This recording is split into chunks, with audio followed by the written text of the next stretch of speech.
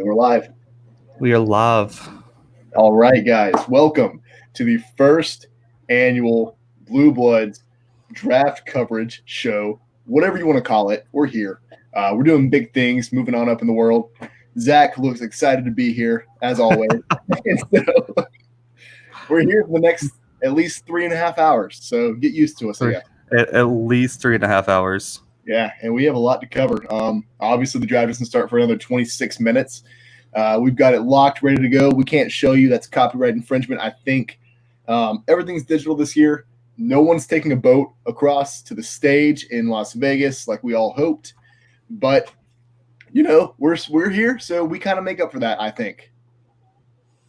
Yeah, I also agree on that. I mean, it's kind of sad. I was actually really, really excited to see the whole boat thing crash and burn because the NFL would have for sure messed that completely up, in my opinion. I mean, so like an engine would have broke. Someone would have forgot to fill the gas tank of one of the boats at least, right? Right. I mean, there's got to be an iceberg. The Titanic happens just in live time. Joe Burrow drowns. The Bengals kind of wasted the first round pick. Things like that. Nah, but guys, so in case you guys didn't see the last episode, we released our own mock drafts. My second, Brandon was a slacker and only released one. He went the Joel Klatt route where he released one like the day before the draft and was just everyone was like, I guess that'll work. I mean, whatever you want to do. But so we actually wanted to list kind of like before this draft started and like talk about some of the riskiest potential first round picks and the safest first round picks. So Brandon, like who is one of your riskiest first round picks? I'll be honest with you, man. This is a very difficult question. When you posed it to me, I was like, there's a lot of risky picks because what is the draft if not just taking a ton of risk on a ton of different players? And this may come as a surprise to a lot of you, but there's one player that I think has to be the biggest risk just because of where he's going to be drafted. And I think that's Joe Burrow. I think a team will take a giant leap of faith to draft him first overall. But there's just, upside is through the roof.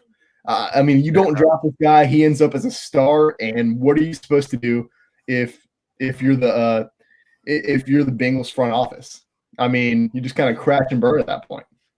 And I also feel like they kind of were forced into this pick. How do you have a team in Ohio? You have the reigning defending national champion, the reigning defending Heisman Trophy winner. How do you pass that up if he's from just outside Cincinnati? And I don't think the Bengals have another way to go unless they trade back and just get an outrageous amount, like sort of kind of like the Ricky Williams trade where that they traded their entire draft to get Ricky Williams, which I would say is not advisable. No, that's, if you have to give up, several picks in this draft plus next year's first round draft. Oh, it looks like we got comments coming in. Jalen Hurts will have a better career than Tua. Write it down. I don't know about all that one. That's a tough one. I think that might be a stretch. Jalen Hurts. Where do you see Jalen Hurts going, Brandon? I had a conversation with someone today about it, and they think second round. I think second round might be a stretch. And this is going to be a bad take, I think, but I think where Jalen Hurts goes depends on where Jordan Love goes. I think if Jordan Love is sitting there in the second round, those teams that might have passed on a quarterback in the first round are going to aim for Jordan Love and Jacob Eason before they go after Jalen Hurts. Right, yeah, and that's exactly what I think. Jalen Hurts has shown us what he can do in college. He's got the big arm. He's got the athleticism, but he has some problem. He has some problems with field vision, a lot of problems with – these comments are killing me. But we have a lot of problems man, I'm going nuts over here. I need to turn the comments off on my side. But he has a lot of field, more than anything else, he has a lot of field vision problems. And so that's something that you need to take care of before you enter the NFL as a starting quarterback. I don't think that Jalen Hurts will be a starting quarterback for a few years if he ever ends up as a starting quarterback. Yeah, I agree here. I don't think Jalen has a future as a starting quarterback. Do I think he has a future in the NFL? I do, but I don't think it's as a quarterback. I think it's as like we've talked about on the pod before. I think he's a slot guy. He's a wide receiver. He could be a defensive player. I think there's a lot of factors in where he goes. He needs to go to a good team. I mean, I think we had Nick on the podcast. I think he mentioned the Patriots, and I mean, I think you could put someone who has never played football in their life, and the Patriots would, you know, make that person a potential Hall of Famer. I mean, look at Julian Edelman. He was a quarterback at Kent State, and here he is. He just won Super Bowl MVP as a wide receiver. Yeah, yeah. I mean, it's definitely a matter of who drafts you, where they draft you, where you end up mostly. I mean, if you're going to end up spending a lot of time in the Patriots building, you're going to be a star. Pretty good. I mean, to be okay. So to put things in perspective here, Tom Brady, late round pick, greatest quarterback of all time. You know, I'd be willing to say that. Fair enough. And now they have their sights set on Jared Stidham. You know, not an absolutely spectacular college player. Sorry, Zach, but I'm not going to defend him. And Bill Belichick has faith in this kid. You know. Yeah. Well, I mean, Jimmy Garoppolo. I mean, Jimmy Garoppolo wasn't a world beater, and look what he turned Jimmy Garoppolo into. And well, I mean, to be fair, Jimmy Garoppolo also got lucky when he got picked up secondly by Kyle Shanahan. I mean, let's be honest here. Zach, are you watching the draft coverage right now? Because I am. See Chase Young with just every NFL hat in front of him, like he's not about to be taken second overall. No, I mean, the Redskins are a potential trade, a potential team to trade down. I mean, apparently everyone is, because it's because the Dolphins just want to get every single pick so they can offer the whole house of Cincinnati for Joe Burrow. And in case you guys didn't hear about that, the Dolphins are currently trying to trade up to 2 or 3 to bundle the 3, the 5, or the 2, depending on which one they get. They want to bundle it for Joe Burrow for Cincinnati, but I think a lot of us know that Cincinnati is probably not going to trade Joe Burrow unless it's just an outrageous offer, to say the least. I mean, Brandon, if you're Cincinnati, what are you taking for the first pick in the draft? Give me a team that has several first round picks in this draft. Yeah. Give me a first round pick in next draft, because guess what? I mean, let's go back to the Khalil Mack conversation a few years back 2 years back when he got traded by the Raiders. You know, that was a stupid move in my opinion, because you can't trade a guy that you know is a first round talent for certain for a potential first round pick. I mean, so you need to have several of these first round picks just to even consider giving away the first overall pick for a guy you think might be a star. I mean, like I said, he's definitely a risk. But who isn't at number 1? Yeah. So let's sort of back around to that, Zach. You made me list my biggest risk in this draft. What do you have?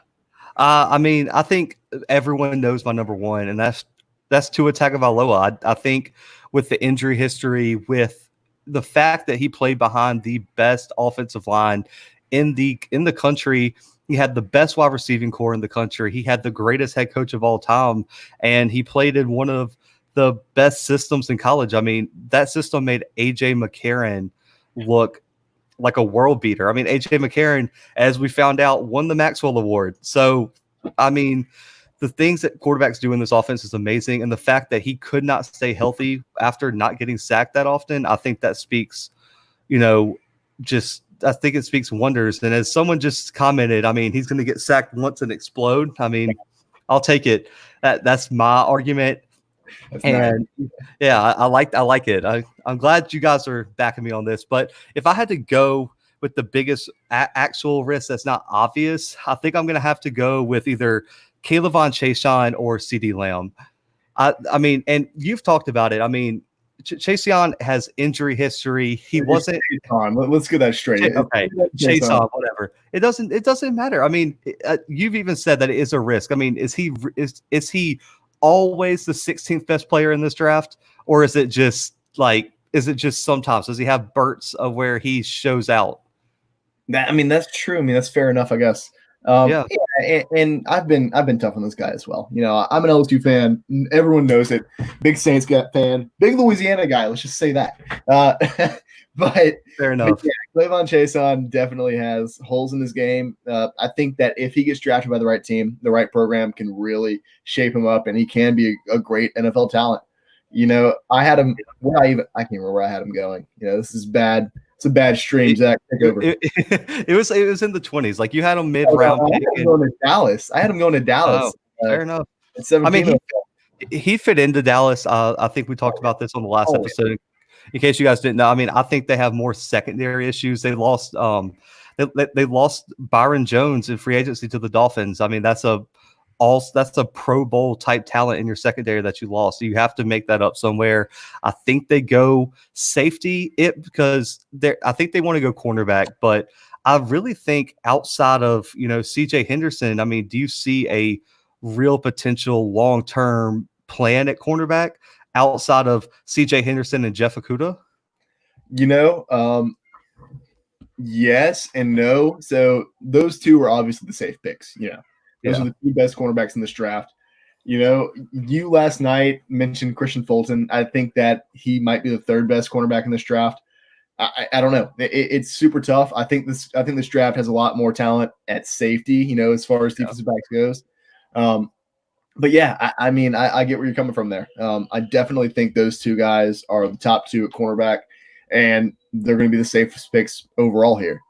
Yeah, I completely agree. And I mean, I think CeeDee Lamb is going to be my other pick. I know everyone is so high on this guy. I'm not the only one who feels like this about CeeDee Lamb. I mean, he played in the easiest defensive conference in the country. I mean, even in let's say the Pac-12, there's defenses like Oregon, Washington that have elite NFL talent. The Big 12, I mean, can you name a defensive back who was drafted out of the Big 12? No, never. Exactly. Off the top of your head, there's really not any great ones. And Brandon, how many highlight tapes have you seen of CeeDee Lamb? Me? I've seen a few because it's me. Yeah. But okay. Probably not a lot. Yeah. Okay. So you've seen a few highlight tapes. We'll give you that. How many of those did you see one contested catch on there? That's fair. That's fair enough. And have you even seen one where the defender was within 10 yards of him? Yeah, I'd say yeah. Maybe. Sometimes I feel like the secondaries in the Big 12 play two-hand touch sometimes. I mean, if you go back and watch the Red River Rivalry, I mean, that's a mouthful. I hate that word, but I mean, the Texas defensive backs, I mean, how do you not check this guy at the line? He's not that big. He doesn't weigh that much, but you're going to play off of him and let him run by you with his 4.4 speed. I think he's going to face too steep a competition. I mean, when you matched him up with his best matchup of the season against Derek Stingley, Christian Fulton, Grant Delpit in that LSU defense, what did he do against Oklahoma? Really? I mean, against LSU, he couldn't do anything, but no one did anything to LSU. Exactly. So you and Christian Fulton, Grant Delpit, and Derek Stingley are all going to be future NFL players, and those three guys pretty much shut him down. Right. Yeah, for sure. And so, therefore, I think he's going to be a bust. I mean, do I think if he's a long-term starter, that's great. But if you're talking about a dude going 11th in the draft, I need more than just a long-term starter at wide receiver. Yeah, for sure. Makes a lot of sense. So if you had to rank him in order of wide receivers in this draft, we did our mock draft yesterday. You've already done your mock draft.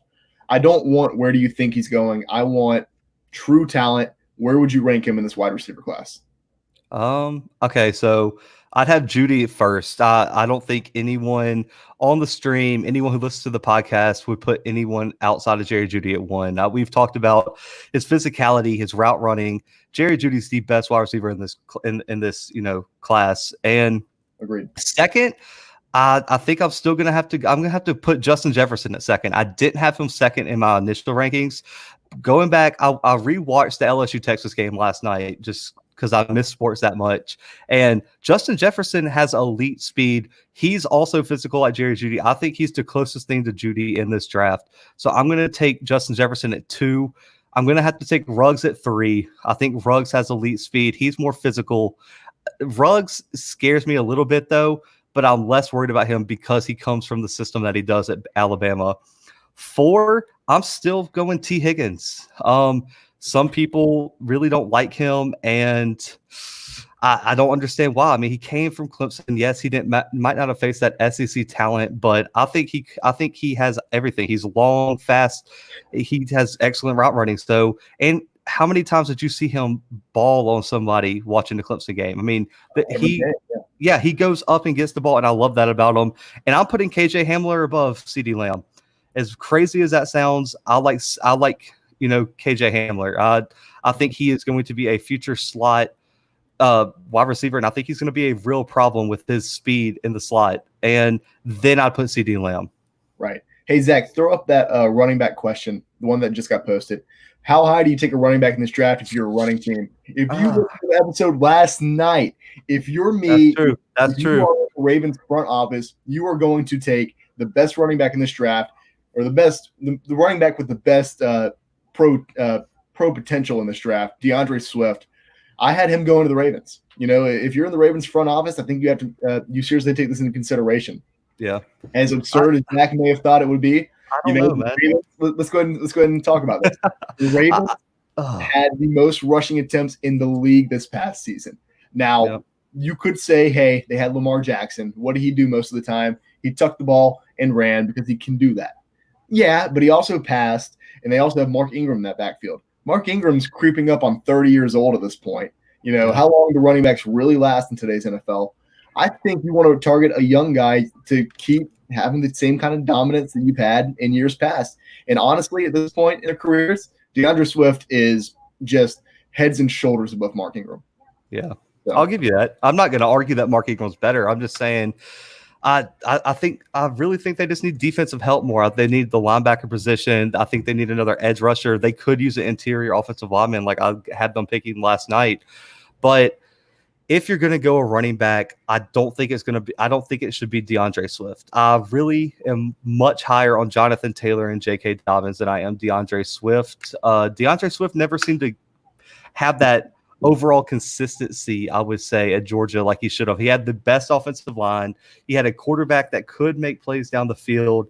And he also had wide receivers that could take the brunt of the defense. I mean, when you have George Pickens that's taking up multiple defenders on the outside, you should be able to find a crease behind these multiple. I mean, there's 3 Georgia offensive linemen, 4 that might get drafted sometime this draft. And you're telling me you could not find a consistent presence to be one of the leading rushers in the country? Yeah, it's like I said, I don't think he's the best running back coming out of college, but I think he has the most pro potential. We saw what he can do. He's a product of the Georgia system. I don't know. Personally, I think that if you take a running back, you need to take him in the first round. I have seen mock drafts that have been taking Jonathan Taylor pretty late in the first round. But to answer your question, how early would I take a running back? Not super early. Maybe first round. If you want to take one in the first round, I don't know. I probably wouldn't, just because it's too big of a risk. Running backs' values have dropped over the past decade. And so, I mean, what do you get out of a running back besides his besides his rookie contract? You have to think about it. Right. I mean, look what happened to Todd Gurley. I mean, Todd Gurley was the hottest new running back in the NFL, and then all of a sudden one injury set his career on a different path, and now he's going to Atlanta. I really, really hope he can make it, but I don't have high hopes here. But I mean, why would you waste a first-round pick if you're any of these teams? I don't think running back's the number one need for anybody in the NFL. I mean, I can't think of a team where I'm like, all they're missing is a running back. I mean, there's teams like the Dolphins and, I wouldn't say the Bengals. The Bengals have Joe Mixon, but maybe the Lions, that need a running back. But I don't think that's their main need. I mean, offensive lineman, defensive lineman, cornerback, safety is way more valuable in this time. And wait till the second round and get Jonathan Taylor, who just had 3 straight years of 2,000 yards rushing. Don't reach for someone like DeAndre Swift. That's whatever. All right. Out of the two of us, who would be a better NFL GM? Go ahead and raise your hand. It's me. I don't know about all that. Oh, come on. You don't know all of that. This man's over here in a Nike hoodie and a polo hat talking about how he's going to be an NFL GM. There's no chance. I don't know, man. I know a lot of NFL GMs that wear polo and Nike, but I don't know. So draft starts in about 5 minutes now. We're getting a good visual of Joe Burrow on his couch between his parents, uncomfortably Gotta love close. it. Let's go ahead and mention that. Very close on my couch. I wonder, are they like Tom Brady? Oh man, you gotta hope not. There's two. You gotta love that. That must be the most fun room in the whole entire world to be in. Just I'm telling you. all the I way, mean, I mean, everything. to be honest, man. Okay, so I got to ask you: is there any possibility the Bengals do not take Joe Burrow? I don't think so. I mean, they've come out and made statements that they are taking him, right? You know, You I never know, understand. man. Yeah, I guess that's true. And that's one of the things I was talking to Zach about today. Not to avoid the question. I think we already answered, but this is one of the drafts in recent history, or in recent memory at least, that seems the most uncertain. We don't really know what's going to happen beyond the first two picks. And do we even know what's going to go on there? No, not really. I mean, there's teams all over the place that are just throwing packages all at they're throwing packages at Cincinnati left and right, trying to get this first overall pick because they think, hey, we could have a shot at Joe Burrow. We could have a shot at a future QB1 for our franchise. Maybe not even that. Maybe a team wants to trade up to try to get Chase Young before the Redskins can at number 2. And so we really don't know who's going where, who's going when. It's all up in the air. What would you take? So if you were the Bengals right now and I was another team, what would I have to offer you to give me that number 1 pick? Okay, there's a few things you could offer me.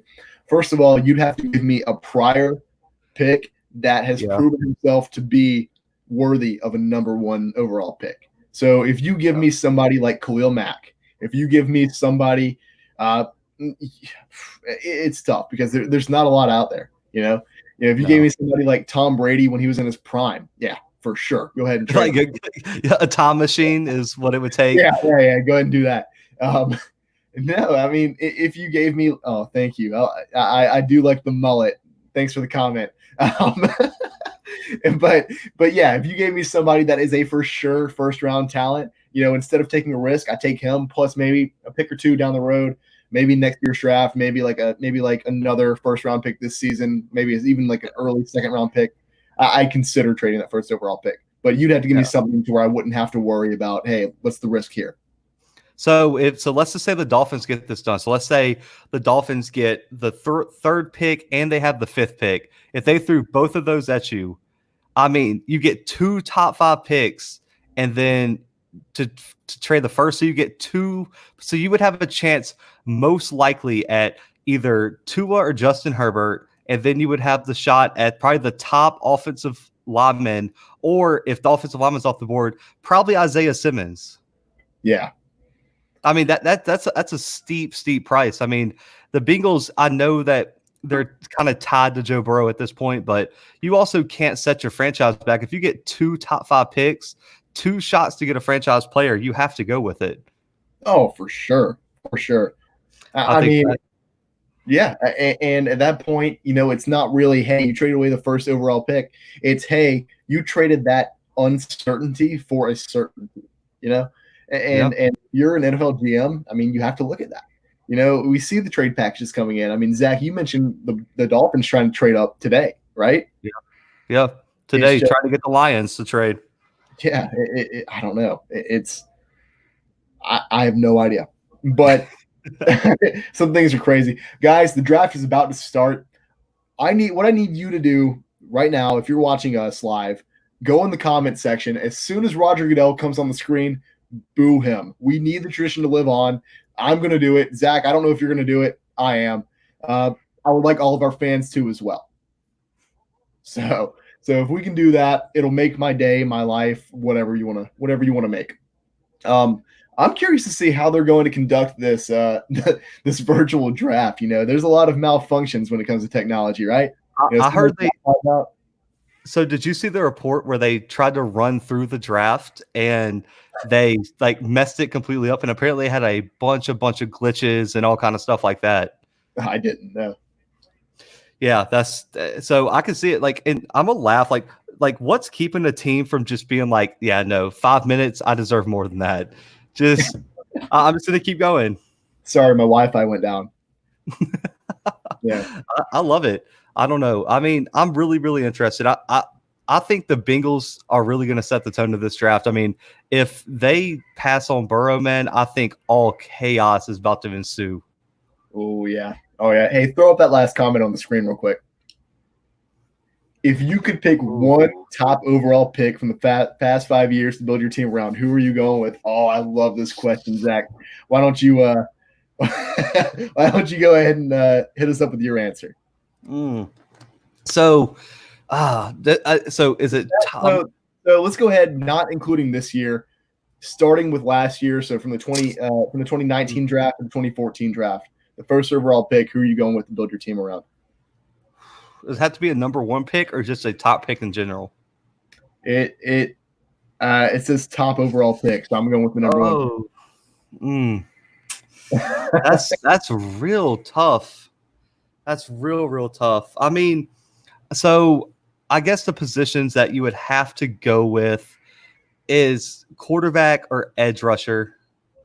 And so as crazy as his last year was, I think I'm going to have to go with Myles Garrett here. I think I think the value. I mean, outside of his one mistake this previous season, which not going to really get into that, but regardless of if he should have or shouldn't have, whatever. But I think his football intelligence. I think moving forward, he's going to become probably the best edge rusher in the NFL. And so I'm going to have to go with him. And then if I had to pick a number two, I don't know. I think I'm just going to stick with Myles Garrett. I like my pick there. I'm confident I get a long-term, probably Hall of Fame future edge rusher with my first pick. So I'm going with Myles Garrett.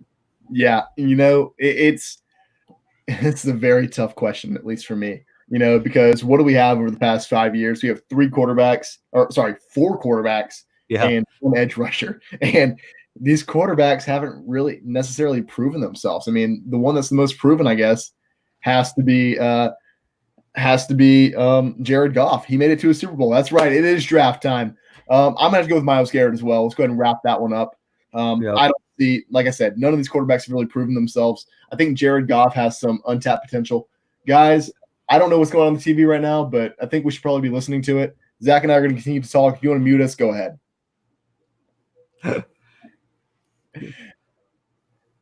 I hope your team picks your favorite player as well. That's something that we all kind of hope for, If the Saints could draft Joe Burrow, I'd be for it. That would be incredible. If we were getting drafted, what team or city would you hate to be drafted by and live in? I'll take this one. I'm going with Philly. Okay. I'm going with Philadelphia. I'll take the heat on this. Philadelphia scares me. I mean, those fans, you could be a potential Hall of Famer. They're wearing your jerseys they are setting you on fire as you leave the stadium. I mean, I'm going anywhere else other than Philadelphia. Yes, Kevin Hart is a great like prize in that, and if you do really well, that's great. But to see how quick they turned on Carson Wentz and they're just so bipolar with it, I'm gonna stick with I'm gonna go with Philadelphia with that question. I like that question though. Man, I'm gonna have to go with one of the Ohio teams, I think, because I've never been to Ohio and there's a reason. Sorry to Ohio out there, but man, Cleveland, I guess. I do not want to go to Cleveland. I'll tell you that. I don't think the people that live in Cleveland want to go to Cleveland. Like LeBron is from Cleveland and just got fed up with it. Listen, if I got drafted while LeBron was in Cleveland, my answer might change a little bit, but it's just what an awful time. Or this is gonna be a bad take, I think, but like Green Bay, it's just too cold up there. Yeah. Or like Minnesota. I don't know. No, okay. So let hear me out on this. Minneapolis is beautiful, and that stadium is gorgeous. That stadium, and it's a dome, so like you're never cold when you're playing. And that stadium is beautiful. So I would take Minneapolis. If they sent me to Minneapolis as a player, I'd be fine with it. Yeah, I've got my problems with Minneapolis. Everyone knows. But I had the worst experience of my life in Minneapolis. So as bad as it was, I'd still take Minneapolis over some of these other places. We probably have a few more minutes before the draft actually starts. Zach, I want to ask the exact opposite question. Biases aside, we know you're a Dolphins fan. I know I'm a Saints fan. Everyone knows that. What team would you like to be taken by the most, or what city would you most like to be? Man. So if we're going by team, I think you have to go with the Patriots, right? I mean, if they can make Julian Edelman successful, if I'm a decent player enough to get drafted, I want to go to New England. But if we're basing it on culture and the city, I would love to go to Seattle, man. I mean, those fans are passionate. Those fans are passionate. The stadium's beautiful. The city's nice. I mean, you have Pete Carroll and that defense, and then you got Russell Wilson as your quarterback. I don't think you'd go wrong with going to Seattle. Listen, and I want to be the first to get this out of the way, get this off my chest. I hate Cowboys. I dig that. I dig that. Cowboys uniform and to play in Dallas. Oh my God! Throw up the last question. Oh no. Man, I think y'all are messing with me at this point. Do we like the NBC Sports Green Zone? I'll have you know that I went on a half-hour long adventure while I was in Universal Studios, Florida, where I got recruited by NBC to talk about this. I can't stand it. It seems redundant. I don't think I've told you this. I don't even think I know what the NBC Green Zone is, to be completely honest with you. So you know how there's the yellow line for the first down marker in the NFL? Mm-hmm. Well, on NBC, if you're watching a professional football game, we are a college sports podcast, by the way. So we're not too honed in on this. So that's why Zach probably doesn't know. But they basically, between where the ball is and where the first down marker is, they have just a darker green than the grass. That's just called the green zone. Yeah, he says. Okay. He says. Yeah. Apparently, this guy thinks I like it, so I'll check it out. I trust it. Roger Bell's. Oh well, now I feel bad. Dang. Okay. It's a different time, Brandon. It's just time to grow up now. It's time to grow up. He's trying his best from his home. I'm trying, but to answer my last question, just to make this objectively clear. There you go. A fan had your back. Let's go. You the man. He gets it. All right, man. I understand this is really important stuff, and so I'm probably not going to boo again until the draft actually starts. What fictional athlete would you take overall? First overall, Bobby Boucher. It's got to be best sports podcast. Hey, my man. He gets Shout out for real. Thank you. Fictional sports character. Yeah. I'm taking Booby off of Friday Night Lights. He was a G before his injury. Whack. I don't care. It's fine. Oh, another fan had you. There you go. We're booing everybody. You know who I'm not going with is Rudy. That bomb. Well, that wasn't a fictional athlete, was it? No, I mean, kind of real. He was portrayed in a movie. Let's do that. He's kind of real. I mean, it's not like he's just a complete fictional character. Michael Orr from The Blind Side. It's just like the real Michael Orr. I like it. Yeah, you can't go wrong with picking a real NFL player as your fictional pick. I think this is a moment of silence, and we're just blowing that out. Okay, well, sorry, Roger. Now, I know he's a real guy. This is ridiculous. I hate this. Live. Getting roasted. You see, when we usually record the podcast, Brandon can fix his mistakes with the editing, but here we are live. Maybe. Are we supposed to take our hats off, or I'm not? I probably should. But we're not even there, so it's just. Oh, thank you. I also like the mullet. I cut it myself. Oh man, I'm really, really interested to see how this works. Though I'm excited to see how teams do they all have just Roger Goodell's cell phone number? Or they're like, hey man, I guess so. Clay Matthews tweeted out a few years ago whenever he was upset with him. Best college football game we've ever been to. Okay, let's do this. Zach, who you got? Tough one. Oh, ever been? Man, that's more games than I have. So he's yeah.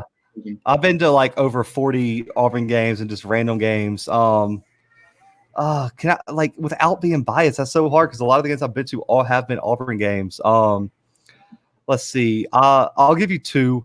I'll give you one that Auburn won and one that Auburn lost. One of the best games I've been to was the 2017 Iron Bowl when Auburn beat Alabama. pretty much almost had a shot at the playoffs with 2 losses. That's the season they lost to LSU on the road after having a 20-point lead. It was a tough loss for Auburn, but they came back, beat Alabama, beat Georgia at home. That 2-week stretch for me, that was my senior year at Auburn. That was a great game. A game we lost, one of the most fun games I've been to, was Clemson Auburn in 2016. That environment. I'm sorry, that's the only reason I'll always say that Clemson's the real Death Valley, because Clemson, that they showed out that game. And I mean, from the literal run down the hill to the time that we left that stadium, it was deafening. The campus is beautiful. The people are nice. I mean, I went with some friends, and I think all of us came away with the same takeaway, that Clemson is different. Yeah. And I disagree with you. I couldn't disagree with you more, actually. Oh, we're killing it. Thank you, fan. I also like to think that we're killing it. Best football game that I've been to. This is so tough. It's like asking me to pick a child, because they all have their own feelings, and it's not even like I've been to a ton of college football games, as much as I'd like to say that I have been. One of my favorite experiences for sure had to be this year's Senior Bowl. It was the first time that I was credentialed media anywhere. I had my credentials before that. This is the first event I was actually allowed to attend, and I had a blast. Interacting with different NFL scouts, NFL coaches. Even I got to meet Matt Patricia and Zach Taylor. I just met more people than I've ever met in my entire life, and more connections that I'm meeting people that are about to be drafted today, and so it was surreal. But I don't know if that counts as like an actual, it seems like a cheap answer. You get out of here. You can go ahead and leave the stream. No, but man, I really think the most fun I've had at a football game had to be the 2015 Iron Bowl. That's tough. Yeah, that's real tough. Like, I kind of hurts my soul a little bit, but no, that was a super, super fun game. That was my first ever Iron Bowl, ever. So I'll take it. That was a awesome game. But to answer the question, I think my favorite game I've ever been to had to be LSU Florida this season. I got to see Joe Burrow show off what he really had. This LSU offense got to show off their true potential against one of the best defenses they played all season.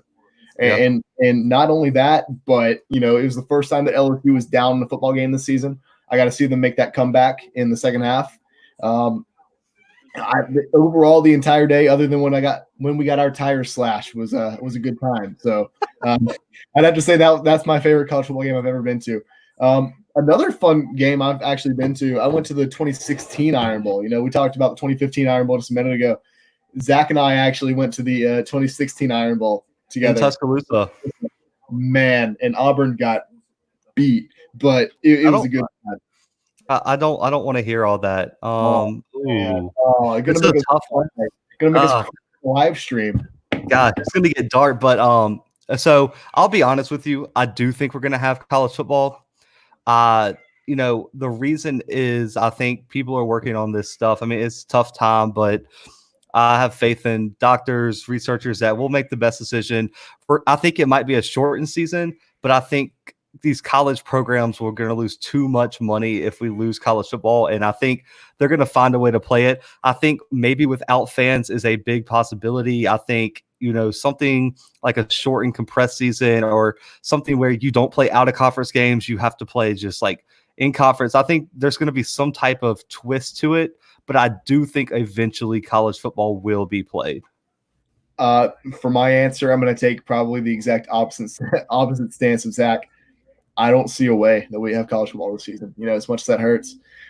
And maybe we'll continue on doing what we're doing, just kind of with this off-season material. I feel like every single week there's more and more to talk about. It's weird because there's almost more to talk about now that there's not football than there was before. I hope we have college football coming up this season. I really do. I need it. I need it in my blood. I need it. Seriously, this is my first year having season tickets, and you're going to take this away from me. That's real tough. Oh, that's even worse. That's even worse. I mean, I guess I've had like student tickets, where I got to go to every home game before, but I've never had like, hey, season tickets. Like, you're not a student anymore. You got to go there and watch every single game at Death Valley. It's incredible. Yeah. But I hope so, but I just don't really see a way. Oh, it's the question. I'll take this one. I think of course like Auburn Bama's number 1, but I actually have a different one as number 2.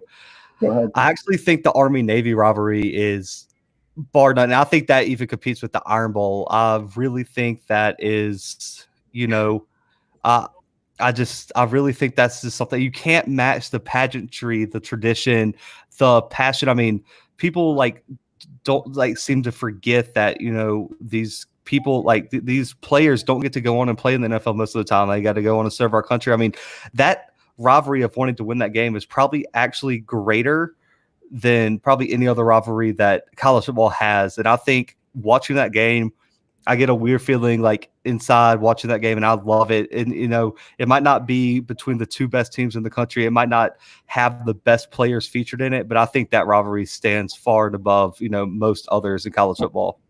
Yeah. It's definitely one of those ones that has a deep-rooted history. Oh man, this is what I'm talking about right here. I'd rather have college football without fans than without it altogether. 1,000,000% agree. It's going to be weird, and it's going to be almost haunting, really, to have a college football stadium filled with nobody other than. I assume they obviously have to let coaches, players in. I assume they let media in. But besides that, it's going to be an empty stadium. It's going to be dead silent. We're going to hear everything. That's kind of what we thought we were going to get with the NCAA basketball tournament this season, and it didn't end up happening. So I don't know. Yeah, I agree with you 1,000,000%. What player do we think in this draft has a successful career in the future? Let's change this up a little bit, and let's talk about who we think has the best chance of having in the first round has the best chance of having the most successful future. I'm gonna go with Isaiah Simmons. I think Isaiah Simmons out of Clemson has, Brandon, I really liked his comment that he made where, I don't know if you saw it, he said, you're only allowed to have so many players on your roster. I think it was 50. He said, if you're allowed to have 53, why not draft me and have 56? Because he can play 3 different positions. He can play defensive end. He can play linebacker. He can play cornerback, safety. The dude can play literally all positions. Why would you not want such a versatile athlete? He's fast, strong, physical. Isaiah Simmons is the answer to that question, I believe. All right. Yeah, Isaiah Simmons is definitely a very versatile player, and he's going to be one that plays an important role on any team he's drafted by. My answer to this question is a player that I think has very little question as to whether he's going to be able to play well in the future. I think that's Jerry Jeudy. We've talked about him being the best wide receiver in this draft, but if you're a good wide receiver in this league, it doesn't matter who your quarterback is. We've seen that exhibited by AJ Green with the Bengals. Yep. Oh, Cincinnati's on the clock. We're starting the draft now, guys. Let's go. About time. Very excited. This is definitely weird. I don't know what I expected, but I don't really think this was it. I didn't expect to see Zach Taylor's kitchen. It's a grill. That's pretty cool. I wish I had that kind of money. To be fair, since I live in an apartment, this whole setup's in my kitchen. I did a great job of hiding all that. So we're here. There we go. Thoughts on the civil conflict? Love it. Can't get enough of it. Inject it in. I'll let Brandon take that one. That is Brandon's baby right there. Guys, in case you don't know, the civil conflict is the rivalry between the University of Central Florida and UConn in football for some reason. Who would have thought? It's just a made-up rivalry by one of UConn's old coaches.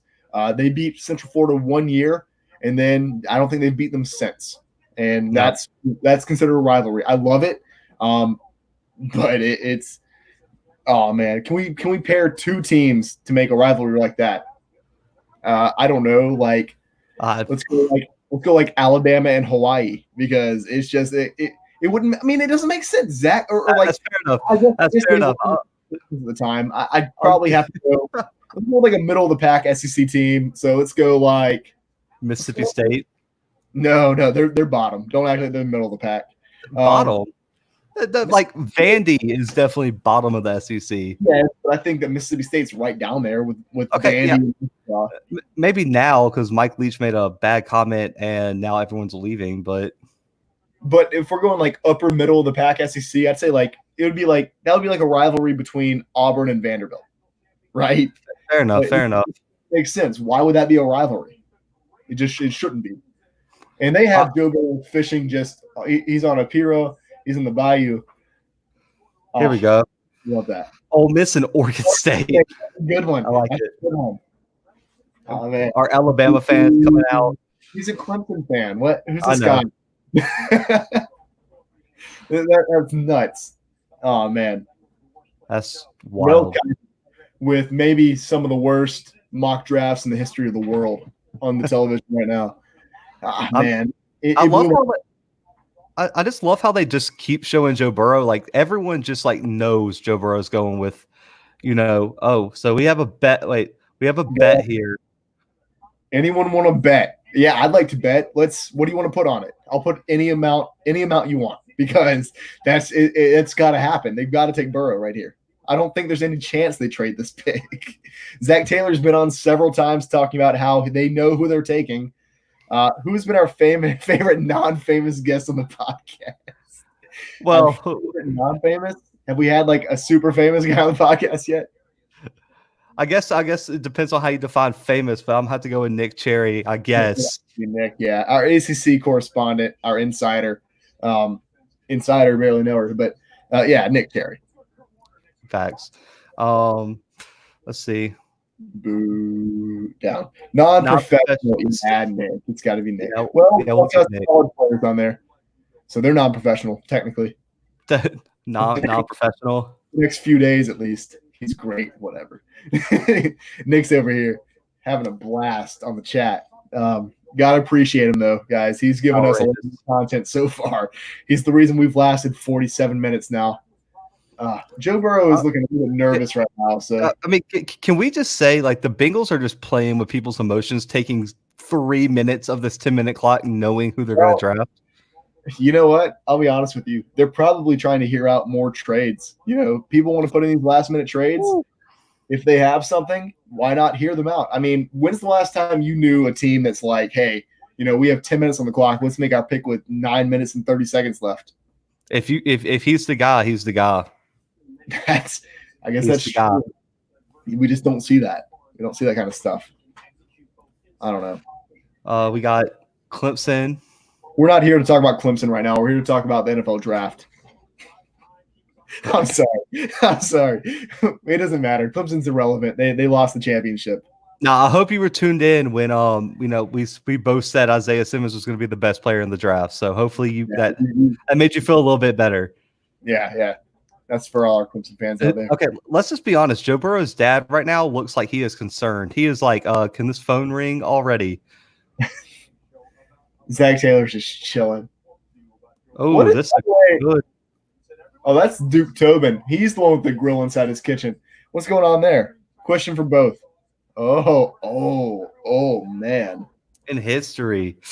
Personally, if you want like a personal answer, like one I would love to be at, I'd go to the Earthquake game at LSU against Ole Miss.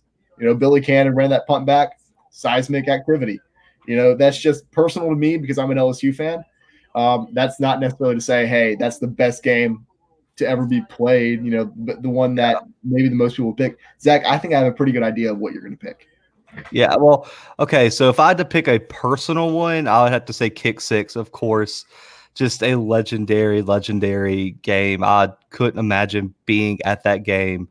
But if I had to pick one just because I'm a college football fan, oh, man. Okay, so this is going to be an unconventional one.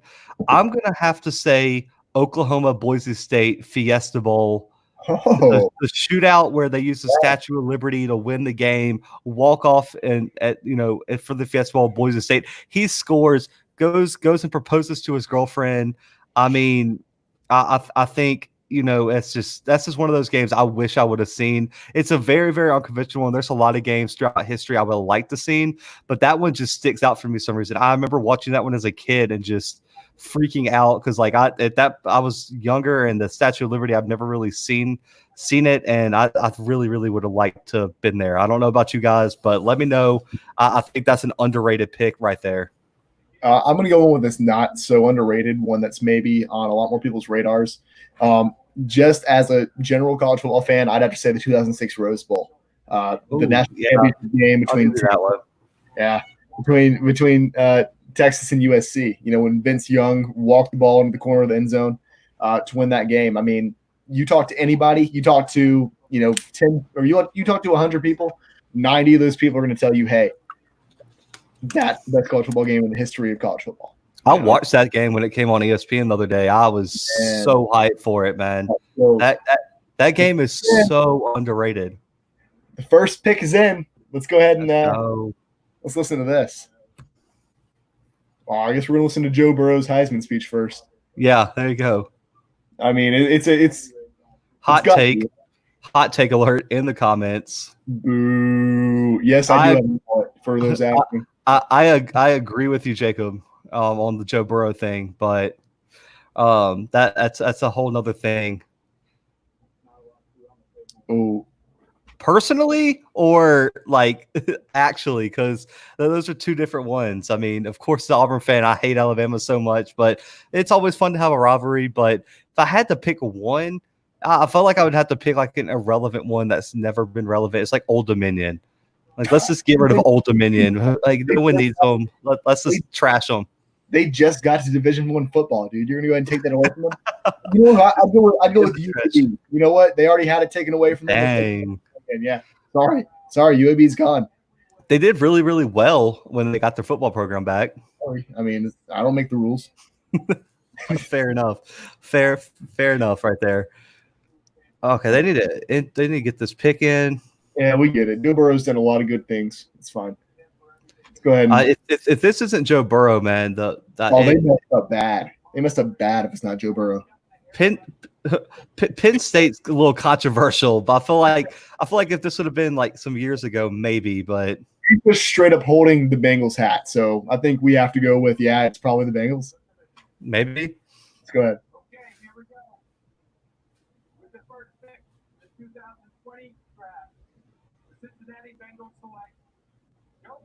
Joe Burrow had to be Joe Burrow. So throughout these picks tonight, guys, we're gonna grade them A to F. Brandon, what are you giving the Bengals for their pick of Joe Burrow? Do you like the pick? I'm assuming you do. Yeah, I love the pick. This is an A++. An A++? Well, it's an A. Let's go ahead and give it an A. Yeah, I mean, it's a good pick. Who else are they going to pick, Zach? I mean, if you're the Bengals right now, you've been talking about it for a week. I mean, you feel pressured in this pick, right? Yeah, you have to. I mean, I Joe Burrow doesn't look very, very happy about it, but Cincinnati. That's another thing. But I mean, I give it a B. I'll give it a B. I want to go B. I think he's going to be good. I don't think he's the best quarterback in the draft. You think Justin Herbert's the best quarterback in the draft? Fair enough. Put the comment up.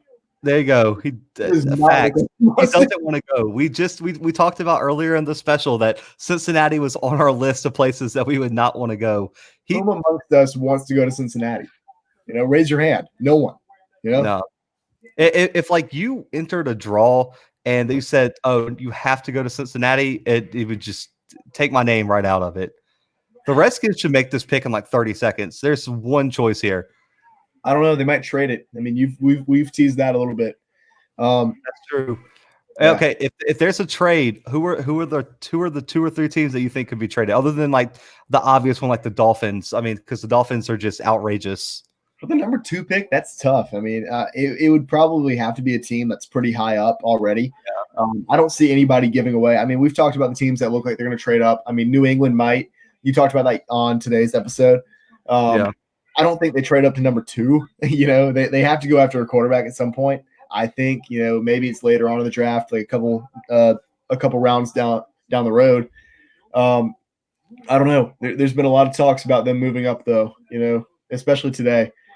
I've heard a whole lot about we have fireworks going off right here. You have to love the state of Louisiana. How do you not love that? That's the most absurd thing I've ever heard. I love it.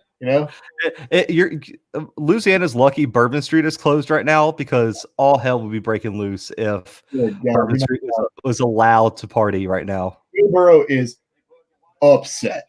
You can tell. He is upset for sure. I like that his dad's still rocking the LSU pullover. Yeah, but bro, I mean, I'm telling you, they're gonna build that statue in like 2 years. that's nuts. Zach, I'm gonna be right back. I would need you to entertain the people, okay? Oh God, I'll be right back. 30 seconds. slacking. But guys, we definitely appreciate you guys joining us, man.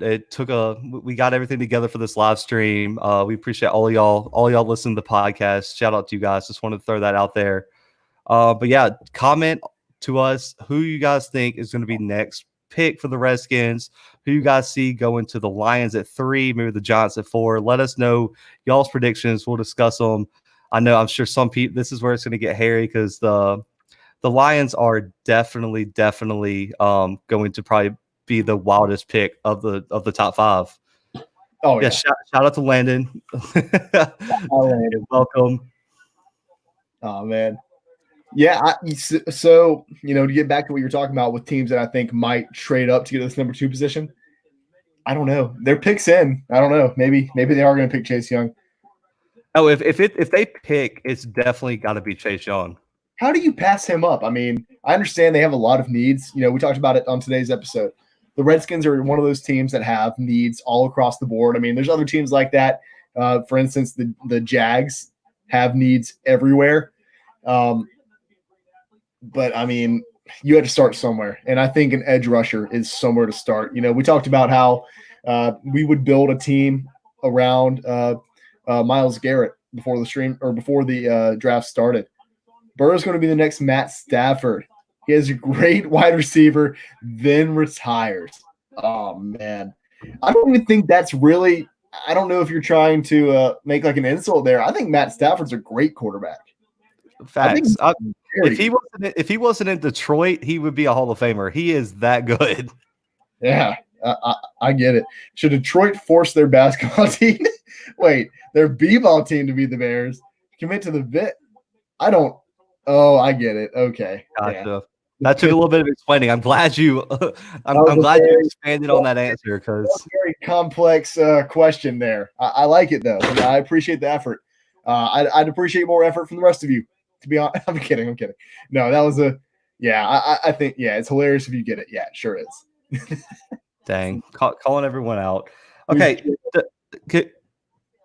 can we be honest here that the fact that the Athletic just made Joe Burrow's pro comparison Peyton Manning? Yeah. Like, even if you really, really like Joe Burrow, let's be honest, that I don't see a single thing that's Peyton Manning on Joe Burrow. I really, really like Joe Burrow, and they're two completely different players. Did they give like the intern the power to make their pro comparison here? I don't know. And the fact that ESPN made their pro comparison for Joe Burrow, Ryan Tannehill, should reinforce what I was saying about that should not be the number one. That should not be the number 1 pick. That's a tough look, Zach. That's tough look. I'm going for it. Man, Bengals. I'm glad he's the number 1 overall pick, but the Bengals, man, you have to hope that AJ Green ends up staying. What college coach would do best in the pros if they started tomorrow? Nick Saban, right? Nick Saban for sure. I mean, I understand what happened in Miami, but we talked about this a few episodes back. If the Dolphins end up getting Drew Brees like Nick Saban wanted to in Miami, where are they now? They're a couple Super Bowls deep at this point. It's just, I don't know. It's ridiculous that they wouldn't listen to him. I mean, it's Nick freaking Saban. Yeah. And I mean, listen, comment. I mean, to be fair, talk about it. Yeah. To be fair, Pete Carroll also didn't work his first time in the NFL, and look where he has Seattle, and it takes you mature throughout time. Nick Saban would be probably one of the best NFL coaches if he took a job tomorrow. And if he took a program that wasn't the Dolphins with their front office at the time. Yes. Goodness. Yeah, like if you and honestly, I mean, go ahead. Oh, I was gonna say if you give him like the Cowboys, that they might win the Super Bowl next year. Oh man. Game over. Just saying. I mean, Nick Saban, as much as I don't like Alabama, Nick Saban is the GOAT, and he would most likely be a potential GOAT at the NFL if he went this like tomorrow, as the question asked. I mean, and who else do you say besides that? I mean, who else are the college coaches that have proven anything? I mean, the second best college football coach right now has to be Dabo Swinney, and we just don't know what he's made of. I mean, college and professional football are two completely different games. I don't know. Maybe Harbaugh. Harbaugh did pretty well. I don't know. Not a big Harbaugh fan, but we'll see. I mean, the fact that Matt Rule got a job before, some of these other coaches is outrageous. I mean, James Franklin deserves an NFL shot before Matt Rule. Ooh. Chase Young, number 2 overall pick to the Redskins. It's in. Yep. Let's go ahead and grade this one, Zach. I mean, what are your thoughts here? For the Redskins, I'm going to give it an A because they already have such a loaded defensive line. I mean, that all it does is just add to the potential of this defense. And it's going to be interesting. I'm going to be interested to see how they handle it because I don't know what their cap is. I mean, we'll see. And eventually Montez Sweat, Chase Young and all these other defensive linemen they have are going to be asking for big monies, but I still give it an A as of right now. Yeah, I'm also going to give this an A. I feel like I'm going chalk here. It has to be an A, though, right? And here's why. Not only is he a great fit with Washington, but right now Chase Young is 6'5". He's a huge guy. And this is a little bit of Brandon just going through the sabermetrics real quick, but his dad didn't stop growing until he was 28 years old. Yeah. Chase Young's 22, man, or 21. And so if this guy keeps growing, he could realistically end up being 6'8", just tearing apart offensive lines in the NFL. I mean, personally, I don't know if he's the best defensive player, but for what the Redskins needed, I don't mind them picking, Chase Young here. And I think Chase Young's going to be a long-term starter. I think he has super, super potential. So I'm not going to fault the Redskins here, but this is the pick I am so excited for in Detroit. I mean, they could trade it. They could go Okudah. They could go Isaiah Simmons. They could go Derek Brown. They could go offensive line. They could go just wide receiver. I mean, they could go literally any direction with this pick, and I am so excited. If you are the Lions GM right now, sitting there on the clock, what pick are you going? Let's assume there's no trades offered to you. Who are you going with this number 3 overall pick? Personally, I'm going to say Isaiah Simmons because I think he's the best player in the draft, but I can see the argument for Jeff Okudah. I think he's also a safe bet here. And the fact that the Lions just lost Darius Slay because Matt Patricia couldn't keep his mouth shut, I think it further exasperates that need at cornerback. So I think they're going to go Okudah here, but I could also realistically see Simmons. And also in my mock draft, I had them taking Okudah. Okudah's a very talented cornerback. He's one of the best players in this draft for sure. I'm going to have to side with Zach here, though. I do think that the best player on the board right now is Isaiah Simmons. And I don't think they can go wrong picking Isaiah Simmons here, because Isaiah Simmons isn't he's not just a linebacker, like Zach said. He can line up on the D-line. He can line up at safety. Personally, I think he's a great safety. I understand that Clemson used him at linebacker mostly this past season, but I think you couldn't go wrong using him as a strong safety in the NFL. Let's go ahead and throw up this last question real quick. Best siblings in the pros or college? Bosa's. Is not close. Bosa's, yeah. I mean, the Watts are great, but JJ's been injury prone. TJ hasn't really made it all the way yet. I'm going with Bosa's all the way here. I think Joey and Nick are just outrageously talented. I mean, heck, you saw what happened, for the 49ers this year. I think I don't think it's a question at this point. No, the Bosa's have been proven.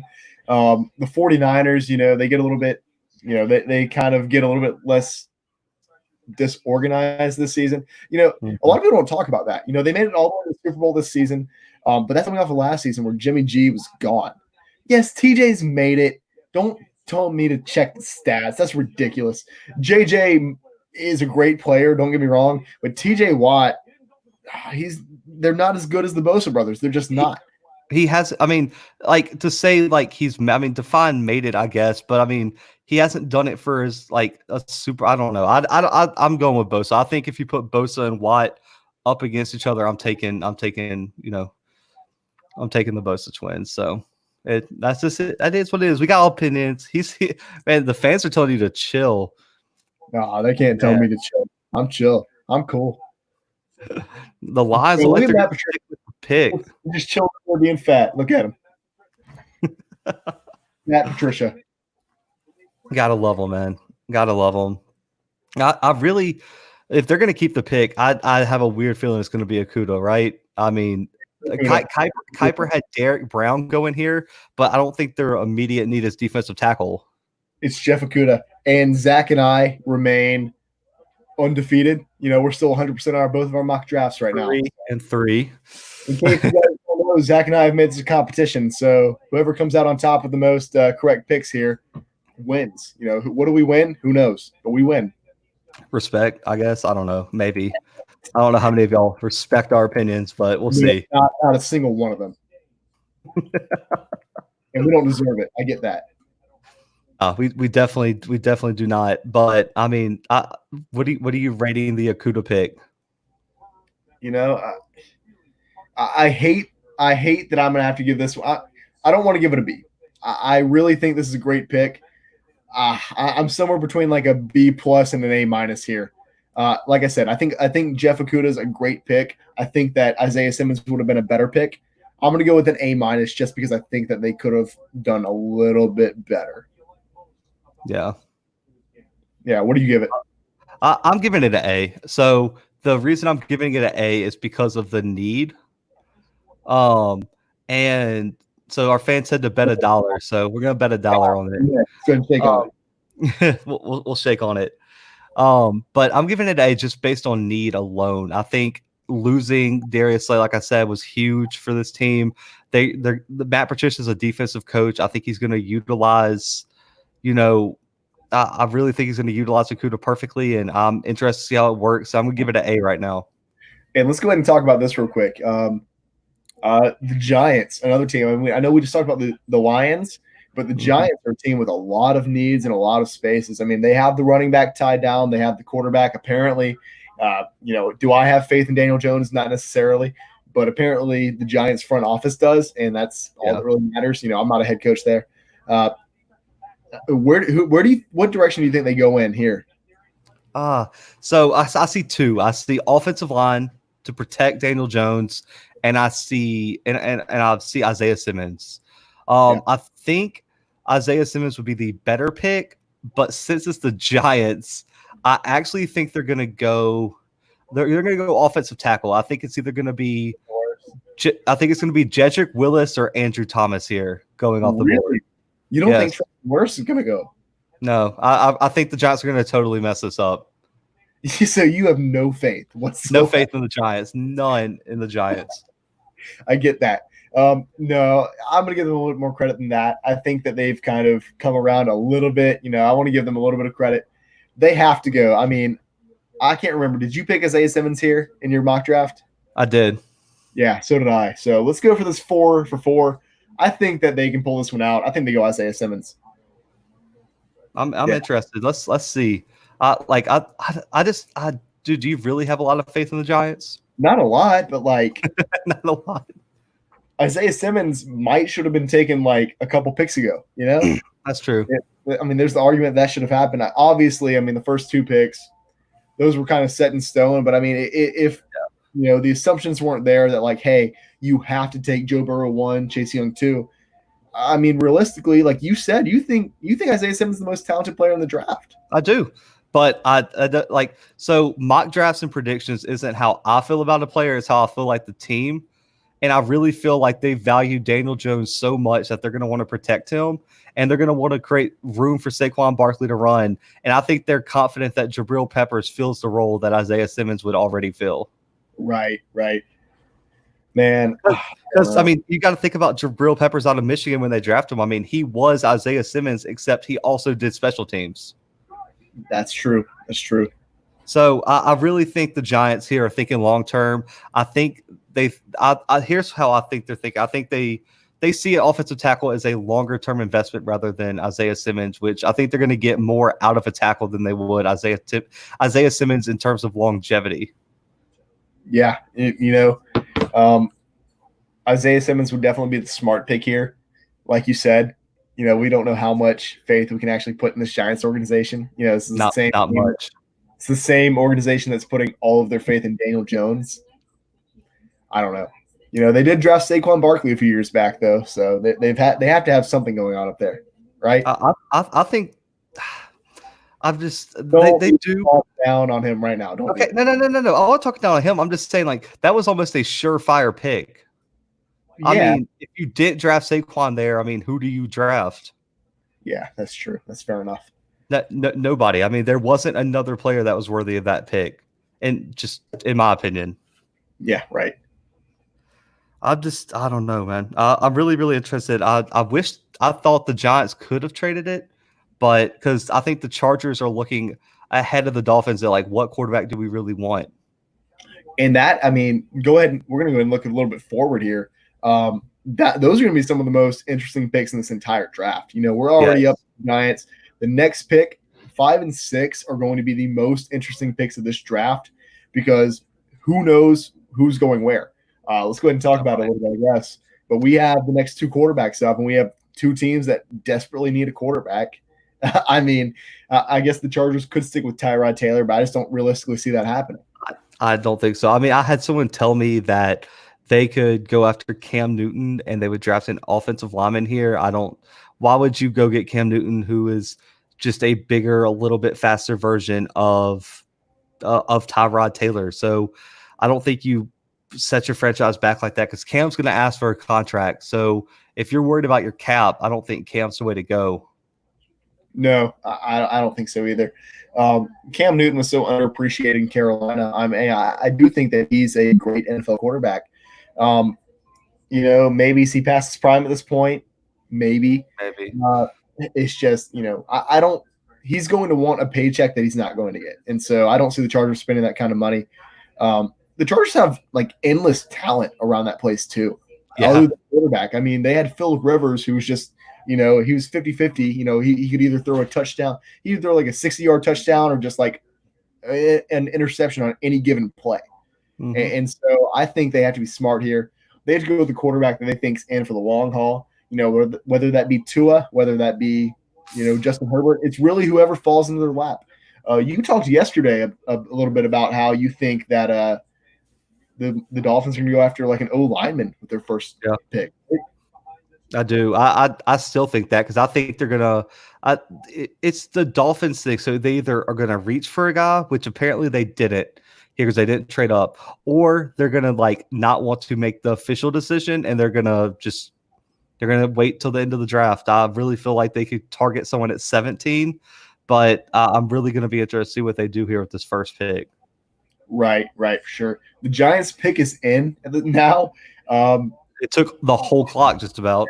Well, I mean, do you really blame them? I mean, we talked about it. We know who we would pick, but we're not the Giants. Or we don't know who they have in mind. This is one of those teams that has been a little bit quieter when it comes to, who's going to be picked by them. There's a couple teams that have been pretty forward, like, hey, here's who we have our sights on. Here's who we're targeting. The Giants haven't necessarily done that. And, maybe that's a matter of, hey, we don't know who we're going to go with. They have a new head coach in Joe Judge. Who knows what direction they're going to take in this draft? Very, very. Let's see what projected late round player has the potential to be a first round talent. Wow, Brandon, I think I know who you're going with. I think I know who you're going with this. Go ahead. I don't think you do. I'm going to go with one of the running backs, and I don't necessarily think they're like a late round pick. But I do think that they're not a first-round pick.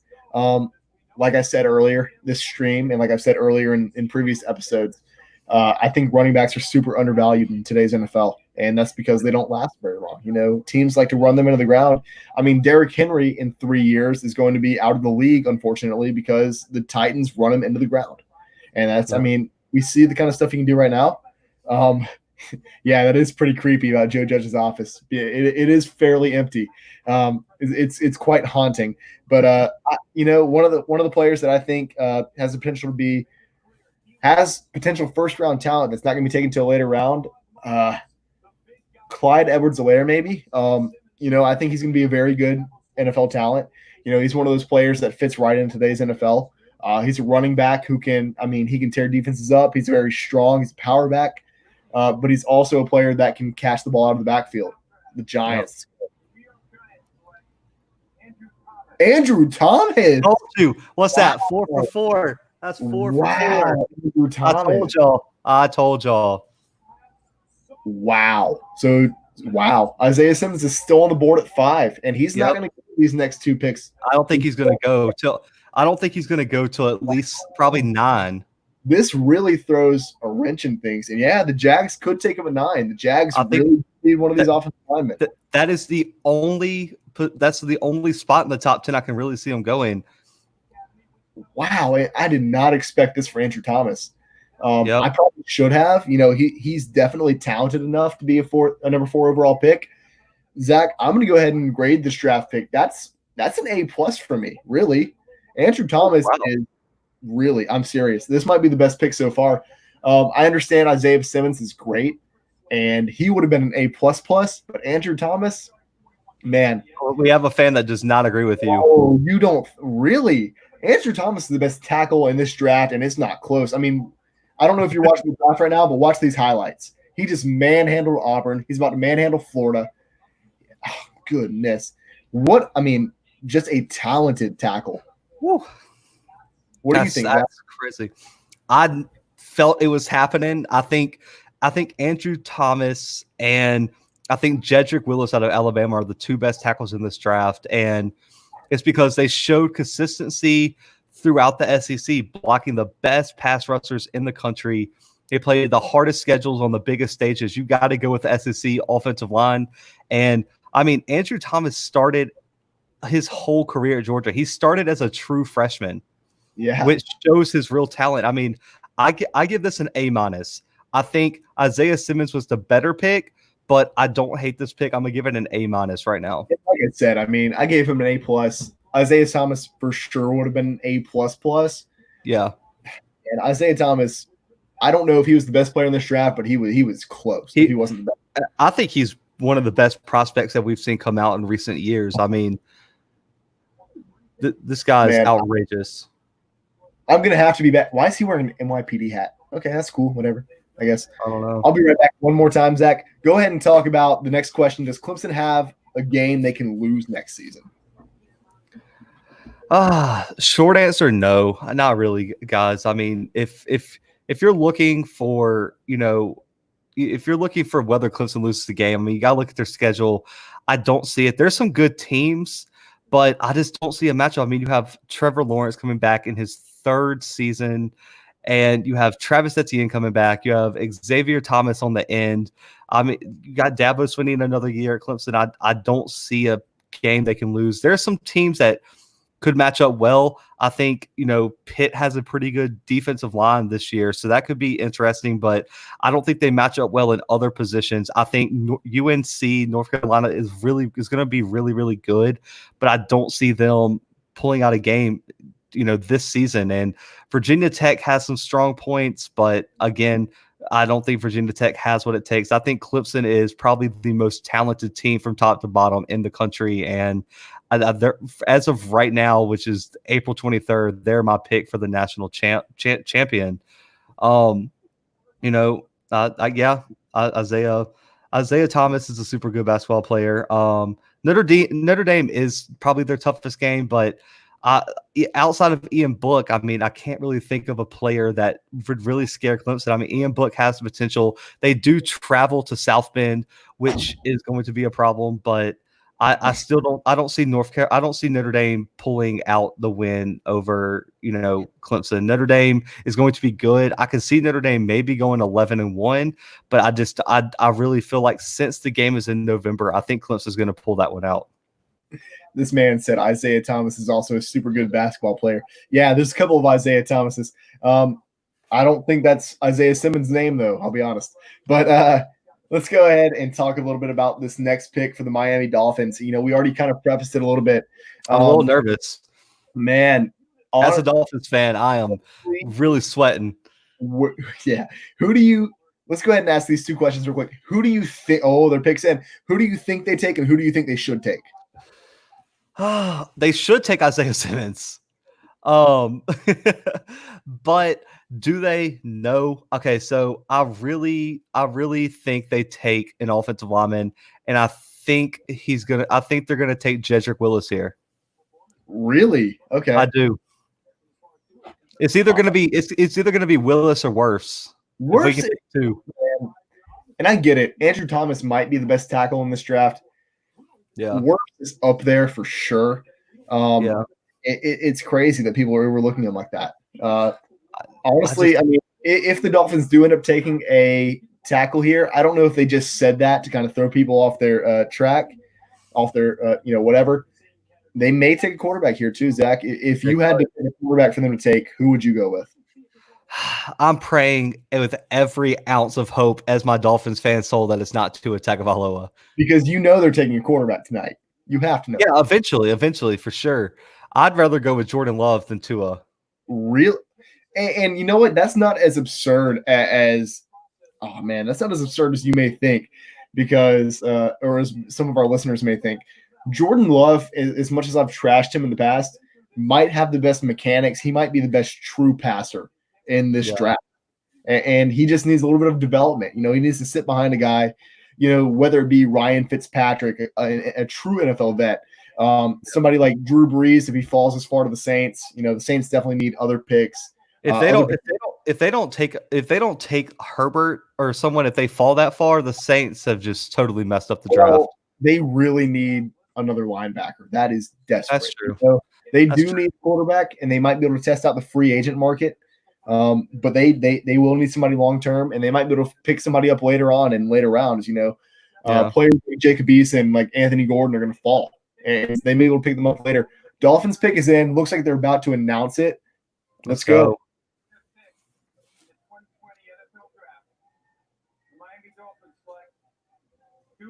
Whoa! Wow! How do you feel? I'm upset. Upset? I'm upset. Yeah, I can see that. And Tua may be the most talented quarterback in this draft, but he has glass bones. You can't dodge that. Zach, you have to be a Tua fan now. How does that feel? I'm just gonna. I can't. I don't even know why that would be the pick here, but Zach is visibly upset. Let's go ahead and pull up that question real quick, and let's take your mind off of it. I gotta take 1 second here. I'm not happy with this pick at all, guys. Quite a bit. Oh, hey man, their highlights they're going to show for him are literally just his injuries. LSU's record without Joe. Are we talking about Joe Burrow or Joe Brady here? Both. I'm gonna go with both. Okay, I think it was more referring to Joe Burrow. Yeah. Without Joe Burrow, that depends on who their quarterback was. Would it be Miles Brennan, or would LSU have tried to go for another quarterback? We don't know what Miles Brennan's made of yet. We're going to find out this next season, it looks like, unless they end up picking up a transfer. I'm rooting for JT Daniels, but, we don't know. Miles Brennan's only been able to showcase his talents in a few games so far in his college career. I've been sitting here trying to speak the Miles Brennan gospel, for months now. But honestly, they wouldn't have won a national championship. That's for sure. They lose game. I think they lose. I don't know. They probably end up losing the Auburn game. They probably lose the Alabama game. Florida, I really don't feel like they lose Florida was rolling in that first half. People don't seem to remember that. Yeah, I don't know. So a true record without Joe Burrow, maybe 8-4, 9-3, something like that. At least 9-3. I'm saying 8-4 at best. Yeah, I don't know. They definitely would have made it. There's no chance they would have made it to the playoff without Joe Burrow. None. Joe Burrow was such a difference maker last season, guys. I don't even think you could put it into proper, I guess, like a proper framework for an average fan. Without Joe Burrow, that LSU team last year loses multiple games, and it's kind of cool though, Zach. Right? Do what? And to his coat. It's pretty cool, right? It's all right. It's whatever, man. He ain't gonna need a coat in Miami, but I'm just upset. I cannot believe that just happened. Man, and that kind of, you know what? I was rooting against that as well because now the Chargers are going to take Justin Herbert. And I was hoping we would have quarterbacks fall in this draft. I didn't think that we'd have 3 in the top 10. I mean, so let's be honest here. Okay, so I'm 4 out of 5 right now on my picks for this. Who do you think the Chargers are taking here? They're going Justin Herbert. I don't think there's a debate here. I think it has to be Justin Herbert. I think they're also going Justin Herbert here. I think I think it's going to be quarterback, whether that be Herbert or Love. I think Herbert is the obvious pick here for the Chargers. He's also, a West Coast kid, played in a pretty NFL stylish system. So I think Herbert has to be the pick here. I'm very, very upset with this Dolphins draft, but as a Dolphins fan, I really, really hope that they could figure this one out. You know what? And we can poke as much fun as we want to at Zach right now, but the moment that the Saints make an awful pick, I'm going to be sitting here silent. So I you know what? I'll carry the show, guys. Yeah, he'll do it. it'll be all fun. Don't even worry about that. What's the next question? Can Lane Kiffin bring Ole Miss to the top of the SEC? No. I also don't think so. I guess let's define the top of the very top. No way. Can he bring them into contention? Yeah, I think he can. I mean, we saw, Ole Miss do pretty well in the SEC. Do I think they're going to be winning SEC titles year in and year out? No.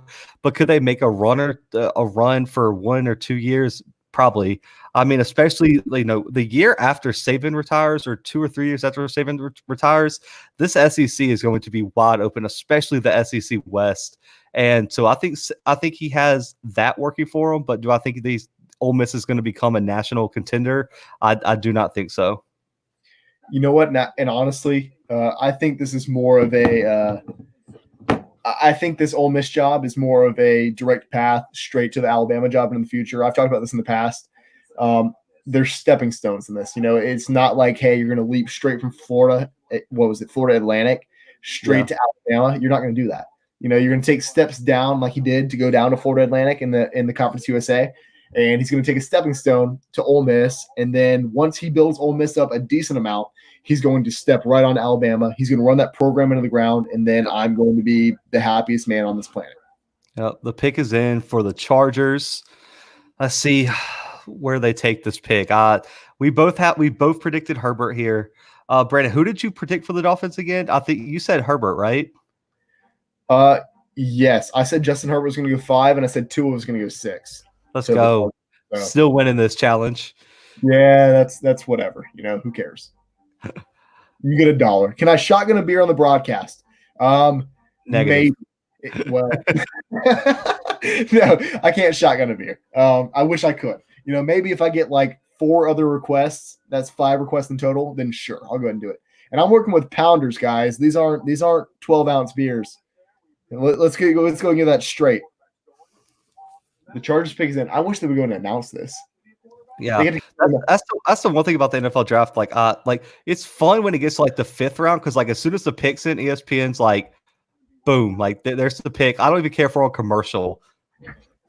Doesn't Mel Kiper look like the most evil villain person you could think of?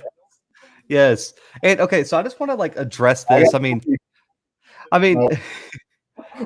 This isn't looking good for me. It's not looking great. But is it just me, or is being just a mock draft NFL expert one of the most fun jobs ever? Because even if you're completely wrong, no one cares. No, I mean it's like being a weatherman. You're bound to be wrong. So who's gonna be mad about it? Yeah, but weathermen don't have an excuse, man. You got all this technology and you still can't tell me if it's gonna rain. The Chargers, man. How shocked will you be if they don't take a quarterback here? If they don't, it's going to be an offensive lineman, and all hell's going to break loose.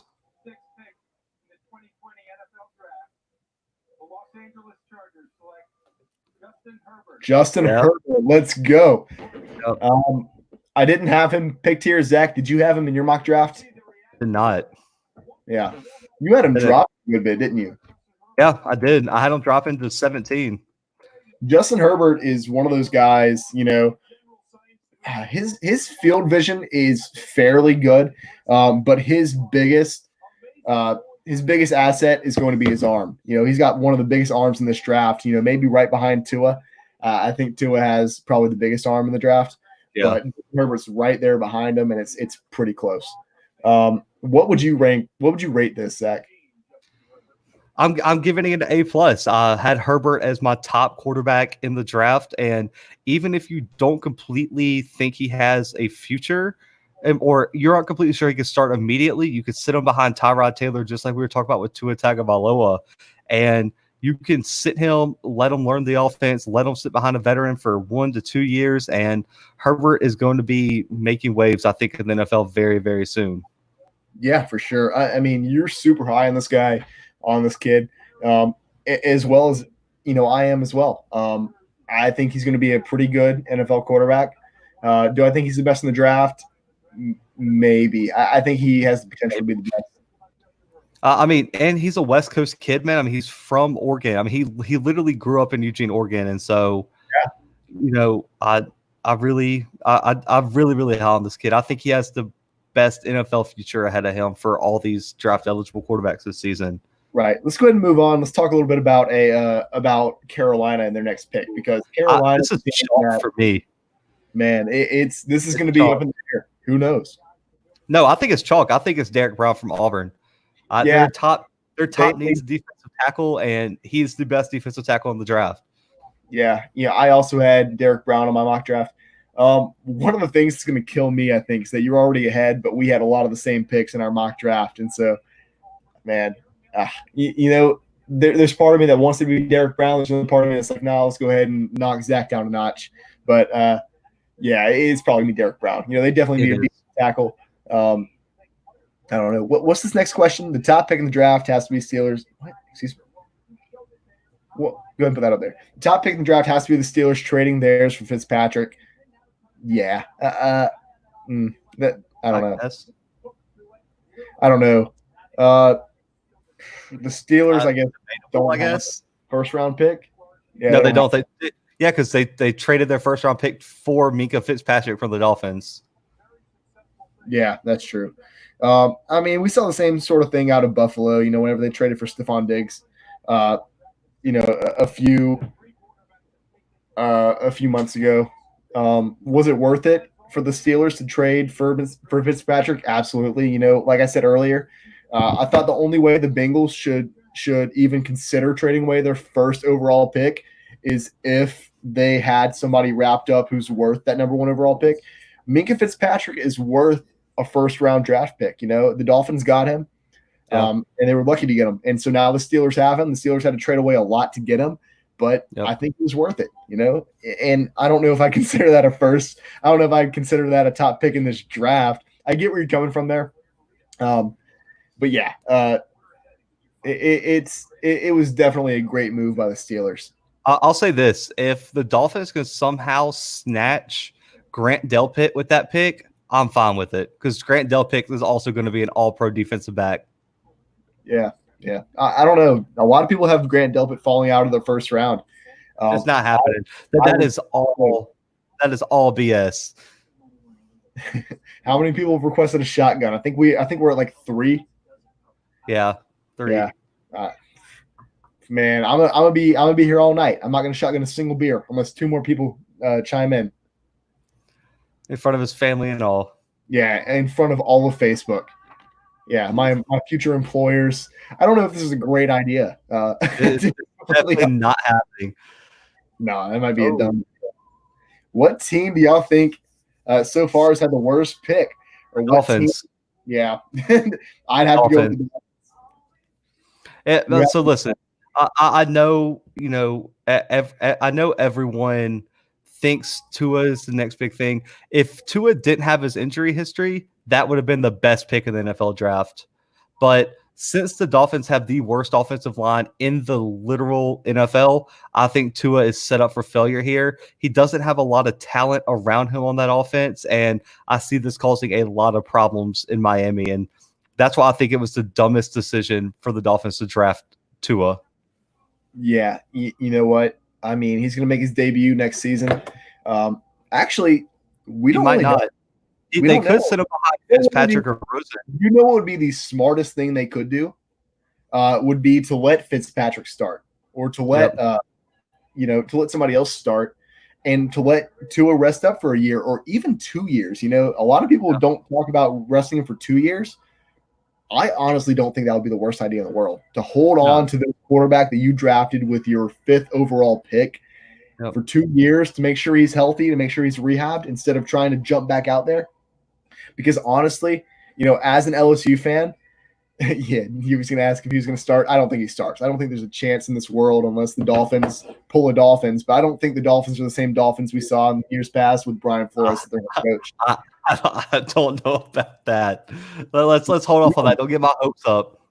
Man, I really don't think he starts. I think they end up sitting him and letting him rest up because, as an LSU fan here, if Tua was 100% healthy in the LSU game this past season, as many times I like to talk about how Alabama didn't play the game as close as maybe the score indicated, they had one hell of a shot to beat LSU this season. I mean, they did with him injured.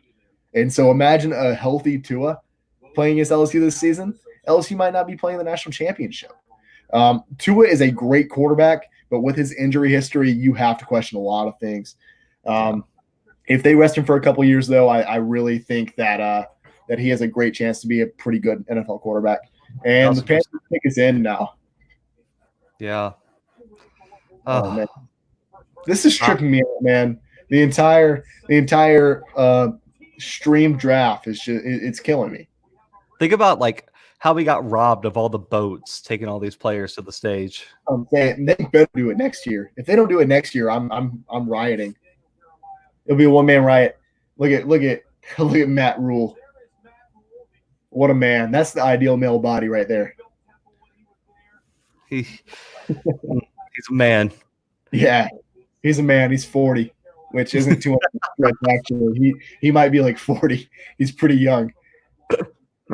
Oh my God, man! And I'll be honest with you, man. It's going to be this Carolina team's going to be pretty scary next year. The entire NFC South is going to be terrifying, especially with Joe Brady moving up to Carolina. This offense is about to catch. It's just about to ignite. Literal fire. I'm serious. Man, why are they cheering? Panthers.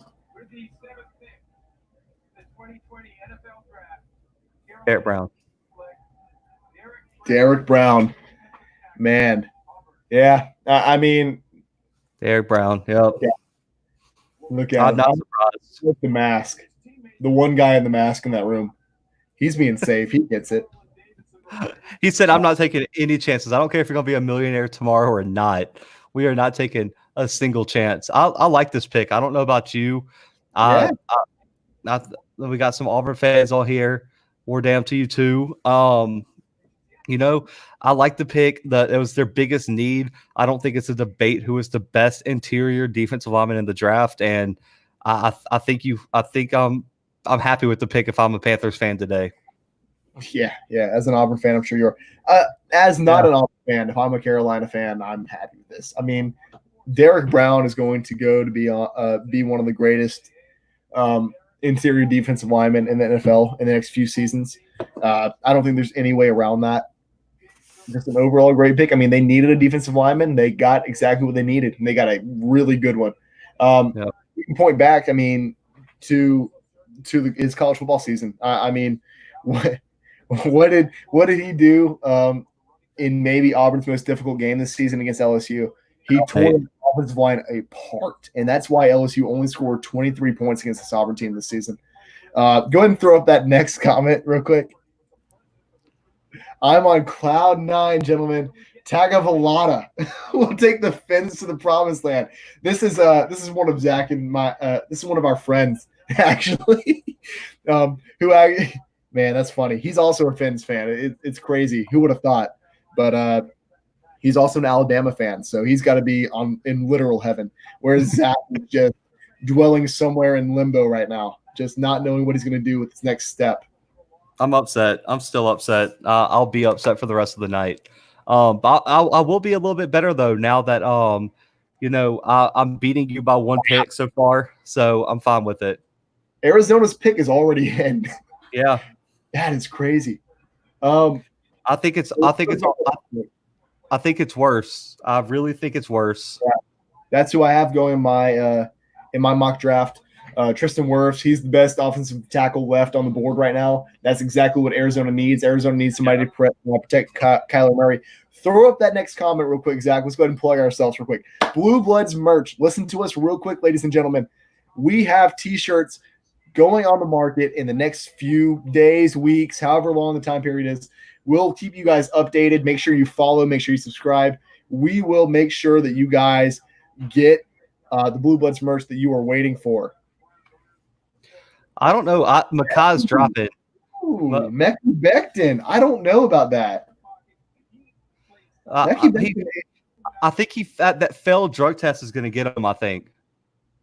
Go ahead and hit up the Michael P. Ryan comment real quick. Well, Michael P. Ryan. Man, that's tough because I don't have him going in my first round. I think he's more of like a late second round, third round pick. He is very talented, but I mean, like I mentioned earlier, I think that running backs are so undervalued in today's NFL, and so, man, these comments are cracking me up. But LaMichael P. Ryan, I honestly don't know what team he goes to. I don't think he ends up going until late second, third, maybe even early fourth round this draft. Yeah, I agree. I think P. Ryan goes probably third to fourth round, maybe late second. I think like we talked about earlier, the running backs have such a weird value that I really, really think that they're almost undervalued. So I think late second, early third. Who he goes to could be a toss up at this point. I really like Seattle though. I think I like Seattle. If I had to pick a team, I'm going with Seattle late. All right, Cardinals.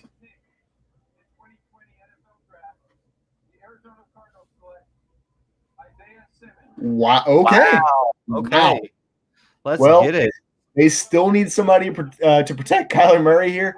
They are lucky that this is such a heavy offensive line class. Isaiah Simmons, what a value pick here though for Arizona. No kidding. At 8, man. If you have to ask me what I'm going to rate, what I'm going to grade this, is there something over an A? Because if there's something over an A, I'm giving it to them. What a value pick. And honestly, they did need an offensive lineman. One may fall to them. They may end up trading up for one.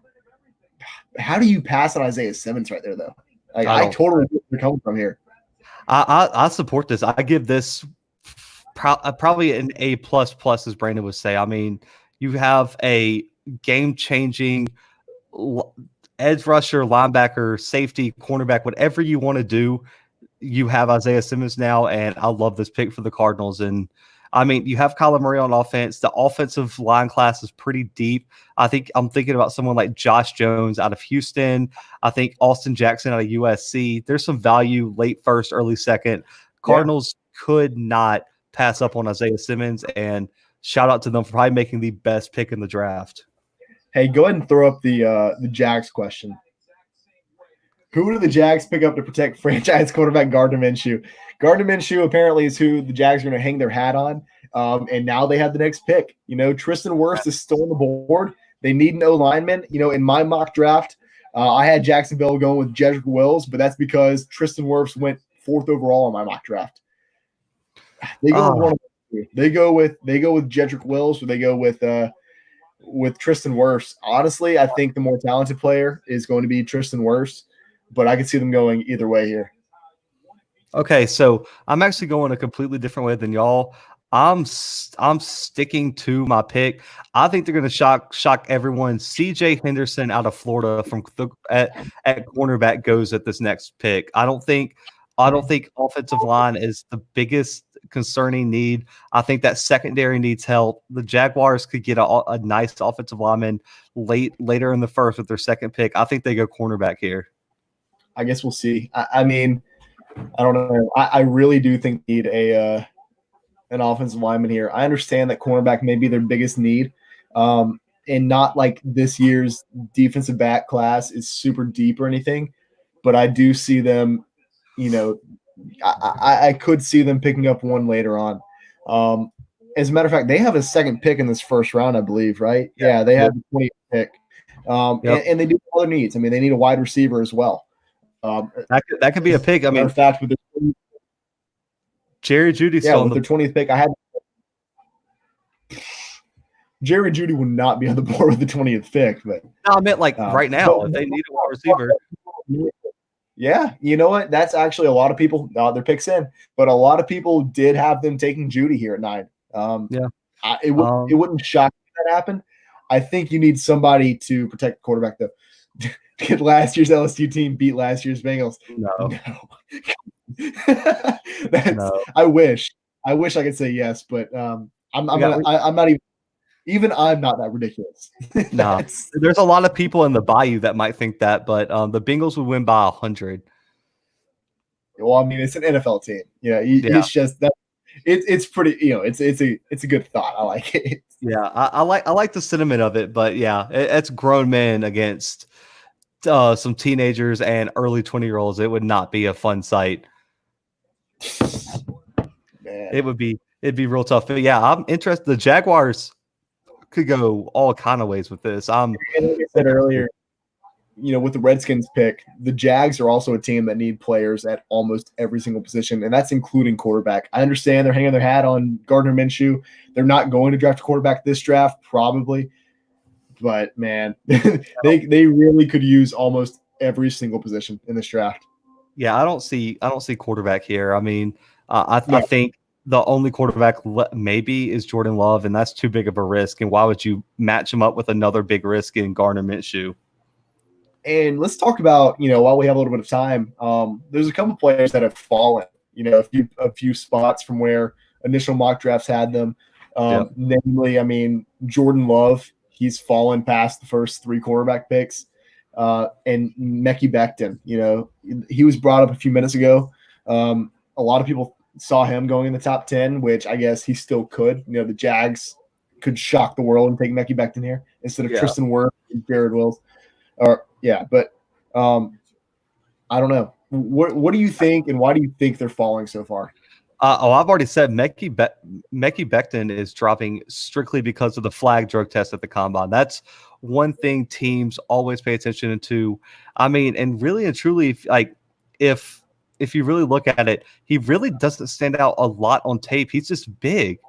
He's big and athletic, and the weight problems. I mean, when he got to Louisville, he was like 390, and they had to get him on like a weight plan. So I mean, I don't think that's a good sign if you're trying to spend a first round pick. I think you're taking he has a very, very high ceiling, but a very low floor.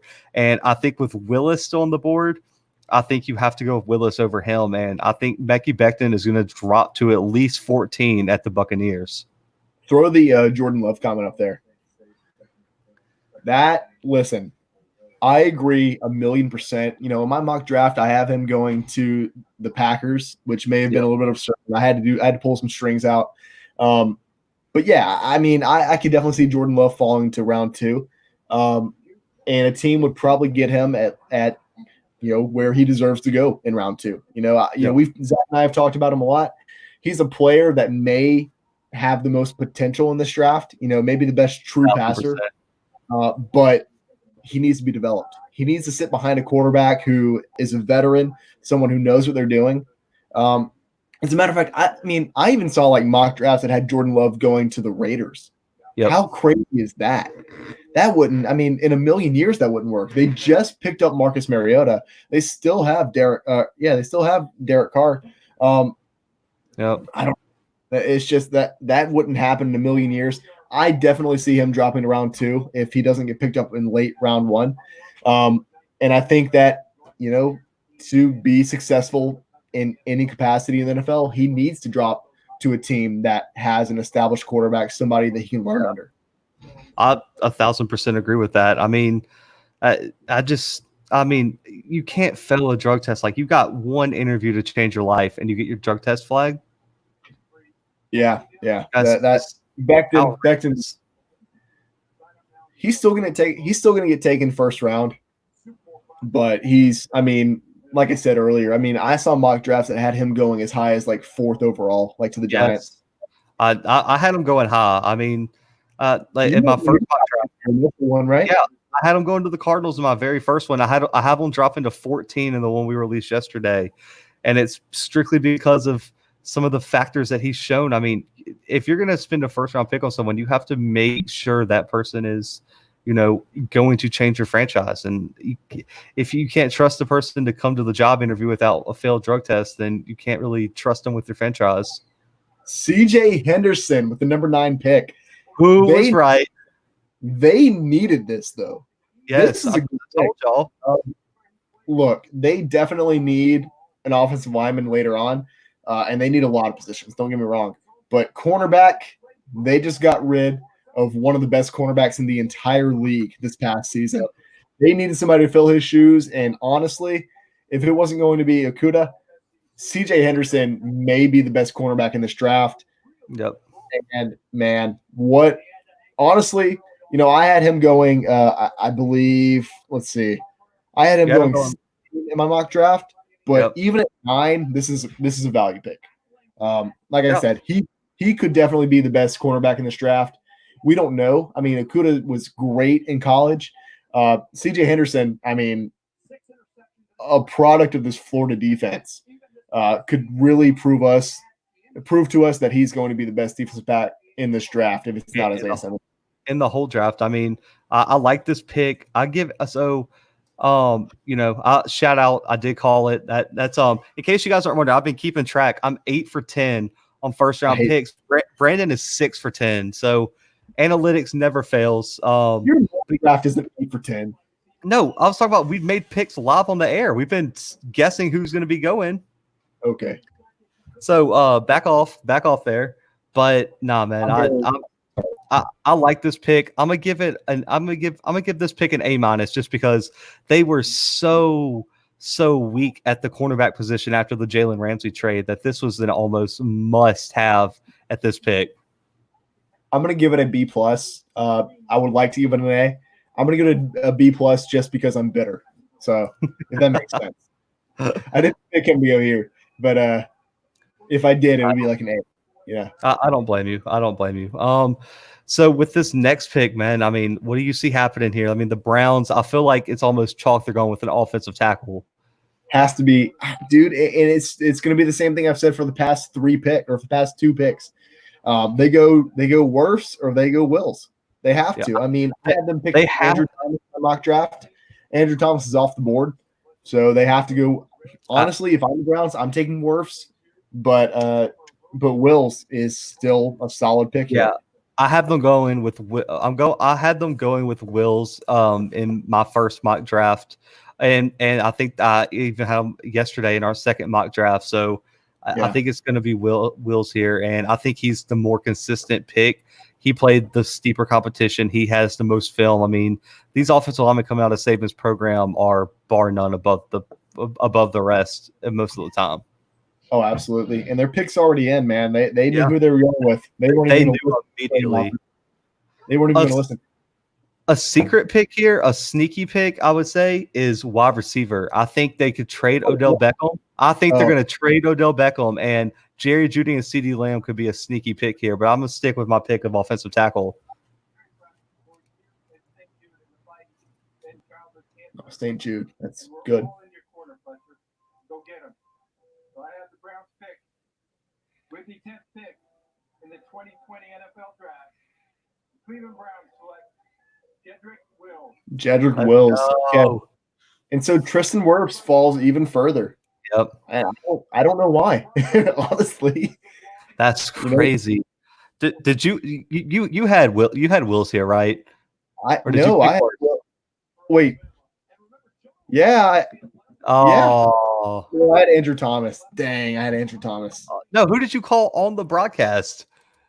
Oh, Jedrick. I said Jedrick Wills or okay, I'll give it to you. I'll give it to you. That dollar is too steep. This is dope. I like this. So the Jets are on the clock now. Wide receiver. It's wide receiver. I mean, this is Jedrick Wills is obviously a great pick for them. I think he fills a very obvious hole for the Browns. Yes. Maybe Baker Mayfield won't be getting chased around the backfield this season. Who knows? I don't know, man. I think the Browns had a few holes, but I like this pick here. I mean, if you're really going to commit to Baker Mayfield as your franchise quarterback, you have to make sure he's protected, right?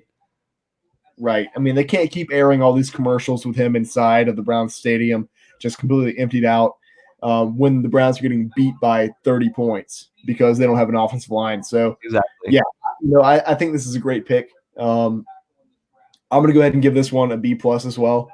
I think that Tristan Wirfs would have been a much better pick for them, but Jedrick Wills is definitely a great offensive tackle. You think Wirfs is better than Wills? Yeah. I had Wirfs at 4. That's fair enough. Fair enough. I got you. I like Wills more than Wirfs. Honestly, I think Wills had played stronger defensive lines, played in a better system. I think he's more. He might. So yes, Wirfs fit out the combine, but I still think Wills has the better film overall, and I think we got to put more stock in the film than we do the one combine performance. But I think Wirfs is going to be strong, but I think for right now, Wills had to be the pick here. Yeah. So let's go and move on to the Jets. They have about 4 minutes until their next pick. I know that I had Jerry Jeudy going here. I think you did as well. Yeah. Is there really another option for them? If there is an option, I can see maybe taking an offensive line, but I think they're set there. I mean, wide receiver is really the only position that I think has value here that they need. I mean, they need a linebacker, but I don't think there's a linebacker that deserves to go this high. I don't either. And there are some good linebackers in this draft. Obviously, I mean, if you want to count Isaiah Simmons as a linebacker, which I don't know if I do, I think he's more of a strong safety. He already went, but I don't know. I think that Jerry Jeudy is an obvious pick here, and I think they pass up on him. That's just going to be the most Jets thing of all time. I completely agree. If there's a team that's going to let everyone down, it's going to be, it's going to be this team, and it's just crazy. I don't know. I mean, so if they don't go Jeudy, do you think they can really go Lamb? I mean, there's a lot of people who think that. Lamb's definitely a talented player, like you highlighted earlier. We haven't really seen what Lamb can do against serious competition. And when he did play serious competition, we saw him play against LSU this past season. We saw him get shut down, right? And so I don't know. There are a lot of people that have CeeDee Lamb going right here at this 11 pick in their mock drafts. Yep. Personally, I don't see it. We've spoken this into existence for a month or two now that Jerry Jeudy's the best wide receiver in this draft, and it's not close. Man, I don't even think it's close. I don't see how you can watch their film and say that CeeDee Lamb is going to be better in the NFL than that. I don't know. I just personally, I don't see it at all. And I think Jerry Jeudy's the number one player on the big board right now as well. And I think that has to be the pick. I mean, Sam Darnold has to be able to throw to somebody, right? Oh, yeah. I mean, you can't leave him out there to dry. I mean, he's got Le'Veon Bell out of the backfield, which, he needs a wide receiver. He needs somebody who can go out on these deep routes. He's a good quarterback. He really is. And I know that may be a controversial take. A lot of people don't think that Sam Darnold's a very good quarterback. I do, personally. He just needs somebody who can go out and catch the ball for him. I think he's going to end up being the best quarterback, in like taking quarterback in that draft. I mean, I think Sam Darnold was the obvious pick there for the Jets. I don't think you could hold it against them that they went with Sam Darnold. I think that's a little bit outrageous, if you ask me. Absolutely.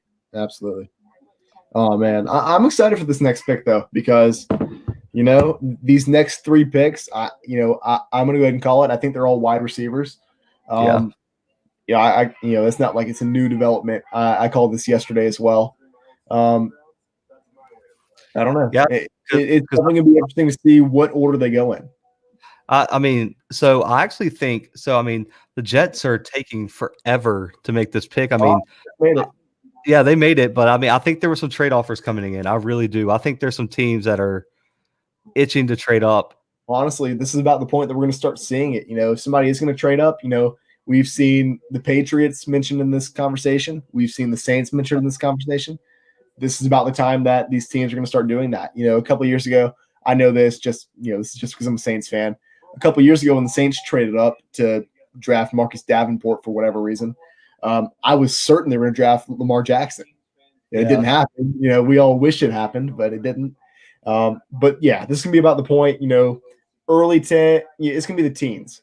And the teens is where people are going to start trading up to get these players that they think they really need. The Patriots will be one of these teams. They need a quarterback. As much confidence they want to put in Jarrett Stidham, I don't know if he's the guy.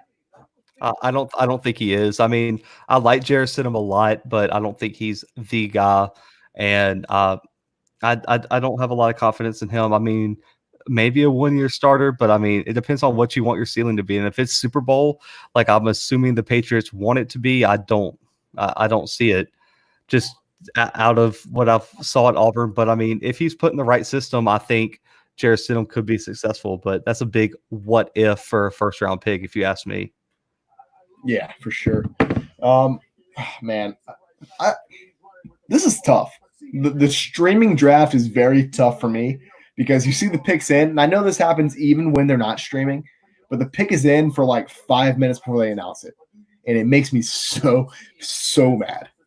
And we're both going with Judy here, guys. I think we all see the writing on the wall here, so I'm going with Jerry Jeudy here from Alabama.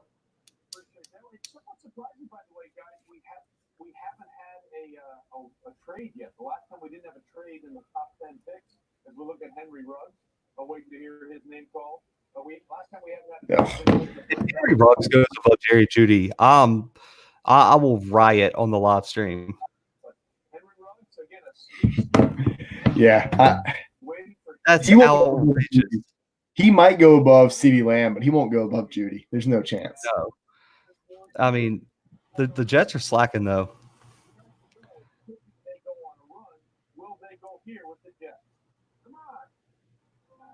Let's see. With the 11th pick in the 2020 NFL Draft, the New York Jets select Mekhi Becton. Wow. What? So the run on receivers is going to have to wait, but Mekhi Becton, ladies and Mekhi Becton, come on. That large should not run as fast as Mekhi Becton does. I'm sorry, guys. This is jaw-dropping, honestly. Mekhi Becton, he's Travis Scott dunks. Look at him. He thinks, oh, man. I'm sorry. I'm a big sneaker guy. But that is what? Outrageous. This. Are you kidding me? Jerry Jeudy's not going to go until at least 12th. Yeah. The Raiders are the luckiest team in the draft right now. Oh, and they're going to mess it up. They're going to mess it up bad. That is crazy. Oh my goodness. This just throws a wrench in everything. Really? That's a big guy. Oh, he's giant, but are we I don't know. No, I'm not talking about playing basketball right now. This is no whoa. That's crazy. He ran a 5.1. That shouldn't be allowed. Not like that matters, though. I mean, that's been like the biggest highlight of this offseason is him running that 5.1 at the combine. Who cares? Nobody. Not a single person. When does an O-lineman want to run 40 yards downfield to make a play? Never. You need to be quick. You don't need to be fast to be an offensive lineman. That's just outrageous, man. I mean, so Brandon, grade this pick. Like, what do you think about the Jets taking Mekhi Becton? C-. This is bad. I was going D. I'm going as low as a D. I almost went D. Man, this is bad. You had the chance to go Jerry Jeudy, and you went with – I didn't know it was pronounced Mekhi. So I guess Mekhi Becton is the 11th pick in the draft above any wide receivers. Hang on. I think I forgot who asked earlier in the live stream. Okay, so right here, it was probably 30 minutes ago. The new answer to this question is the New York Jets. Holy crap, did they butchered that pick.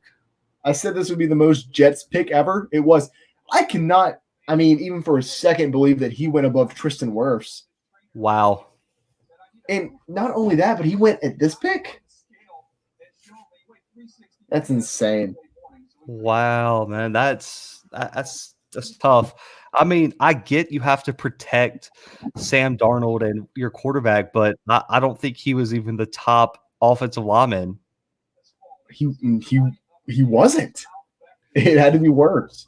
Man, what an awful pick. Guys, let us know what you'll think about that pick because I think we're both taken aback right now about that pick. Great. You know, to this point in our broadcast, I mean, we've been broadcasting for 2 hours now, and like we haven't had a moment where we just stopped talking. Like I'm almost at a loss for words, really, because I wasn't expecting this even a little bit. All right, man. So the Raiders pick, we got to move there. Who are the Raiders taking? I think it's Jerry Jeudy by a million miles. I mean, they were going to take wide receiver, but you have to go with Jeudy now that he's available. You think, man? I mean, everything that I once knew has been thrown into just a bottomless pit of despair. You'd have to hope it would be Jerry Jeudy. I know yesterday in my mock draft, I said they were taking Henry Ruggs because CeeDee Lamb was still on the board, but Jerry Jeudy wasn't. How do you not pick Jerry Jeudy here? It's going to be a wide receiver. It's going to be one of those three. It's either going to be Jeudy, Ruggs, or Lamb, but it better be Jeudy. I don't understand how you look at Mekhi Becton. He has the worst film out of all the offensive linemen. He is the one with the weight problems. He's the one that's probably, to me, I would say he wasn't the most athletic. Worse is the most athletic, and I have major problems with this, guys. I mean, the New York Jets, just like Brandon said, made the most New York Jets pick ever. This is tough, man. And this is what I'm talking about. They just keep waiting between picks. I understand they want to drag it out between 3 hours. Give us the pick. I need instant gratification. I'm a football fan. This is exactly what I'm here for. Instant gratification. I don't want to wait half an hour. Here we go. Including the first ever official draft selection by the Las Vegas Raiders. And I've got it right here. That's lame. Of the 2020 NFL Draft, the Las Vegas Raiders select Henry Ruggs. I called it! Wow. Holy cow! That was my moment. I've been picking Henry Ruggs. That is so. I'm floored. I am floored right now, dog. This is bad. This is awful. How? What? Zach, you have to give me credit here, man. You have to give me credit. But you predicted Jeudy on the live stream.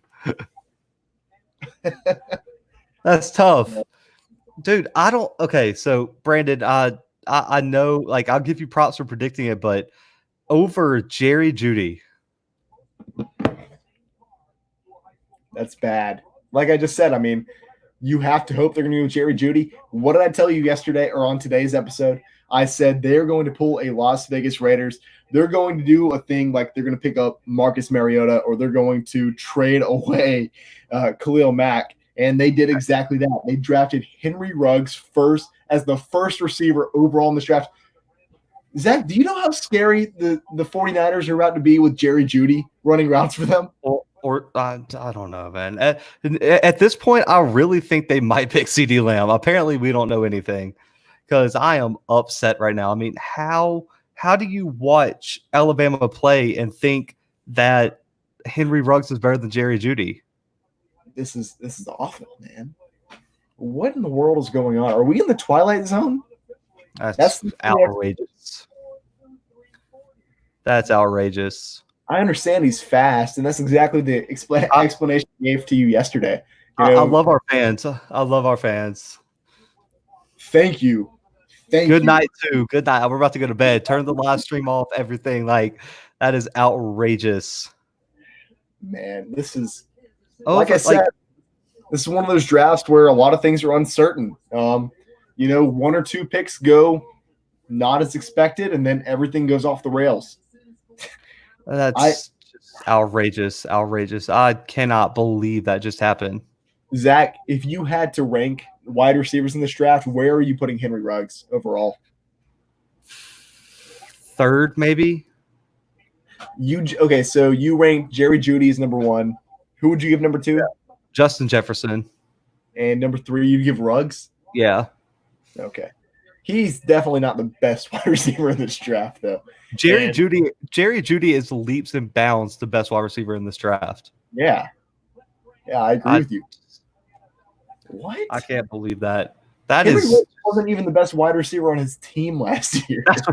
I don't even think he was the second. Really? Are you going to discount Devontae Smith like that? Yeah, if we're talking about Henry Ruggs is really good, Zach. Not over Devontae Smith. And I think Waddle has an argument to be better than Ruggs. This is nuts. Alabama fans, I know you're watching. Chime in on this.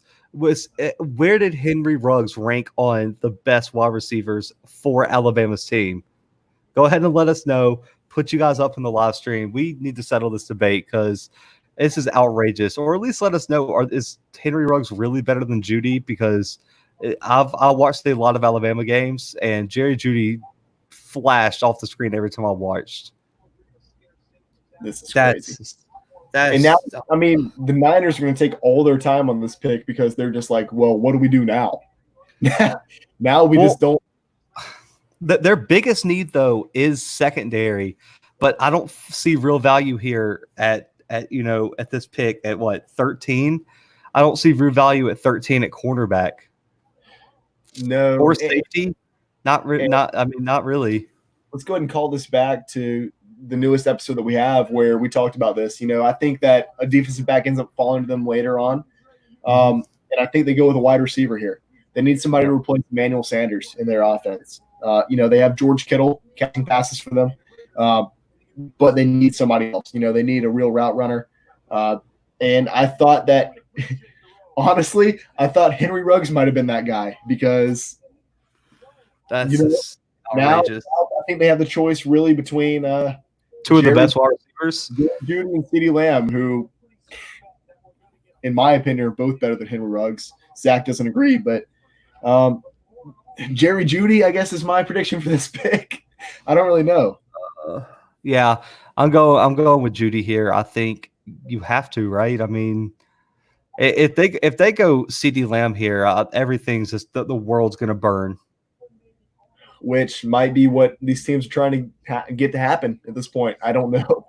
I don't understand. And they're taking their they got to take their time because they probably have a bunch of players they didn't think was going to be here. That's what I'm saying. I mean, they have so many options that because they also do kind of need offensive line, but everyone was projecting that most of the good offensive linemen would be gone. So a sneaky pick here could be worse. Wirfs would be a great pick. Honestly, I don't think they go with the O-line here. I think that Tampa Bay ends up taking Wirfs the next pick, a little bit of a preview into the future. But I don't know. Their picks. Hold on. Traded picks to the Buccaneers. Wow. The Bucs. Oh, are the Bucs going for Jeudy? Oh, that would be terrifying, right? Oh, no. They'd have to trade away a wide receiver, though, because, now they have Mike Evans, Godwin, and then they have Gronk catching passes. And they still have O.J. Howard. O.J. Howard had to be in the trade, right? He wasn't reported yet, but, he definitely could be. Wow, the Buccaneers making – wait, did the Buccaneers trade 14-2 or did they keep 14? It looks like – so far, it looks like they kept 14. What did they offer? Who did they offer? They had to have traded O.J. Howard. No, because they have Kittle. Why would they trade O.J. Howard? Guys, this is groundbreaking stuff right here. Evans or Godwin. I hope they didn't. They had to trade somebody. They had to trade somebody good. Plot twist, they traded Tom Brady. He's gone. Gronk's gone. They just traded for him. They traded again. That's outrageous. They Look at Bruce Arians. Their picks are no. They did trade the 14th pick. San Francisco Okay. has the 14th pick. that checks out. Wow. Are they? I think okay. I'm saying they go worse here. I don't know why they would go worse here though. I mean, I guess Their top need is an offensive tackle, right? but why would they trade up just one pick? That's what I'm. I mean, I'm. I don't know.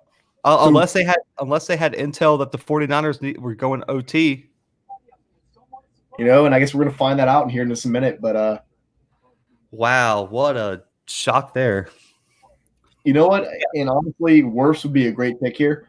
I can't believe the only wide receiver off the board here at this point is Henry Ruggs. That is still killing me. Wow. That just doesn't make sense. That's just mind-blowing. I mean, I guess if you think about it, I mean, also they do need a D tackle, so Kinlaw is on the board here, but I think he would have been on the board at 14. So I'm really confused what the need was to trade up. San Francisco, like you said, the only thing I can think of is Tampa Bay's. I don't know why Tampa Bay would go with the receiver here, though. I have a feeling they're going worse here. Yeah, I do too. They had to have had some kind of tip off that San Francisco was going to draft an O lineman here. Man, I'm locked with it. It's got to be worse.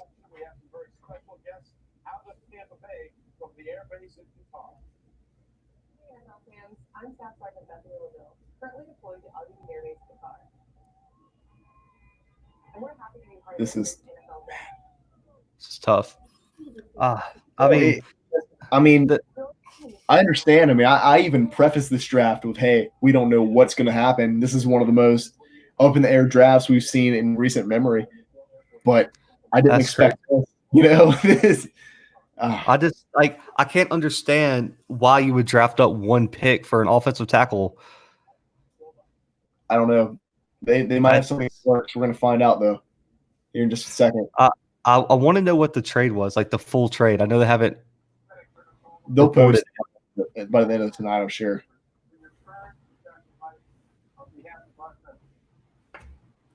San Francisco 49ers have traded the 13th pick to the Tampa Bay Buccaneers with the 13th pick from the 2020 NFL Draft. The Tampa Bay Buccaneers select Tristan Wirfs. Checks out. They had to have had some kind of tip off that San Francisco was going to take Wirfs a pick ahead of them. It makes sense. This is a great pick. Yeah, I like it. I don't know if I can really rate this pick, though. I mean, I guess if you want me to rate it just purely, hey, does Tristan Wirfs deserve to go in the top 13 in this draft? Absolutely, But do I think that he deserved this trade and we don't even know what went on in this trade? I can't give that a grade. So I'll go ahead and give it as a, hey, Tampa Bay drafted him 13th overall. That's it. No trade included. Tristan Wirfs on my board, like I said, was going 4th overall. I'm going to go ahead and give this one a. I think this is a great pick by Tampa Bay. I love it. I mean, you got Tom Brady. You can't risk him getting hurt. So why not get him one of the top offensive tackles in the draft? I don't mind this pick. Kind of shocking. They must have had a tip. I'm going to go with they had a tip that he was going to be gone. But I still don't love the fact that they had to trade up for him. So San Francisco still has the 14th pick overall. They had to have gotten something else in this trade. So they came out on top here, I think, as long as they pick a wide receiver. As long as it's Jerry Jeudy or CeeDee Lamb, I think both of them are very valuable picks. So I'm going to go ahead and lock mine in at Jerry Jeudy. I think that he is probably, I mean, not even probably, he's for sure the best wide receiver left on the board right now. Yeah, I'm also going to go with that. And at 14, what a value. Yep. Yeah, you got that, Mavic. Look at you. You gotta love it. Oh man, I'll give this a B. I think the reason it's going to be a B for me is because I think they could have got worse where they were. I really, really, really do believe that they might have got a tip, but I don't know if it was true.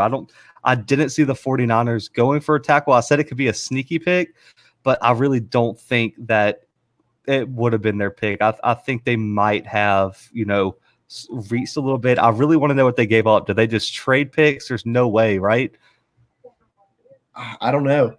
They definitely could have like traded a late round pick or something because they traded away their first round number 14 pick for their first round number 13 pick. So it's not like they had to give away a ton for that, right? Yeah. I can see them trading that along with like, I don't know. I mean, they got like that. What was it? What was it they got from the Patriots? They got like a 7th round pick. Maybe they traded away like that extra 7th round pick for this.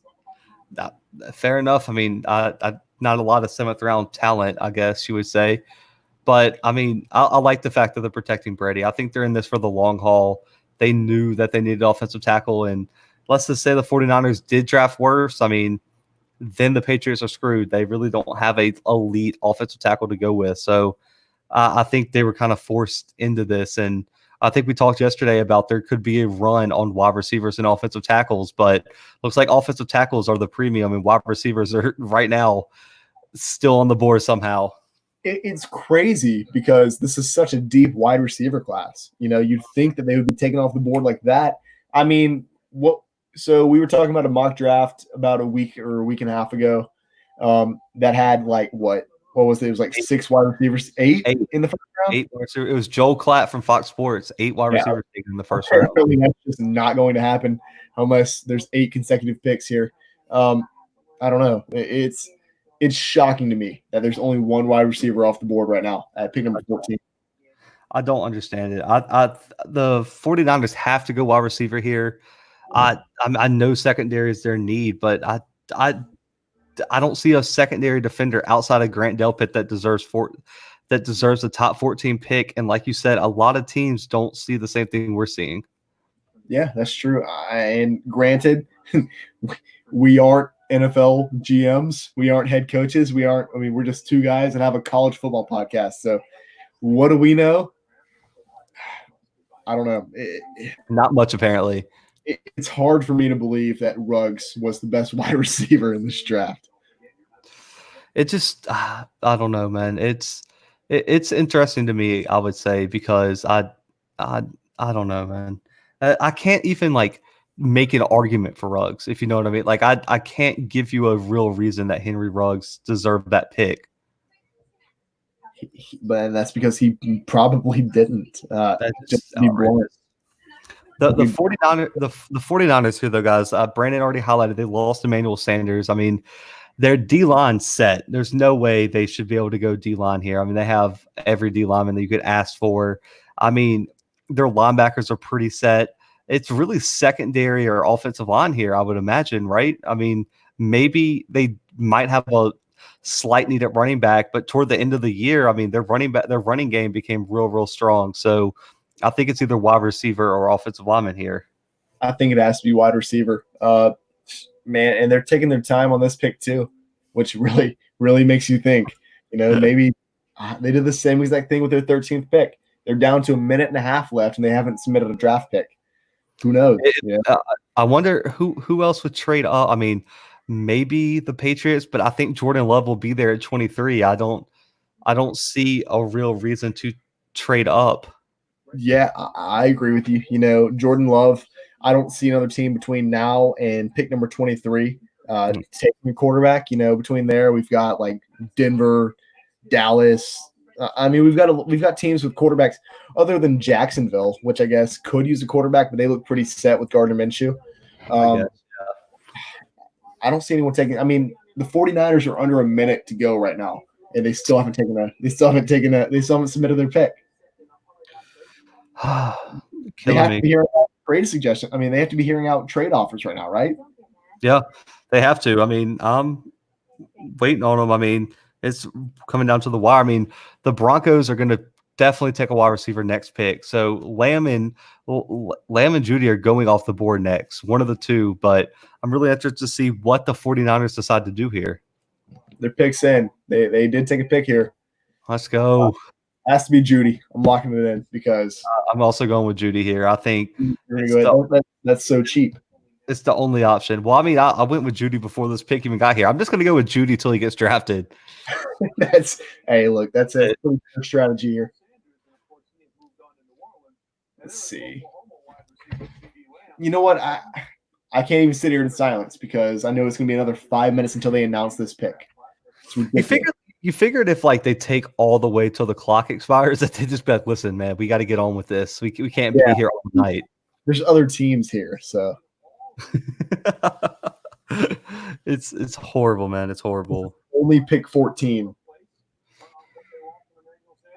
Somebody just handed Jerry Jeudy a phone, so who knows? Let's go. Who knows what that means?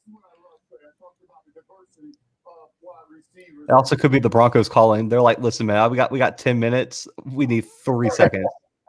Look at Kyle Shanahan. He's just chilling. He has no worries in the world.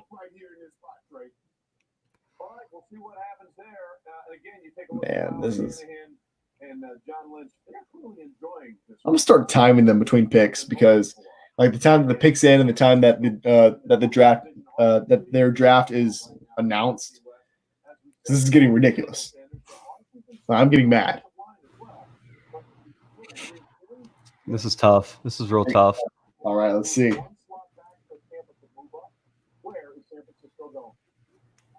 All right. Boo. With the 14th pick in the 2020 NFL Draft, San Francisco 49ers select Javon Kinlaw. I called that. That was on my mock draft. No, it wasn't. Oh, I had Denver taking him. I take it back. Oh, you had the Falcons taking him, didn't you? No, I had Denver. Denver, okay. Yeah. Man, Javon Kinlaw, what a pick! What a pick! Honestly, their defensive line is set. I'll go ahead and say that.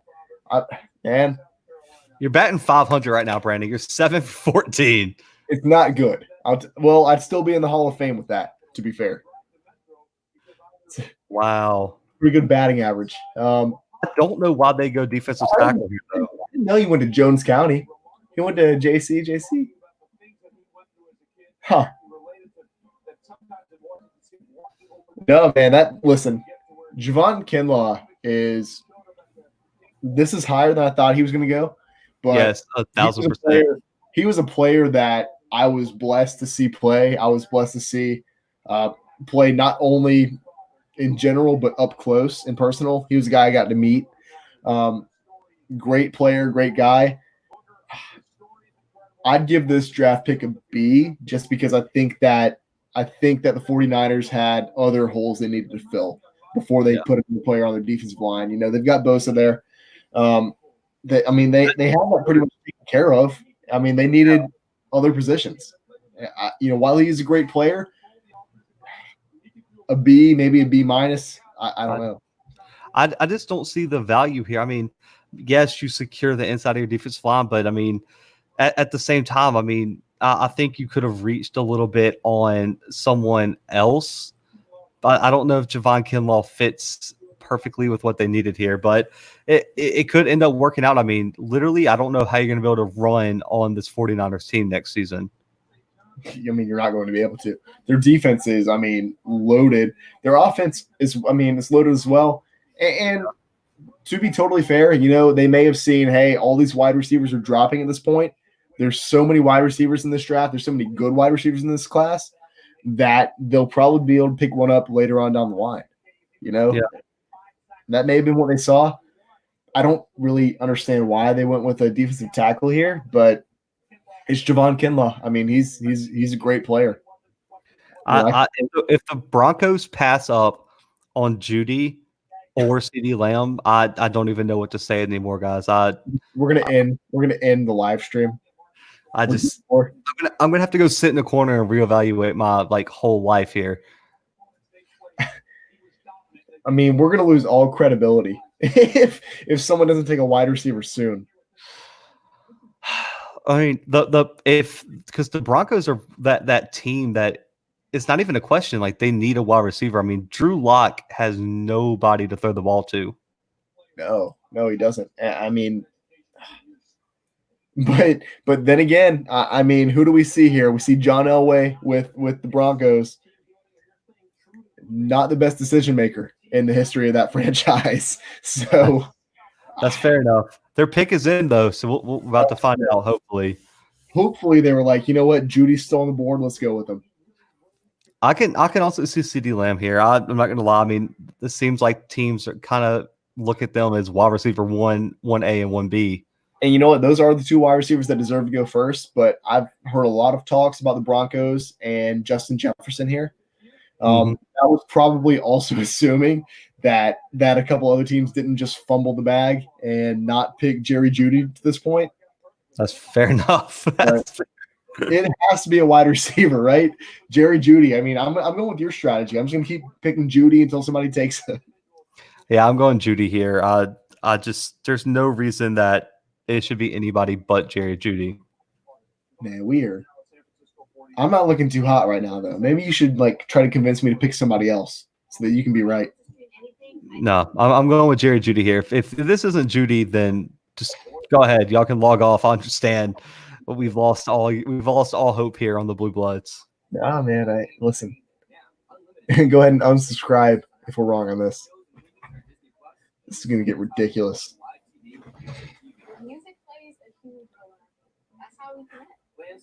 I mean, to be fair, to this point, I mean, I don't think there's been any I understand there's been outrageous picks, but there haven't been any that are like, hey, that's like a third round guy going in the first round, you know? Yeah, like we've seen the Raiders do that once or twice in the past, and just terrible. I'm interested to see though. I mean, can John Elway get this done? I'm not sure. I mean, he's really good apparently at picking defensive players. I like that he just has his trophies lined up on the table. It's ridiculous. Vic Fangio. This is insanity. Let's go ahead and announce it. We're all waiting.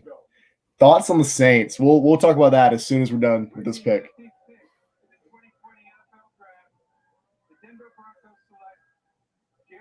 Jerry Jeudy, thank God. Let's go. And so now we move on to the next pick. I mean, at 16, we have Atlanta. Atlanta has a lot of holes as well. I've already blown this pick out of I've already kind of messed this one up. I had them taking CJ Henderson here. I thought he would fall a little bit. Let's go ahead and grade this one, and then let's go ahead and address the next question that we have. This is an A+, right? A++. Yeah. Jerry Jeudy, what a value pick at 15. Good God. A+++++, whatever you want to give it. Fantastic. So thoughts on the Saints? Ooh, go ahead, Brandon. You're the Saints expert out of the two of us. Go ahead, take this one, and I'll chime in after you drop all the knowledge on them. You know, I don't know if I'm an expert. I'm very torn on this draft, though. The Saints they pretty much have a lot of their team completed. They have a very good defense and a very, very good offense at this point. There's a couple positions they could look for the future. You know, if they want to fill a more immediate need, they need a linebacker now. They need somebody to fill that position. But at the same time, I mean, Drew Brees isn't going to keep playing forever. I know he just signed a 2-year contract. Sean Payton has already talked about during this offseason how he's only going to play for one more season and then he's done. So what do the Saints do here? You know, if Jordan Love falls that far, do the Saints take a chance on him? I personally don't think they do. I think the Saints do take a quarterback at some point in this draft. I don't think it's the first round. I think that they play it safe here. They take a linebacker in the first round. Hopefully it's Patrick Queen, or even Kenneth Murray. You know, Kenneth Murray I think would be a good pick for the Saints. Hopefully it's Patrick Queen, obviously. LSU fan here, Saints fan. So, I mean, that's who I'm hoping they take. That's more of an immediate need, though. Zach, what are your thoughts? Yeah, so as I'm trying to get our link shared everywhere, I actually agree with Brandon here. Linebacker immediate need for the Saints here. So I've seen wide receiver. I think that's outrageous with Emmanuel Sanders, Michael Thomas, and Alvin Kamara is a literal pretty much wide receiver that you can hand the ball off to sometimes. I think that's irresponsible if you're the Saints to pick there. I can maybe see interior defensive line at some point, but I don't think the value is real high late first round. So if we're going to stick first round, I think linebacker is the way to go. And if you really want to stretch, maybe safety. But I think they're pretty set there. I think if you can get someone like Delpit or McKinney out of Alabama, or maybe even Winfield Jr. out of Minnesota, I think those could all be potential upgrades. And I think that's where I'm going to lean here for the Saints. But linebacker is definitely the move here for the Saints. Or if you really, really want to look forward to the future, get a quarterback if you can. But I think there's going to be value there later. I think Anthony Gordon is the perfect pick for the Saints. I think sitting behind Drew Brees, he has the arm. He just needs to learn the system, get his decision making better. And I think having a mentor like Drew Brees is going to do exponential like wonders for Anthony Gordon. I couldn't have said that better myself. Everyone knows how high I am on Anthony Gordon. I'm not going to say he's the same kind of quarterback that Drew Brees is. He's absolutely not. But they both have that big arm, and I think that he could learn a lot under Drew. Let's go ahead and talk about this Atlanta pick, though, a little bit before they make their decision.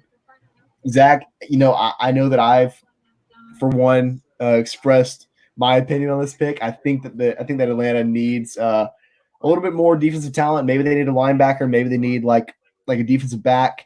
I'm not sure where they go with this pick. Like I said, I haven't taken C.J. Henderson at this pick. Obviously, that's not going to work out very well for them at this point. I can see them taking somebody like Kenneth Murray, though, with this pick. I like Kenneth Murray. I also like if I had to put money on it, I think we're going Kayvon Chason out of LSU. I think that's their pick here. They're a team that can take a risk, I believe, and I think that's where they're going to go because I had them taking Kinlaw here, and he went 2 picks ago. So I think I'm going to go with Kayvon here out of LSU. I think he's a high risk, high reward type player, and that's exactly what I think the Falcons have the opportunity to gamble, and they have the ability to gamble because they're actually a pretty good team on defense, I would say. Yeah, I think so too. And I can definitely see a world in which they take Kayvon Chason with this pick. I think if they don't go with the linebacker, they end up going with a defensive back. Maybe somebody like Xavier McKinney. I don't really see them taking Grant Delpit here. As much as I think that would be a good pick for them, I just don't see that happening. No. So if I had to make my final decision on this, I think they end up going. I'll stick with Kenneth Murray on this pick. How wild would it be if they combine CeeDee Lamb, Julio Jones, and Calvin Ridley as their wide receiver core? I'm going to go ahead and quote you real quick. There's only one ball on the field, so I don't know how well. I agree with you on that one. I think that would be outrageous. I mean, but with CeeDee Lamb falling so far, I just want to throw this out here. The Cowboys pick next. Yeah. And Jerry Jones does take his share of Big 12 guys. I think CeeDee Lamb to the Cowboys could be an interesting pick coming up here, even though they do need a safety or a cornerback real bad. Yeah, I mean, to talk about what you talked about on today's episode, the Cowboys don't really need a whole lot of they don't really have a whole lot of holes to fill. And so, like you said, they could use that defensive guy there. I think that yesterday I had the Cowboys taking Kayvon Chason. You have him going this pick. I don't know. I think it's kind of up in there. I think they take more of like they take the route toward a linebacker or toward a safety. I'm not sure which one, but they definitely need a defensive player next. I would really like for them to go ahead and announce this pick. This is really irritating me. I don't know if anybody can tell. I need instant gratification. I'm one of the most impatient people on this planet. Oh my God. We'll see. The Falcons, I mean, I feel like offense, they're set after Todd Gurley, right? You'd have to think so. Their O-line's pretty solid. They got all the wide receivers you need. They got a pretty good tight end group. I think the offense is set here. I think defense has got to be the move here. All 3 levels, like I said on today's episode of the podcast. Oh, absolutely. I mean, I am almost certain that they're going to take a linebacker. Which linebacker it is, kind of up in the air. I am pretty split between Kayvon Chason and Kenneth Murray at this point. It's just something's pushing me toward Kenneth Murray right now. Those jerseys are atrocious, by the way. Those might be the ugly jerseys. Just the big ATL on the chest, disgusting. the Chargers did it right. If there's a uniform change that they snapped on, it is the Chargers. Absolutely. Let's see. Picks in. Whew. Look at Goodell. I hate that guy.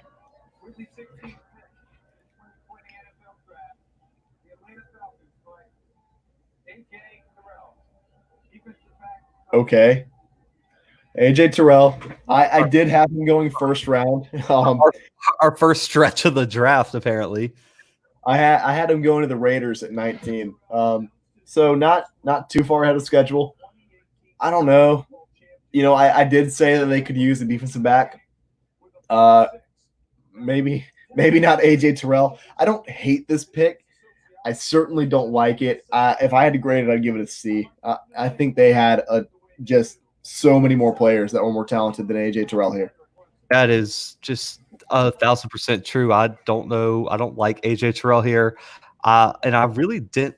I mean, I don't even think I had him in my first round. And I didn't. And the mock draft we released today, I think Brandon, you watched the national championship. How bad did Terrell get exposed? He got exposed pretty good. They just showed the one clip where he actually had pretty good coverage on Jamar Chase. But yeah, he didn't do very well overall. No, man, I don't like it. I think it's a stretch to me. I think he's a second round talent at best, and that's putting it nicely. I would say. I don't like this pick whatsoever here. I'm gonna give this one a D plus. Right? Yeah, that's bad. It's bad. I mean, you have multiple people that are available to really change kind of the culture of the defense, and AJ Terrell's not the guy. I don't think. I mean, I really thought he was the weak spot of this Clemson defense last year, especially the secondary. I think the Falcons reached really, really far here. I mean, I would say this is probably one of the worst picks in the draft, if I had to say so myself. Outside of the Raiders picking Ruggs above Jerry Jeudy. Yeah, and maybe Mekhi Becton being taken so early. Dallas, though, let's go ahead and talk about this pick a little bit. I know we already kind of prefaced it a little bit, but who do you realistically see Dallas taking with this pick? I've really liked Delpit or safety here, but with CeeDee Lamb sitting here, I think they're going to go CeeDee Lamb. I can see them going CeeDee Lamb. I could also see them going with a linebacker, maybe Kenneth Murray or Clavon Chason. Like you said, Jerry Jones does like his Big 12 players, and CeeDee Lamb fits that perfectly. So does Kenneth Murray, obviously, an Oklahoma product. I don't know. I truly think they have more holes in their defense than they do on their offense, especially at receiver. And so it's tough to pass up CeeDee Lamb. I understand that, but I don't know. I think a linebacker could be a better choice here. A linebacker or safety. I like safety. I just don't know if they're going to reach for a safety. No, I don't know. They will. I don't know. Jerry Jones is a type of owner that he is going to, if he likes you, he will take you wherever he feels fit. So if there's a team that's going to stretch here, guys, it is going to be the Dallas Cowboys. That's a fact. That is a fact. Jeez. Mike McCarthy. What a man. What a guy. I honestly, I'll be honest with you, I forgot the Cowboys hired him until like right now. I don't know. He's a good head coach. Let's not beat around the bush there. I don't really know how he drafts though. And honestly, with the Cowboys, it doesn't really depend on the head coach. It depends on Jerry Jeudy, who thinks he's the head coach. So you mean Jerry Jones? Not say Jerry Jeudy. I'm sorry. Yeah, Jerry Jones. They're both JJ. You get it. Yeah, Xavier McKinney would fit very well here. I honestly think that would be a really good pick. CeeDee Lamb, obviously. So who are you going to go ahead and lock in here, Zach? I'm going to go ahead and lock in CeeDee Lamb. That's so tough for me. I want to go with Clavon Chason because that's who I had in my mock draft, but I think I'm going to go with Xavier McKinney out of Alabama here at safety. Yeah, I like that pick. I don't know if the Buccaneers are gonna. I mean, not the Buccaneers. The Cowboys are gonna reach that far, but I like the pick. I can see Xavier McKinney. I can see Grant Delpit. I think Antonio Winfield could be a sneaky pick here. But I agree that safety would be my pick if it wasn't for CD Lamb sitting right here for Jerry Jones to take. Because wide receiver is one of the secondary needs of this team, and a lot of scouts had him as the number one wide receiver in the draft. So why not take a risk? You know, what'd be crazy is if CeeDee Lamb just didn't go until like the late first round. Like if people like took like Brandon Ayuk ahead of him, and they went ahead and took Justin Jefferson. Let's talk about Justin Jefferson for a second. He has fallen quite a bit. I think CeeDee Lamb has, but he's only fallen because of the wide receivers that fell. Yeah, and I couldn't tell you why the wide receivers are falling so far. That's shocking, really. And I know that I've talked about this a lot. You know, maybe there's new people listening, whatever. But wide receivers seem like such a great. It seemed like such a great wide receiver class and such a deep wide receiver class that it's shocking to me that there are still this many wide receivers on the board. I mean, 2 are gone. That's it. It to me, I think it's more shocking than anything. I mean, there's some people like Joel Klatt from Fox Sports, like you said, had 8 wide receivers being taken in the first round. And we're sitting here with CD Lamb sitting on the board at 17. All right, let's see.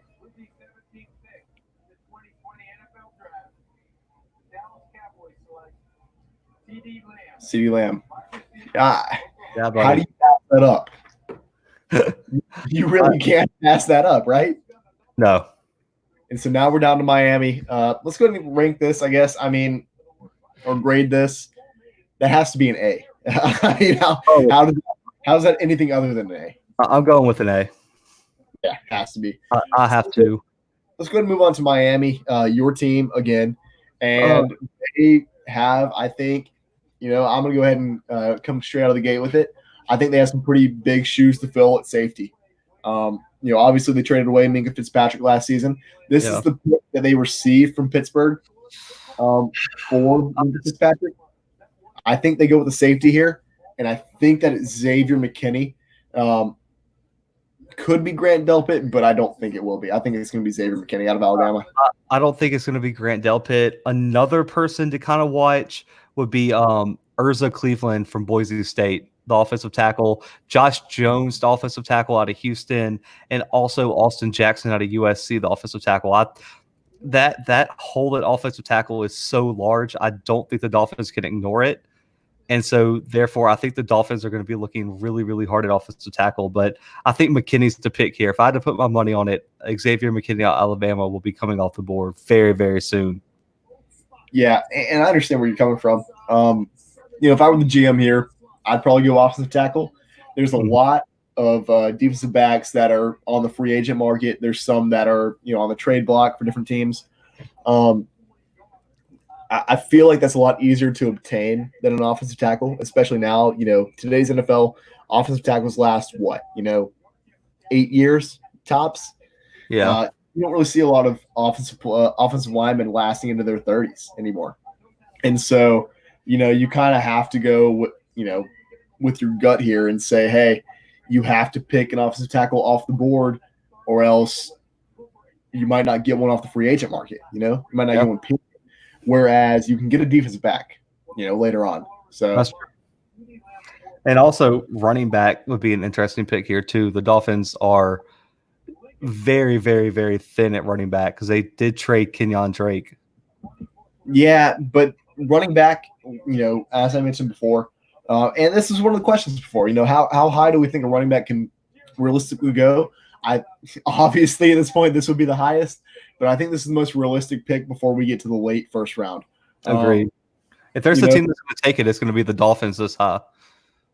Yeah. They obviously need one, but there again, this is probably a position they can get on the free agent market, probably one they can get in the trade market, whereas maybe offensive tackle isn't really one of those, because you're only going to draft that player and keep them for X amount of years, basically the rookie contract and maybe one more on top of that, or maybe just one more free agent contract on top of that. You're not going to get that, or you're going to get a player on that market much more realistically at defensive back or at defensive back or running back, just because, especially running back, because their value has dropped so significantly over the past few years. Yeah. I'd be shocked at that. I'm just saying this: if there's a team that's going to reach for a running back, look out for the Dolphins because they love reaching. They do like doing that. They drafted Tua earlier. Everyone forgets already. So if they had to take a running back here, Zach, who do you think they go with? If they do take a running back, I think it's going to be DeAndre Swift, like you said. Do I agree with it? No, but that seems to be the consensus running back that teams did have the first round grade on. So I think I really do think that they go with Georgia, especially because Brian Flores is from the Bill Belichick coaching tree, and we already know Belichick loves his Georgia running backs. Yeah, that's for sure. And so I'm going to have to go with that. Could you see this being a potential trade pick? Yes. The Dolphins trading this pick off? Yeah. Yeah, because the Dolphins have so many needs. Why not trade, get more picks, and maybe pick up a player somewhere? Because there's teams that didn't have a first-round pick, like the Bears and the Colts and the Steelers, that really could trade in if they see a player they really, really like. Right. I can see that. I can also see another team trading up here. These next few picks are really obviously a few of the previous picks have been pretty defining for this draft at this point. I feel like these next few picks are also going to define a lot. We've got a couple of these really good wide receivers on the board. We've got Justin Jefferson still there. We've got Brandon Ayuk still there. Players like Xavier McKinney even. I mean, if there's a team that needs a defensive back, why not go ahead and trade in here? I don't know. I just feel like there's so many quality players still available. And not even to mention Jordan Love, he may fall to the second round, but if there's a team that is willing to take a chance on him, I could definitely see them trading up. Well, it's not going to be a trade anymore. Their picks in, but you get where I was going with that. And that holds true for these next few picks as well. The Dolphins, man. It's tough being a Dolphins fan, man. You don't know the struggle. You guys don't know the struggle. Thank God I don't know the struggle. I was an Aints fan, so maybe a little bit. Then y'all got Sean Payton and Drew Brees, and everything turned around. Yeah, that's a fact. Listen, I can't even complain about the pick being in right now because I'm just watching this commercial about the Last Dance, guys. If you didn't watch the first two episodes of The Last Dance, go back, watch them right now. I don't know where you need to watch them. Do it, and then watch The Last Dance on Sunday. Phenomenal. It's one of the best documentaries ever. I'm just gonna throw that out there. And we're only 2 episodes in. Yep. 2 more coming Sunday.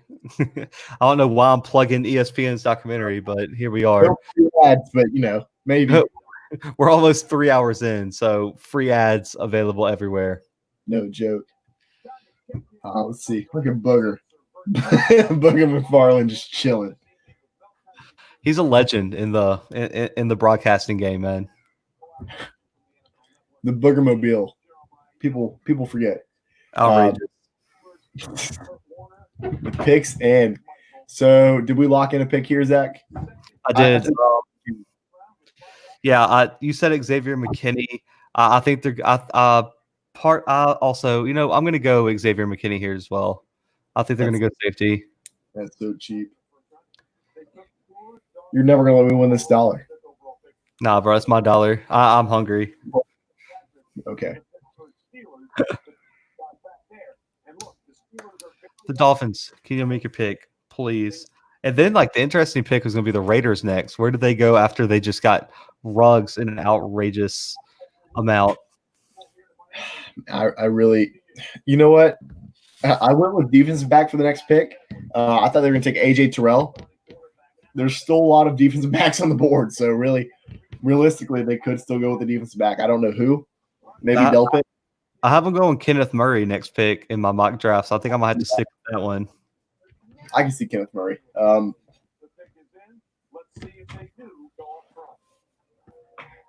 Maybe Clavon Chason.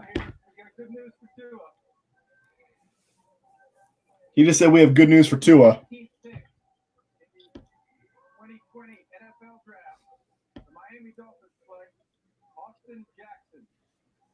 Yep, I knew. As soon as he said we have good news for Tua. Wow. I did say that was going to be a underrated pick, but I can't believe that. He wasn't in my mock draft, period. I didn't have him going in first round. I mean, he's good. I'll give him that. I think he has real talent. So I think he would have been there in the late 20s when Miami had their next pick. Yeah, I do. But if you're going to get an injury-riddled quarterback, you got to go ahead and get an offensive line to protect them, right? He said we have good news for Tua. I can't believe he said that. A little shade, right? A little bit of shade. Yeah, I guess so. He's a little bit short though. I like tackles need to be a little bit taller. He's only about 6'5", maybe 6'4". I don't love that, but he has the raw skills, and they might shift him down to guard. We'll see. I'm sure they have, I'm sure they have a plan. I hope they have a plan. As a Dolphins fan, I've just learned to, live with what happens. I get that. So what would you grade that pick? I'll give it a B-. Yeah, I'm gonna go with C+ here. I just feel like there were so many other players that the Dolphins needed more than this. And they did need a tackle, like you said. They had that gaping hole there. I feel like there were even better picks for a tackle here, though. Yeah.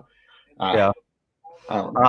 I don't love the pick, but I understand the necessity. Sometimes you have to stretch when you're the worst team in the league. Yeah, that's true. So now we're on to Las Vegas. Las Vegas is going with their second pick in the first round. Who knows, man? There's so many players that are available that I just didn't anticipate being available at this pick. Yeah. So, I don't know. It's tough. They do need that linebacker. I know that you mentioned Kenneth Murray. Yep. I think if they go with the linebacker, that's probably who they go with. I also think they need some defensive backs here. Yeah, I agree. I can see them going Xavier McKinney here, but like you said, like I said earlier, it's the Raiders. Who knows? They went Ruggs earlier. Yeah, the Raiders are a team that love for some reason. Please don't draft Jordan Love. They have Marcus Mariota, Derek Carr, and Jordan Love. Like, man, that is just a whirlwind of mediocre talent. I'm going to go ahead and lock my pick in at let's go with Clavon Chason. I like it. I'm gonna stick with my pick, Kenneth Murray here. So we'll see. Their pick's already in though, so let's see where they go here. I think linebacker is the pick here, especially I think it's going to be Murray or Chason. I like both of those picks, and I can see them going either way. And the thing is, Chason is a more outside edge rusher type, while Kenneth Murray is an interior, surefire, like defensive leader. And so I think that's the big main difference between these two. So let's see what the Raiders are looking for in their pick. I don't know, man.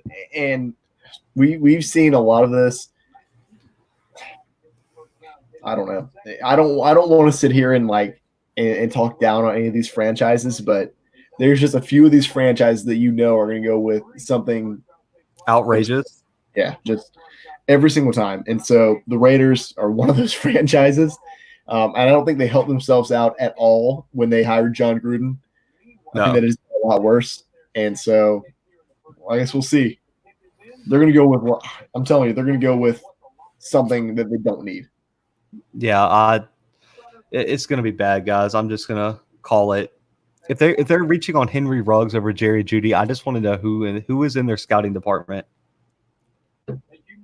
it's just Mark Davis. He's just out at team practices with a clipboard.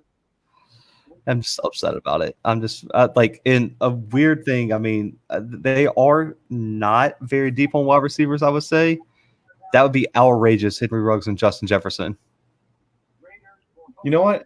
I wouldn't hate that really. If they just build up their wide receiver court, they need so much more than that, though. You'd think they'd distribute it like throughout their team rather than just building up one area.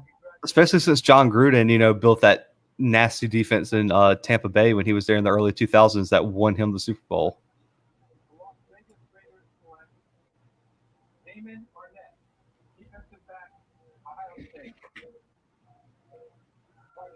What? Was he in anybody's mock draft in the first round? Raiders, what are you doing? Arnett, so what I'm getting from the Raiders right now is that they're trying to be the hipsters of the NFL. And they're trying to take players that just nobody would have expected them to take. And, it's not a good thing. This is a bad thing. Holy cow. You're telling me. Oh, my goodness. Bruh, he was rated 58th overall on the big board. You're telling me he wouldn't have been available at their next pick? This is absurd. A second or third round pick. Yeah, that's right. David Arnett is a second or third round pick. Goodness, are you kidding me? Wow. Zach, just remember when you think about being a Dolphins fan and when you think about this draft and you think about, hey, this is pretty bad, it could be so much worse. You could be a Raiders. It could just be outrageous. I mean, Damon Arnett? Really? It was pick 19? Man, I guess so. It's outrageous. That is certainly not a top 20 talent, but that's a whole nother conversation, I guess. This is bad. This is I don't know, guys. I don't know what to tell you guys. I thought I knew football, but Damon Arnett was not a first round talent on according to anybody. I mean, I don't even know if a lot of the people who listen to our podcast even know he played for Ohio State.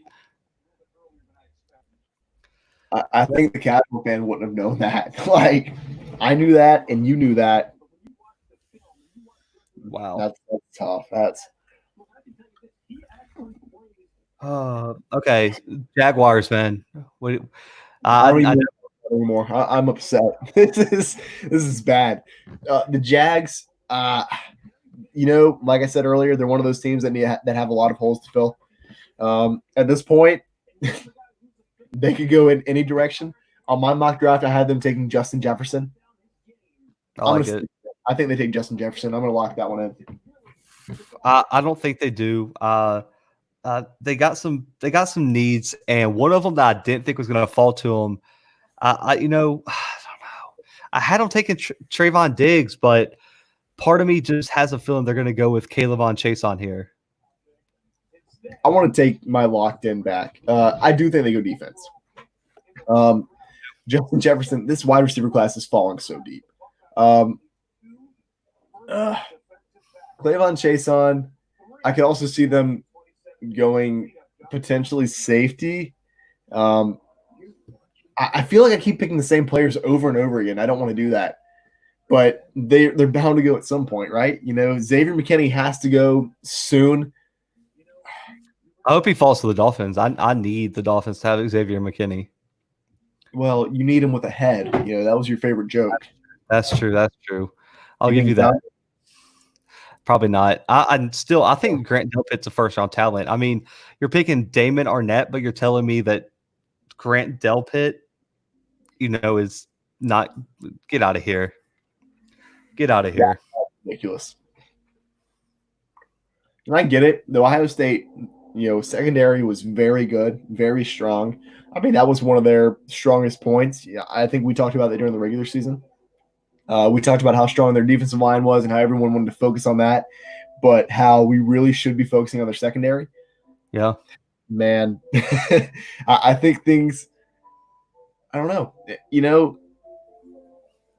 Like I said earlier, I think we've done pretty well throughout this 3-hour broadcast on not leaving a lot of empty spaces and not like leaving a ton of silence, but there's just some things that want to leave you that make you want to just sit here and be like, wow, like we have to think about that. The Jags pick is in. Let's go ahead and lock in our picks. You say Clavon Chason? Yep. Go on, stick it with it. I don't want to go Xavier McKinney for the third time in a row, but I'm going to lock it in. He's not even going to go. He's not even going to go in the first round. That would be ridiculous. That would be insanity. Crazier things have happened, man. That's true, I guess. And it is the Jags, so. And I'll go ahead and talk about what I said with the Raiders. You know, there's some teams in NFL that you just can't expect a whole lot out of. The Raiders are one. I think the Jags have to be number two. Yeah. Blake Bortles a few years ago with their first round pick. That's tough. I don't know. It ended up not working out very well for them. Oh, really? You're telling me Blake Bortles wasn't a very good first round pick? Oh, God, man. That's terrible. I mean, Gardner Minshew was pretty good mid-round. Yeah, he was. Yeah, but he was a mid-round pick. He wasn't their first-round pick. Fair enough. I don't know, man. I'm still upset with the Jets for taking Mekhi Becton. I am too. Guys, in the comments, let us know which has been the worst and or best pick of the draft tonight, and moving forward, where do you think players like Xavier McKinney and Justin Jefferson go, since they've fallen almost out of the top 20? Let us know. We'll give y'all a shout out, discuss y'all's thoughts here. But yeah, let us know who made the worst or best pick in the draft so far in y'all's opinion. This is insane. There's so many commercials.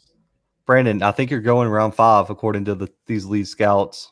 Yeah, I can definitely see that. I'm a very talented. I would say gym rat is how I would describe myself. First player in, last player out.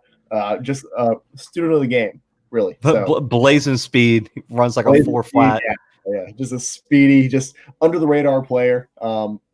If I had to predict the team that I would go to, I would say, let's go Cardinals. I'd be a great Cardinals player. I'd play slot to DeAndre Hopkins X. So I think we'd make a pretty good pair. all 5'8" of me. Oh, TB12 part 2. Oh, you think I'm a quarterback? Okay. Maybe big strong arms. Yeah, big strong arms. Oh God. Xavier McKinney. I'm telling you, that has to be it, right? They did pick C.J. Henderson with their last pick, so they would really just be beefing up their defensive backs. That secondary would be outrageous. I don't think it would be the worst thing in the world for them, though. I had them picking 2 cornerbacks in my mock draft. I had them picking an O-lineman with their number 9 pick, and they didn't end up doing that. But at this point, who are you going to pick? You're going to pick an interior O-lineman? You can't – I don't know. So let's see. Let's see who their pick's going to be. Picks in. Obviously, they like to take half an hour between the time that it's announced and the time they actually pick. So let's see.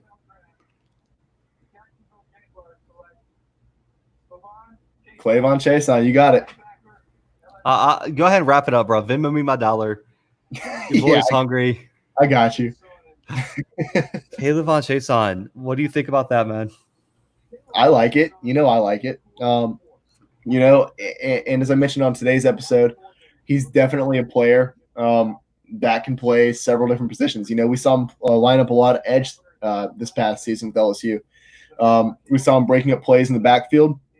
You're not as sold on him as I am, and I'm not necessarily as sold on him as a lot of other people are.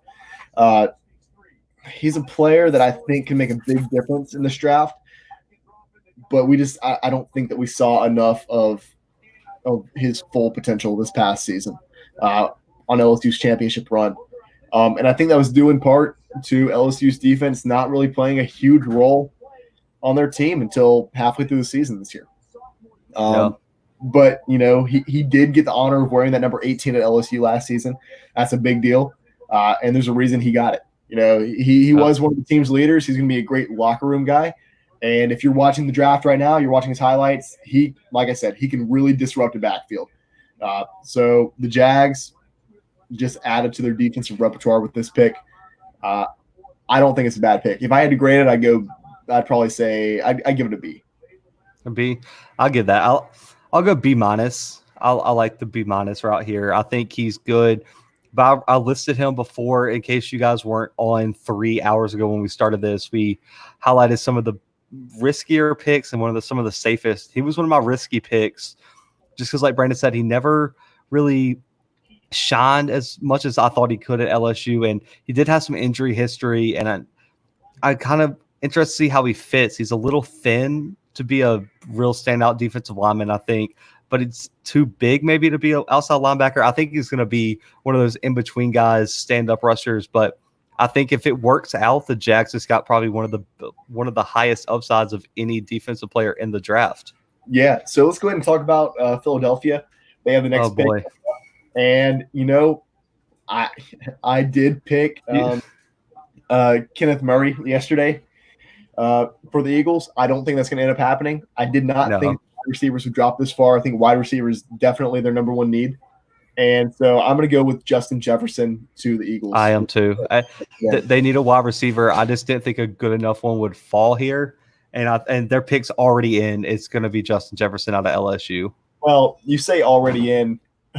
They had like 2 minutes left on the clock because they took so long to make that announcement for Jacksonville's pick. That's true. So yeah, I don't know. I guess they could go a different route. They could go like Brandon Ayuk here. I don't know why they would.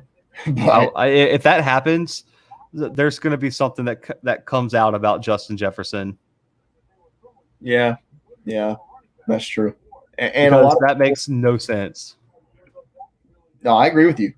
Yeah, obviously I agree with you, but Justin Jefferson, in my opinion, was the second best wide receiver in this class. In case you guys weren't on earlier, we talked about it. Justin Jefferson has some of the highest upside out of anybody in this draft. Yeah, man, and I don't know. They definitely have those holes at defense, but yeah. So Xavier McKinney could be a sneaky pick here. He could be, but like I said, I think wide receiver is just Carson Wentz is crying right now if they don't pick a wide receiver. Well, yeah, and he really hasn't had a lot of wide receivers to work with since he's been there. People talk so highly about Carson Wentz, and then he kind of gets dragged because and Justin Jefferson's on the phone right now, so I think we have our answer. Anyway, man, he gets dragged because he doesn't have a lot of talent at wide receiver. I think that bringing in Justin Jefferson, yeah, they're getting excited. I think that bringing in Justin Jefferson here really brings, a big option for Carson Wentz in this offense, and I think the Eagles are going to be able to prosper with Justin Jefferson running routes for them. Agreed. I think it'd be a good pick if they actually got Jefferson. Like you said, they're celebrating, so I'm imagining it's Justin Jefferson, but if not, we just saw Jordan Jefferson fist pumping. Do I think? Okay, go ahead and throw up that last question real quick before this next pick comes in. Do I think there will be a late quarterback pick? Is what the question reads. Do you mean late first round? Let's go ahead and go with that. Late first round, I'd say it's not very likely. If there is, I think that Jordan Love's the next quarterback off the board. And, in my mock draft that we released today, I have Green Bay taking Jordan Love. I think that like I said, I've reiterated this point several times. I think that Jordan Love's a player that has a ton of potential. He may be one of the best pure passers in this draft. And I think that he needs to be under a quarterback where he can truly develop. And I think that Aaron Rodgers is a quarterback that he can develop under. He's very athletic like Aaron Rodgers is. I wouldn't really necessarily compare them too closely, but I think that would be a good landing spot for him. I don't know if they do take him. I would say no. I don't think there's a late quarterback pick in the first round. I also do not think so. I think that if there is going to be a team that takes it, there's going to be I think it's going to be the Patriots, the Saints, or the Packers. I think they're going to be thinking in the future. So taking a risky pick like Jordan Love is going to be the way to go. And if it's not Jordan Love, the only quarterback I can see maybe sneaking in is Jacob Eason.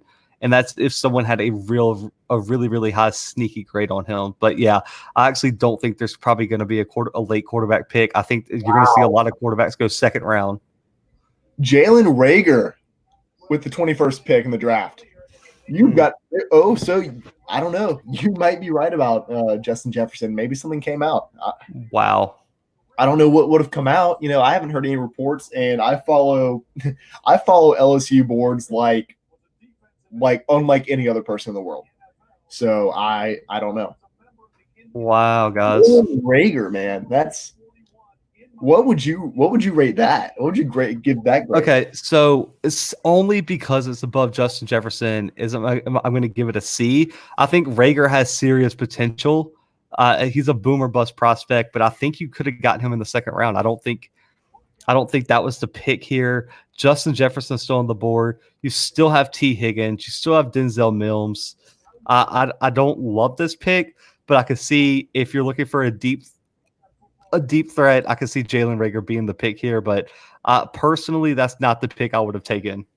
And he's a very athletic wide receiver. I say that, and a lot of people may not realize what I'm saying. That's not just to say he's a super tall guy who can get up over the defenders. He's not just a super fast wide receiver, but he's very athletic. He can make plays when he needs to. I mean, if you're watching these highlights right now, you see him. I mean, you see him just getting over receivers, and he's not like he's not like a super tall receiver either. He just gets over these receivers. Very talented. You gave him a C. I'm gonna give him a B-. I think this is a good pick for the Eagles. I think they could have done a lot better, though. Like you said, I agree. Jefferson's still on the board. I don't know what's going on there. Let's go ahead and talk about Minnesota a little bit, though, before their next pick. I had them going wide receiver in my mock draft, so can I go with Justin Jefferson for like the 6th straight pick? Yeah, you can. I'm actually going to go. I think that Minnesota, with this pick, goes with a defensive back. I had them taking Trayvon Diggs. I think they traded Diggs to get Diggs. I like it. I like it. As funny as that is. I can see them taking Trayvon Diggs. I can see them going with maybe Xavier McKinney. I think they need a cornerback more than they need a safety. But also, I mean, I could see them going with a wide receiver here. I'm going to go ahead and lock in my pick with Trayvon Diggs, though. Oh God, I don't know. I'm gonna stick with Justin Jefferson here. I think all those the cornerbacks or DBs you named are going to be there in their next pick. I mean, they have pick 25 as well, so just 3 picks away. I think all those DB targets are going to be there. That's my bad. I'm sorry. I forgot that they do have 2 picks coming out like back to back. I don't want to lock that in. I want to lock in. Shoot, I had them taking the receiver too. I don't want to go the same as you. While I do feel like it might be Justin Jefferson, I'm going to go ahead and lock in Brandon Ayuk. That's who I had picked, but that's fine. That's the only reason I'm going with them, because I need to catch up. I need to make up ground here. You got a lot of ground to make up. You're like 4 or 5 picks behind. I know, Zach. The draft's winding down. I get it. Let's go with Brandon Ayuk. There's got to be something going on if Jalen Reagor went ahead of Justin Jefferson. I don't know. I've no idea, man. I mean, it doesn't make any sense. Because, I mean, you've been so adamant about, you're not saying that Joe Burrow is an awful quarterback. You're saying that you think he had a lot of talent around him. You're saying that you thought he had very good coaching. So it would be crazy to think that his wide receivers would drop just because a team thought, hey, they only did well because they had Joe Burrow backing them. I don't think that's the case. Yeah. This is outrageous. I'm upset right now. I don't understand how Justin Jefferson's still on the board at 22. Yeah. It's not like I had him going like super high. I had him going at 20 to the Jags. Yeah. But I definitely understand the Jags picking who they picked. I don't know. I never Jags thought that Jalen Reagor would go above Justin Jefferson, but it doesn't even make sense. Here we are. We're in this world. We're in a world where Henry Ruggs was the first wide receiver taken off the board. Yeah, over Jerry Judy, the same wide receiver on his team that was better. And Mekhi Becton got drafted by the Jets, and Just all after that pick, all hell broke loose. I mean, we saw people falling that made no sense. I mean, then the Cowboys take CeeDee Lamb out of nowhere, and the Raiders take a third round talent with the 19th pick for some reason. It's just 0 sense make it has been made tonight. Yeah, it's insanity. Melvin Gordon. I didn't realize he's with the Broncos now. Yeah. That offense is pretty good, huh? I'm so excited for this next pick, though. This pick is about to be outrageous with the Patriots coming up next. Yeah, they could go a million different directions here. They need everything. Which is crazy to think, right? Yeah. Like, who would have thought? Who do I have? I had the Patriots taking AJ Epineza in the draft, which definitely still an option.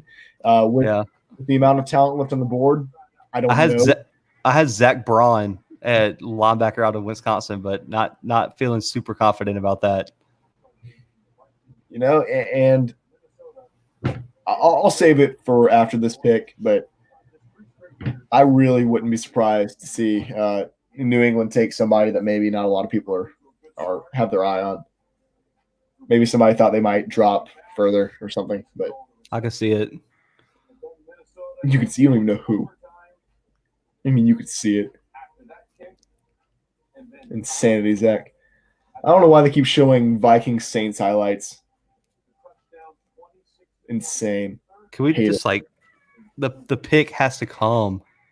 Can we fast forward, or is that allowed? No one wants to just listen to Roger Goodell.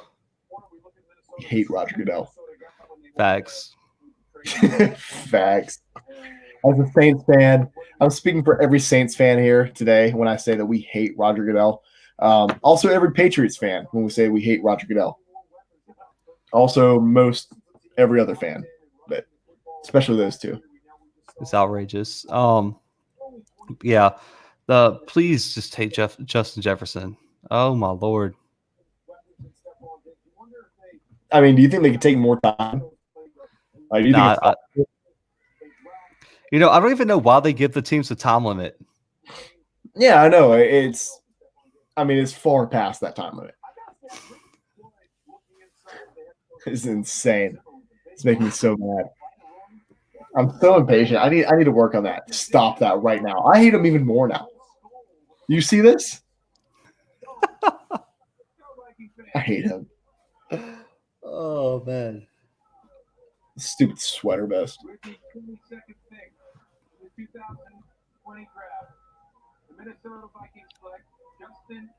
Yep. You got it. Checks out. I love Justin Jefferson so much, but I hate the Vikings. God. He's going to be burning the Saints defense. I hate this. I was really just hoping that wouldn't happen. What would you give that grade? I'll give it an A+. Yeah, I think it's an A. A+. I think that was the obvious pick here. To the Chargers? Patriots have traded their pick to the Chargers. Wow. What? What? Wow. That's nuts. Wasn't expecting that. I wasn't either. I mean, I was about to go on a whole rant about how the Patriots could definitely take Jordan Love with that pick. Wow. Just wasn't expecting that even a little bit. So the Chargers, I wasn't even prepared for this because, I mean, what are the Chargers' biggest needs right now? They just filled that quarterback need.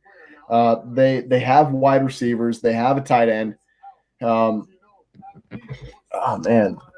I mean, what do you think, Zach? The Chargers, they got their quarterback, right? So yeah, they got that.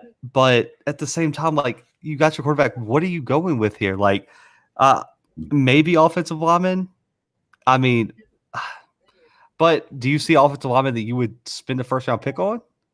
No, and it's not just like they need an offensive lineman; they need an offensive tackle. And I don't know what I mean. I for sure don't see a tackle I'd spend a first pick on. You know, if I were to spend a first round pick on anybody that was an offensive lineman, Cesar Ruiz maybe, but they don't really need that guard. They don't need that center guard. No. They need a tackle. That running back would be an interesting choice after getting rid of Melvin Gordon. Maybe even wide receiver. I guess you know Keenan Allen and Williams are both returning. Maybe they could add a little bit there. Maybe like Brandon Ayuk. Or even like Laviska Shenault. I don't know.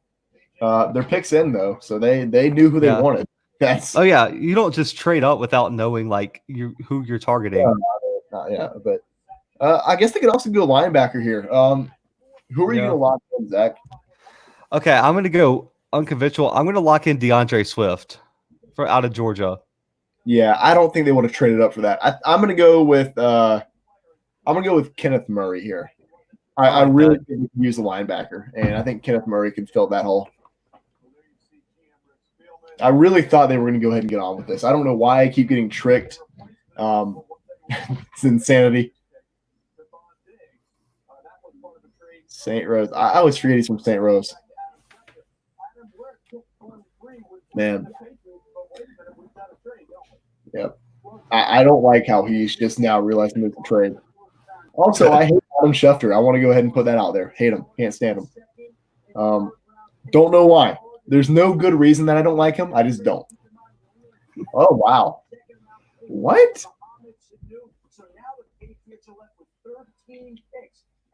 So, what in the world?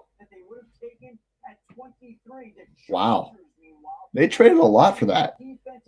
They traded their second and third round pick in this draft for that number 23 overall pick. They're gunning for something. I don't know what it is. Yeah, I have zero idea what they're aiming for here. Of New Orleans, and they need a linebacker because New Orleans is more than likely going to go with a linebacker. I don't know who. I personally do not know right now. So you said DeAndre Swift. That's yeah.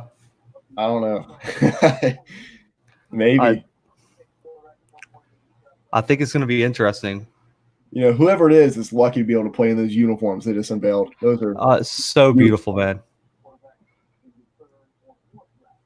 I mean, if anybody did it right, it was them. 1,000%. They're the only team who got new uniforms that it looks decent. I mean, the Browns still look decent, but they just look the same. I didn't see any real differences. And like the Patriots just made like their alternates, like their main jerseys. Yeah. Atlanta did a bad job. I'll say that. A terrible job. The Rams' new logo is the worst. It just looks like they're I think they made that on Canva. Let's see who it is. With the 23rd pick in the 2020 NFL Draft, the Los Angeles Chargers select Kenneth Murray, linebacker. I finally got one, I guess. Good pick. Yeah. Yeah, and that makes a lot of sense. You know, the Saints did need a linebacker, and Kenneth Murray was still on the board at that point. That may have been who they went with. Now I'm going to stick with who I said the Saints were going to pick before. They need that linebacker desperately. I think they stick with Patrick Queen here. I think they have to. You know, they aren't really left many choices. I guess they could go quarterback and make that super long stretch for Jordan Love, but they won't. I don't think so. They're going to go Patrick Queen here. I like this pick for the Chargers, though, man. I give it an A. I think Kenneth Murray is going to be a elite linebacker at the next level, and the Chargers got their quarterback of the future, and they shored up the middle of their defense and got them a defensive leader for that second level. And I think right now the Chargers are killing the draft. Yeah, I want to give it an A. I'm going to give it a B plus, just because I think that they gave too much away for this pick. You know, they gave away their second and third round pick in this year's draft for Kenneth Murray. You know, and Kenneth Murray he's going to be a very good linebacker. Don't act, I mean, you know, I'm not sitting here talking down on him or saying that he's going to be a bust. He's not. He's going to be a very good He's going to be a very good linebacker. Now they have a defensive leader and an offensive leader in the same draft, and I think that's incredible. But they gave away a ton to do it. So, but I do understand that trade because, like I said, the Saints probably would have gone Kenneth Murray if he was still on the board. Now he's on the board. I'm going to stick with my gut. I'm going to say Patrick Queen goes to the Saints, and I'm just going to rejoice because, like I said, Saints, national champs, let's go. Patrick Queen, let's stay in the state, baby. I'm also going to stick with Patrick Queen. He's been my pick for the Saints for both my mock drafts, and I don't see a reason to change now. You know, and what's crazy to me is that a lot of people have they had the Saints taking like a wide receiver with this pick.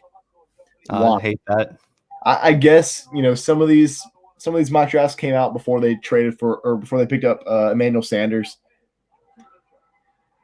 I guess, but some of them came out afterward, which just make no sense to me. Like, why in the world would you have Michael Thomas, Jared Cook, and Emmanuel Sanders and be like, you know what we need? We need another offensive target. And Alvin Kamara. Let's not forget about him. I mean, he's basically a wide receiver. It's terrible. I mean, I if they pick a wide receiver, I'm going to be upset because that's not what they need. I'm going to be upset. I'm the Saints fan. I'm going to be. Guys, this could be the end of the chat right here. This could be the end of the live stream. Brandon will quit the Bluebloods if the Saints mess this one up. I'll be honest, it wouldn't really surprise me. The Saints and their draft history. Okay, I'm not actually going to talk too bad on it. The Saints have had like picks in the past that, like, at the time, I've been like, why in the world would you do that? For instance, Marcus Davenport a few years ago. At the time, I was like, you know what, you could have picked Lamar Jackson. Then a year later, I was like, you know what, Marcus Davenport was probably a pretty good pick there. And then now I'm like, you know what, Lamar Jackson would have been the best pick. But they've had a few picks that I've been iffy on, and they ended up being really good players. And I don't know. I can't talk too down on him. I think that Patrick Queen is going to be the best pick. So he's the safest pick for the Saints right here. I mean, I guess you could. I mean, Xavier McKinney maybe if you want to make it a stretch, but then that secondary, I don't know if he would exactly fit in. I mean, as a Saints fan, how would you feel if they went McKinney here? I wouldn't be too upset. I don't really know where he'd fit. I understand the Saints defensive backs have a couple holes. But I mean, Marshawn Lattimore's back there holding it down at safety. Are we really going to try to squeeze in another safety there? I mean, they both play the same safety. And so you can't really – I understand the safety positions are pretty similar, but I don't know. You can't have two. You can't have two of the same safety back there. I wouldn't be upset because he's a really good player. I do think he can make the transition. But at the same time, I'd be somewhat upset just because I think that Patrick Queen is the best fit. There's a dire need at linebacker, and there's not really that big of a need at safety, to be completely honest. No. I think the Saints need to take a linebacker here. I'll agree with you on that. I think that would be an irresponsible pick if you ask me. I set up the poll actually it was like a week and a half ago, maybe 2 weeks ago, talking about, would Saints fans be upset if the Saints took Justin Herbert? I don't know if we have any Saints fans listening right now. Would you be upset if the Saints chose a quarterback here, to take Drew Brees' place? I know that I would personally be pretty upset. I think that there's going to be a quarterback that falls to them later on in the draft and that they need a linebacker right here. But, if there's any Saints fans listening, would you be upset if the Saints chose to go with the quarterback here instead of a linebacker? And I mean, I guess I'm not speaking as a Saints fan, but I mean, it wouldn't be an irresponsible pick. But at the same time, I agree with you that like you could probably find someone of better value later in the draft. Like I said, Anthony Gordon, Jacob Eason, one of those type of players, I think are going to come later in the draft, and I think those are going to be way more valuable picks. Saints picks in. Sean Payton's just talking about something. We got a Saints fan that chimed in. We need one, but let's wait. I agree. He seems to agree later in the draft. Listen. So if you're still listening, what quarterback would you like to see the Saints pick, and when would you like to see them make that pick? Obviously, right now you said let's wait. I assume you want them to take a linebacker here with this pick. But what quarterback are you looking for, and how late do you think the Saints need to wait to draft him? I feel like we've turned the interview. Like it's no longer people asking us questions; it's just me asking people. 10 Free agency. Free agency. That's a take. I don't really know what quarterbacks are going to be available in free agency in the near future. You know, Drew Brees has about a year time window here, and I really think the Saints' best bet would have to be to either draft somebody right now and have him sit behind Brees, or to pick somebody up and have him sit behind Brees for a year. You know, I honestly don't think it would have been the worst deal in the world to keep Teddy Bridgewater, maybe pay him. I understand the Saints don't have a ton of salary cap room left, but Teddy Bridgewater is a fairly good quarterback. I understand, you know, I do think he was a little bit overrated this past season. I think the Saints won 2 games with Teddy Bridgewater and won 3 games despite Teddy Bridgewater. A lot of people like to give him a lot of that credit that I don't think he really deserves. But at the same time, he's still a good quarterback, and he's a very good NFL quarterback. And I think he's going to do pretty well, you know, with his new team. Who did the Saints pick? They just moved on to the Vikings. Here we go. Okay. Yeah, I mean, free agency is definitely an option. I think that the Saints need to pick somebody up pretty soon. I like the idea of picking up somebody later in this draft, maybe second, third round.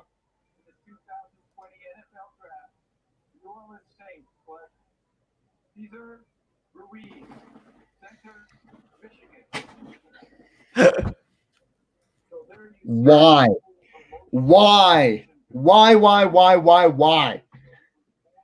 Oh my gosh. You've got to be kidding me. We're about to put the podcast on hold. This is upsetting.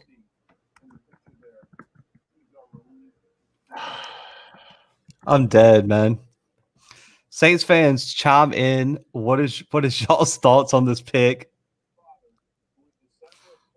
The Saints fan here is not happy. Boy, Zach, they have a center. They took him last year.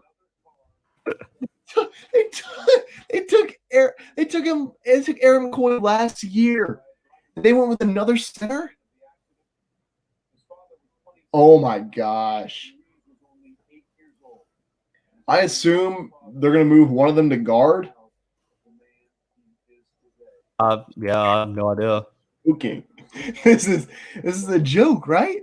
No.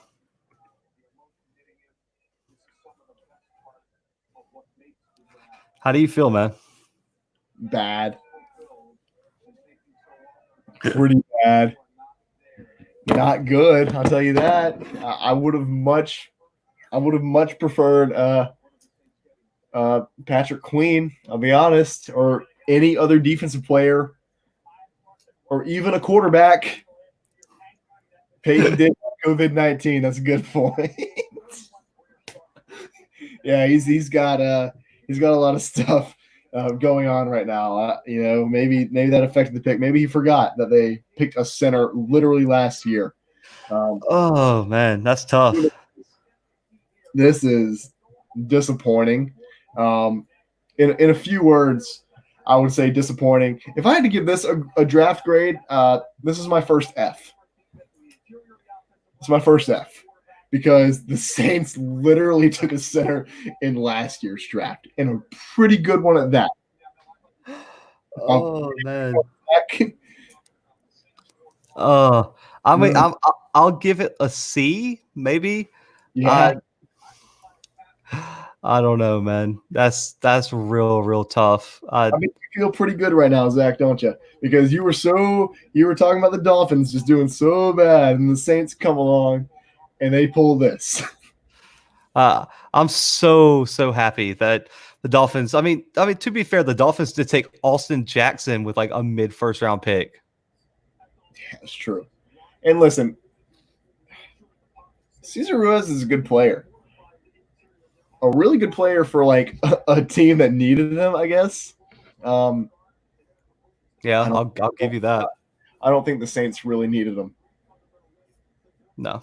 Man, that's How do you feel, man? How do you feel? I just want to ask you how you're feeling right now. You can give me like a scale, like 1 to 10, like a Yeah, 2. like I'll give like a 1 to 10. We'll go with 1 to 10. I'm like a solid 2 right now, I guess. Oh man, I'm loving this so much. Are you? You love seeing me in pain. Let's talk about the Vikings real quick. I guess this is Another Vikings pick. Another Vikings pick. I mean, it's maybe so the 49ers. That's good. I'm glad. Oh man, I'm so happy, man. I'm so glad that your pain is like making me feel better about the Dolphins draft. So I guess we need to talk about the Niners now. Who else do the Niners need? They have another pick at 31. Did they trade their 31st pick? Maybe. I don't understand why the Niners would trade up. I don't either, because I thought, well, who do they pick earlier? I think okay. So the Niners, tackle, right? Yeah. The Niners put Kinlaw earlier. I think they're going McKinney here. I could see it. No, because look who has the next pick, man. I mean, the Dolphins were going to go McKinney. That's true. That's actually. I think they're going straight Xavier McKinney out of Alabama. Yeah, I'm going to go ahead and lock in Xavier McKinney. Fantastic analysis there, Zach. I had San Francisco obviously earlier. When they had the 13th pick originally, they traded that back to the 14th. I had them taking CeeDee Lamb. He's obviously not on the board anymore. They still need a wide receiver, but I don't know why they would try to trade ahead of the Dolphins unless they were going to go with the defensive back. Agreed. Xavier McKinney makes the most sense here. Yeah. And I think that more than likely, I'm just guessing that they probably traded away their 31st pick for this. Agree. But you have to think a wide receiver is probably going to fall in their lap later on. So I don't know. At least you have to hope so. Yeah. The Vikings got 31. Yeah. So that makes sense. I think I really just I don't see how it's not Xavier McKinney here. I mean, why give up a pick later when most other needs here are gonna fall to you? I mean, and also I'm really wondering, do they not think that Winfield was gonna be there? Because I think Winfield can compete with McKinney. That's true. Or even Delpit. I mean, he would definitely be there. Yeah. Brandon Ayuk, really? Huh. That's who I mean, like I said, taking a wide receiver early. I don't know why they would trade ahead of Miami for that, but apparently they did. So, wow. That's crazy. I don't like that pick for the 49ers. Well, I think I actually do. I like that pick a good bit. He's not the tallest wide receiver, and he's not going to be the tallest wide receiver in the league by any stretch of the imagination. He's only 6 feet tall. I'm like, I don't know. That doesn't make a lot of sense to me. Xavier McKinney has to be the pick here for the Dolphins, right? Oh, I would hope either him or Delpit. I think it's McKinney. And honestly, at this point, since McKinney's fallen so far, I think Delpit's out of the first round. Man, can I ask you, Zach? Do you know what happened to Laviska Shenault? Because originally he was on a lot of people's mock drafts for the first round. What's happened to him? I haven't seen him with anybody's recently. I think his fall is more due to other wide receivers improving their stock, if that makes sense. I think people got real high on Brandon Ayuk, on Justin Jefferson, Jalen Reagor. I think their stocks rose, which therefore made, his fall. I don't think it was him himself that caused his stock to plummet. I think it was other wide receivers doing their best to improve their position in the draft. Right. That makes a lot of sense. Man, I'm still upset about the Saints pick. I'll be honest with you, Zach. When the Dolphins went with Tua, you were pretty quiet there for a minute. I'm going to take a moment of silence. I'm pretty shook up. I need to start accepting this Cesar Ruiz. He's a good player. He The is. offensive line is about to just be a brick wall. So that's good, I guess. But Yeah. Teron Armstead, Eric McCoy, Cesar Ruiz, I guess. It's a good pick. It's not what they needed, man. Oh, gosh. No. In case everyone tuning in loves this Brandon breakdown, it's great, right? I mean, we live for this. You almost saw me cry. You almost did. You were that close. It could have been worse. They could have went with like Jalen Hurts. I guess it could have been worse. At least Cesar Ruiz is a first-round talent, in my opinion. They definitely didn't need him. And you have to think they're going to play him at guard. I would imagine. I mean, he plays both, so he can play 3 different positions. He can play on either side of the line or at center. So, I mean, he brings a versatility to the offensive line that can only help. And I think what drove the offensive line pick is that they really want to try to, I guess, help Drew Brees in his final year. They can't have his, he's getting old. He can't just be scrambling around the pocket all day, right? No, and that's true. I mean, they have to protect Drew, and they have to make – and, somebody else said that, in our comments that, any of the QBs – I don't really like any of the QBs that remain. Maybe really fire you up, Jake Fromm. Ugh. I don't want Jake Fromm. I'd rather Anthony Gordon. Anthony Gordon is who I'm gonna put all my eggs in that basket, which is gonna just set me up for failure down the road. Thank God we're not broadcasting live for the other rounds because I might have like an actual breakdown. Because the Saints probably just won't even end up picking a quarterback period, even though I think they definitely should. They probably need a linebacker. Who knows what's going to go on there? I don't know if they're going to try to trade up or if they think somebody's going to fall in their lap later on. I have no idea. I don't know. I don't know. I'm pretty upset. Man. But the Dolphins, what are you doing with your pick? I don't know. They're weighing out options.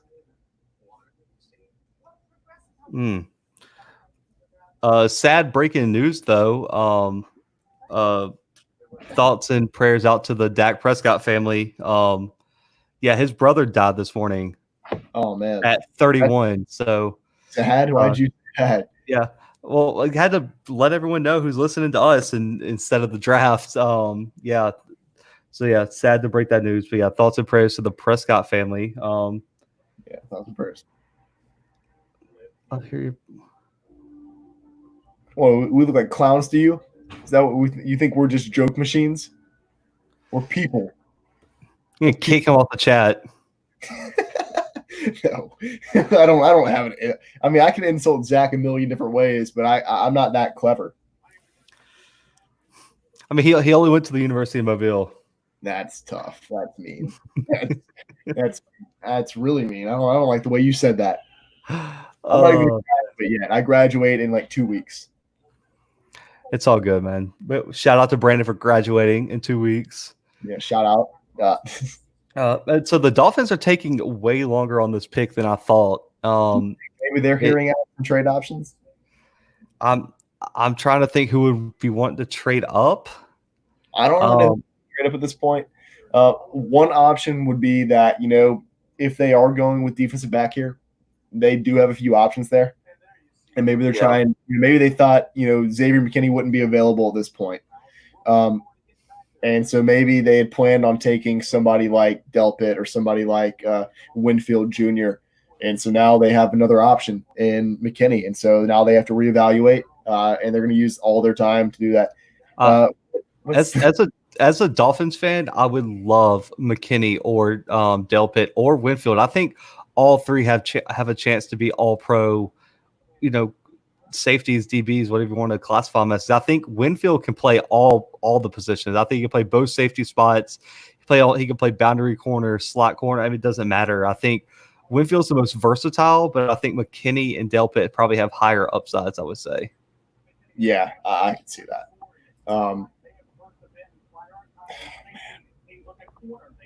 Dolphins traded their pick to the Packers. What in the world is going on? The Packers had what?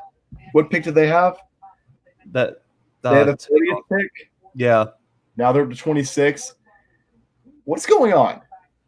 Oh, looking at Jordan Love, Zach. Yeah, I think it might be because as of right now, I don't think they traded their 30th pick either. You wanna go double or nothing on this $1 bet? I like Jordan Love here. If they traded up, you told me that pick was absurd, Zach. When I told you it was, but now that they traded up, who else would they be targeting? I don't know, man. That's bet getting egged on. Yeah, they did. They did give up their 30th pick, and in that case, I think they could go McKinney. Zach, you want to go ahead and do this $2 bet?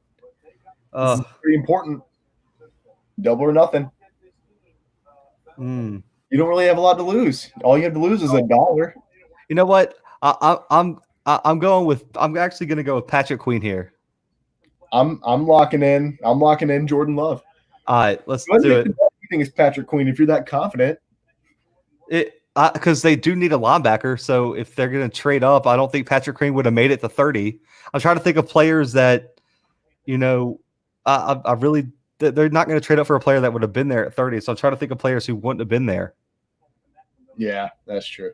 And Jordan Love would have been there. So I don't know if they've really traded up for Jordan Love or not. Holy cow. Did you see how much the Niners gave up for that last pick for Brandon Ayuk? I did not. They gave up 3 picks. They gave up their 31st pick plus 2 other picks for Brandon Ayuk. What? Okay. I don't know. That's horrible. Let's go. Jordan Love. Put your money on it. Zach, go ahead. Go ahead. I got Patrick Queen.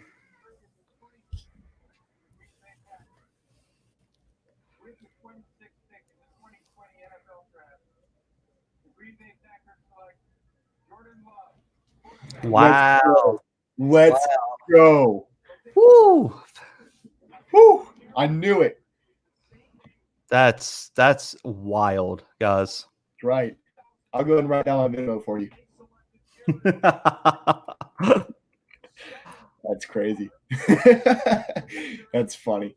I can't believe they picked him. I really can't. When I read the mock draft, I thought it was a stretch. It definitely was a stretch. But what I tell you, I told you that Green Bay is the type of team that likes to get a quarterback and likes to develop them. They did the same thing with Aaron Rodgers. They had him sitting behind Brett Favre, and that's one of the pay the man. You're right. That's one of the things that a lot of people were talking about when Aaron Rodgers was sitting on the bench behind Brett Favre. People were talking about how Aaron Rodgers could easily start for almost any other team in the NFL. Yep. But Brett Favre is that's their starting quarterback. And I think that's going to be the same case here with Jordan Love. He's going to have a few years to sit behind Aaron Rodgers in Green Bay. He's going to develop, and I think that he's going to be a very good quarterback by the time he ends up starting. Yeah. This pick, you can't go wrong. I mean, Aaron Rodgers has 2-3 years left, I think. I don't think he's a quarterback that, is going to play forever. I don't think he has that same drive to play till he's 45 like Brady or Breeze or Manning did. But I think this is great. He can sit behind Rodgers for 2-3 years, develop, his defensive reading abilities. I mean, he threw a lot of interceptions, Brandon. Yeah, he did. He needs to work on that, but he has all the intangibles. And if you remember, the Packers also had a quarterback who threw a lot of interceptions to Brett Favre. So he fits the kind of style they seem to like, and that gunslinger can make plays outside the pocket. And I think he fits the system almost perfectly. So what grade would you give to this pick? I'll give it a B+. That's where I was sitting. I'm gonna go ahead and give it an A-, just to one up you here. I think and I'm only going to give it that little bit of a bump because I think they're making the right move here, and they're going to sit him behind that type of player like I've been preaching all night long that can develop him, that can make him into a legitimately great quarterback in the NFL. Yeah. And so now we're on to Seattle. And Seattle's one of those teams, we talked about it on today's episode, that doesn't need a whole lot. We both had Seattle taking defensive line. I think we both had them taking Gross Matos. Yes, and I'm sticking with it. I'm going to stick with it too. They need that edge rusher. They can have somebody opposite of Jadeveon Clowney to really make this defensive line a big threat and really just to bring this whole team together. I mean, honestly, they don't have a whole lot of holes. This is just a cherry on top. I love the pick. Honestly, like now that I sit back and think about it, I called it ridiculous on the last episode because I didn't think they were going to take the chance. But if you're going to take it, why not get the biggest boomer bust prospect in the draft? And the Packers could pay. This could pay off huge for the Packers in the long run. Yeah. Man, Seattle, you got to go with Gross Matos here. I mean, he's your guy. And I mean, if you want to go safety, I guess go ahead and get McKinney. But I think that defensive line is a bigger need out over the safety at this point. McKinney dropping this far is absurd, by the way. Yeah. There's teams that have that need at safety that have just passed them up. Now, Miami traded down. They have the 31st pick now, right? Yep. If he's on the board, they're taking him. I think the way Miami probably saw it is, hey, we need that safety. And if McKinney's off the board at that point, guess what? We still probably have Delpit. So, Delpit or Winfield. They'll both be there most likely. Yeah. I mean, because I don't think a safety is needed before the Dolphins. I mean, you have the Ravens, and I don't think the Ravens are going to take a safety. They have Earl Thomas and all that. And I can see Tennessee going with a safety here. Maybe they don't, and Tennessee's another one of those teams that doesn't need a ton. I mean, they have that offense on lock. They've obviously set in with Ryan Tannehill. They want him at quarterback. If they take anything, maybe a wide receiver, maybe, probably not. They do have Brown. And not only Brown, they have Corey Davis too. Both first-round picks, so I don't see that. They have some pretty good cornerbacks. They could add somebody at safety, maybe a linebacker. I believe I had them go in offensive line in our mock draft. You said they need somebody to replace Taylor Lewan. Yeah, so I could see that. I mean, maybe. Yeah, I had them go in Josh Jones, offensive tackle. So, yeah, but I mean that's the only to make my point. That's the only team that I could see taking a safety before. Let's not get political here. What 2020 presidential candidate do you think would be the best NFL player? Klobuchar. Oh man, Seattle got their pick in. I think we both think it's defense, regardless whether it be safety or defensive end. It's gonna be Gross Matos. It has to be. Yeah, and I don't think it's going to be offensive. I don't think it's going to be maybe offensive line. Brandon's part of the Klobuchar army. Debatable. We're not going to get into politics, like I said. But politics out of sports. Oh, man. You know what? We always get quiet as soon as the pick goes in, and then it never gets announced. It just never gets announced. It's trash. Yeah, I mean, we've been on this stream for 4 hours now. This is getting a little bit ridiculous. Endless content, guys. Endless content. Guys, we're doing this all for you. This is insane. Let's go ahead. It's late, man. It's almost 12 o'clock Eastern. We have to be wrapping this up soon, right? It's only 27th pick. This is somehow lasting longer than when it's in person. It's because they're taking so long to announce the picks. The picks are getting in on time. ESPN is just slacking. Well, where's Adam Scheffner when you need him? My TV just said, hey, you still watching? Yes.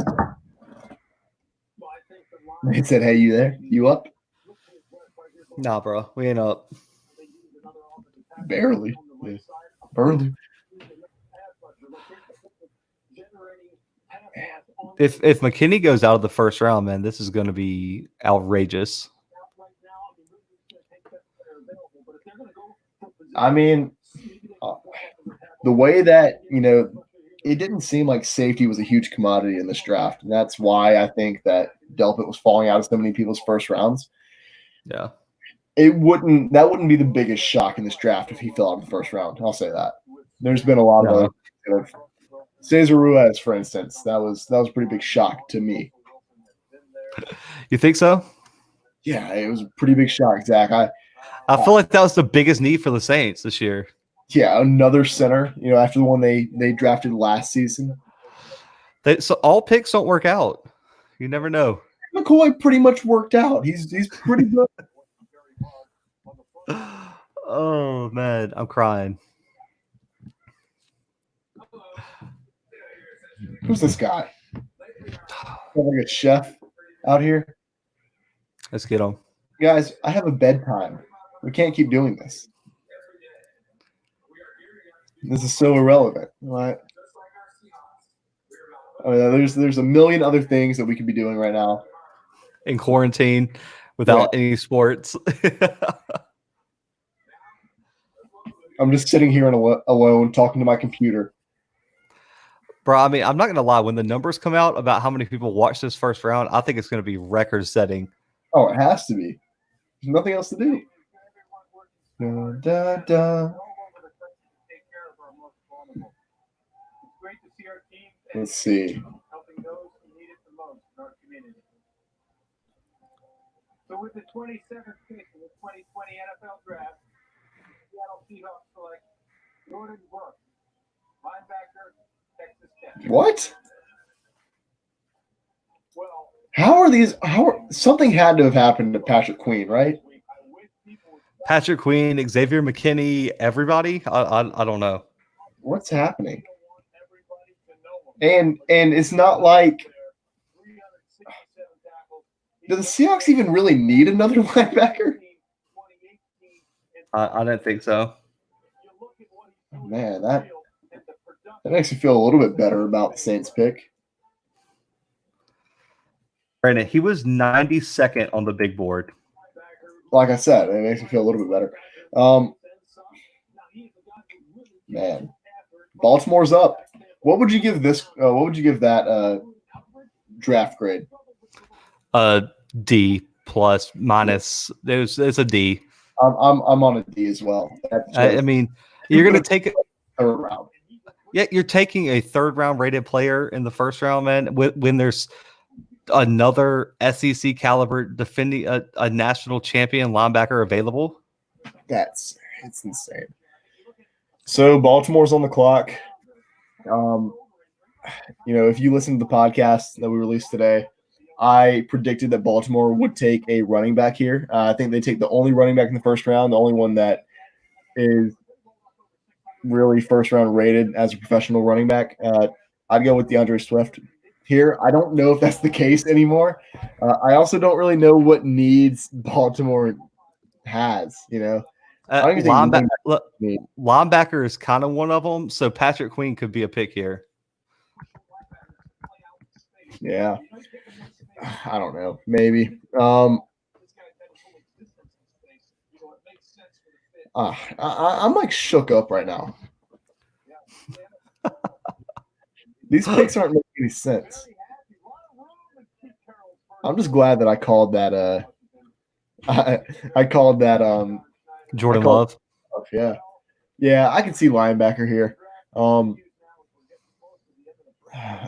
Yeah, Patrick Queen. I think I'm gonna lock in Patrick Queen here. They definitely need a linebacker. This defense is out.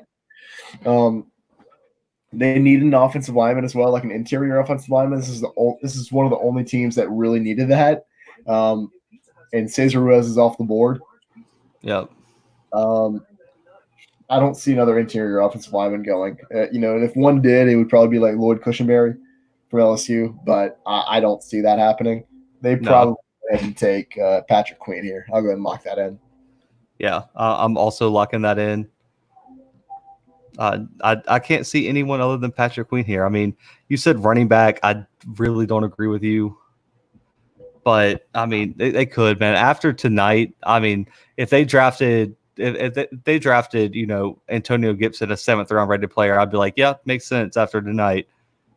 Worst uniforms in college football. Yeah, let's talk about it. Oh man, you go ahead, and go first, man. I gotta think about this one. I have to think about it too. That's tough. Throwing us on the spot, guys. Throwing us on the spot. Like Wyoming, they're like brown and yellow. Maybe Wyoming. Let's do like national team, like a team that is constantly on like TV. Okay. Maryland. I hate Maryland's uniforms. Those are, I don't know about all that. That's tough. You like that helmet with their ugly flag on it. That's what you like. Oh man, I mean, their uniforms aren't the worst though, right? The worst. I'm gonna go with Kansas. Really? You don't like Kansas? Got some trash uniform. Have you seen their football uniforms? Yeah, they're just blue. They're like royal blue and red. Bro, and the sticker on their helmet is way too oversized. No, I don't guess I've seen that. Yeah, it's garbage. I saw them play up here at Kansas State. It's bad. Yeah. Well, the best mascot in college football. I gotta give this to the LSU Tiger. You think so? Bro, you'll have a live tiger. Yeah, I like the live mascots. I'd go with, obviously I'm biased with Mike. If I had to go with the second one, I like the buffalo at Colorado. Fire. Yeah, I forgot the name. Call him Buffy. No, it's actually I think it's like a female. I have no idea what the name is. Hold on, I got to figure this out. This is getting to be too much. It's too late now. It's like 11 for some reason. And we've been going for over 4 hours on here. No joke. I also like Uga. Uga's a good mascot. Facts. Both of Auburn's Eagles. Oh no, it's Ralphie the Buffalo. But Ralphie is a female, I think. That's weird, Yeah, right? it definitely is a female. I knew that. It's crazy, right? Ralphie. Yeah. Live mascots. But if we're talking about just like actual like walking mascots, who are you going with? I'm going with the was it the 9-time defending mascot of the year, Aubie? Aubie, that's not biased at all. I don't know. I'm gonna go with something weird. Like I'm gonna go with like the tree at Stanford. That's pretty cool. Keggy. Oh, Keggy the Keg at Dartmouth. That's a good one. That's not official though. That's just like a student mascot. It's like they chose it. The Ravens. Where are your picks? Dog. There's Delpit. He's just sitting there patiently waiting. If he doesn't go first round, it is a disgrace. I don't think he will. That's the weird thing. I really don't. Just outrageous. This is too much, guys. Too much. I'm protesting. Let's see. I wish they would just go to. They had to send a fat head of Delpit and Coach O in their living room. It's pretty sick. Did you see that? I'm all for that though. Like that's the only thing better than having Coach O himself in your like living room. Yeah, I wanted Coach O to be hanging. We haven't seen Coach O tonight. That's something that I've been really missing. I think. Yeah. Oh, we had the bet on the podcast that Coach O would be at Joe Burrow's house. And he was not. Yeah, we didn't bet anything on it though. Run me my $2. I'm messing with you. Geez, come on. We only have a few more picks, and then it's time to go to bed.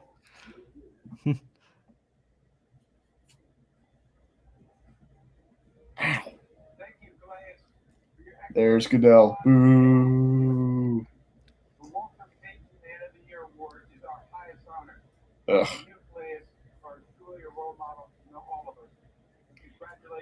I want to make it abundantly clear that that UG wasn't about it wasn't about the Walter Payton Man of the Year award. It was about Roger Goodell. Patrick Queen. Yeah. Got it. I think I've clinched this by now. I don't even know if you could catch up. No, I can't. I'll run you your dollar since we bet $1 on this. Okay. My 4 quarters. Appreciate it, man. I'm sending it strictly in quarters though. That's fine. That's fine. Just $1. only quarters. $1 minus the Venmo fee, so I get like 75 cents total. It is what it is. It's all good. Here we Patrick go. Queen. We only have a few picks left. 4 picks left exactly. So Brandon, are on the clock. what do you grade the Ravens pick here with Patrick Queen? That's an A. That's an A. It has to be. Yeah, that was I agree.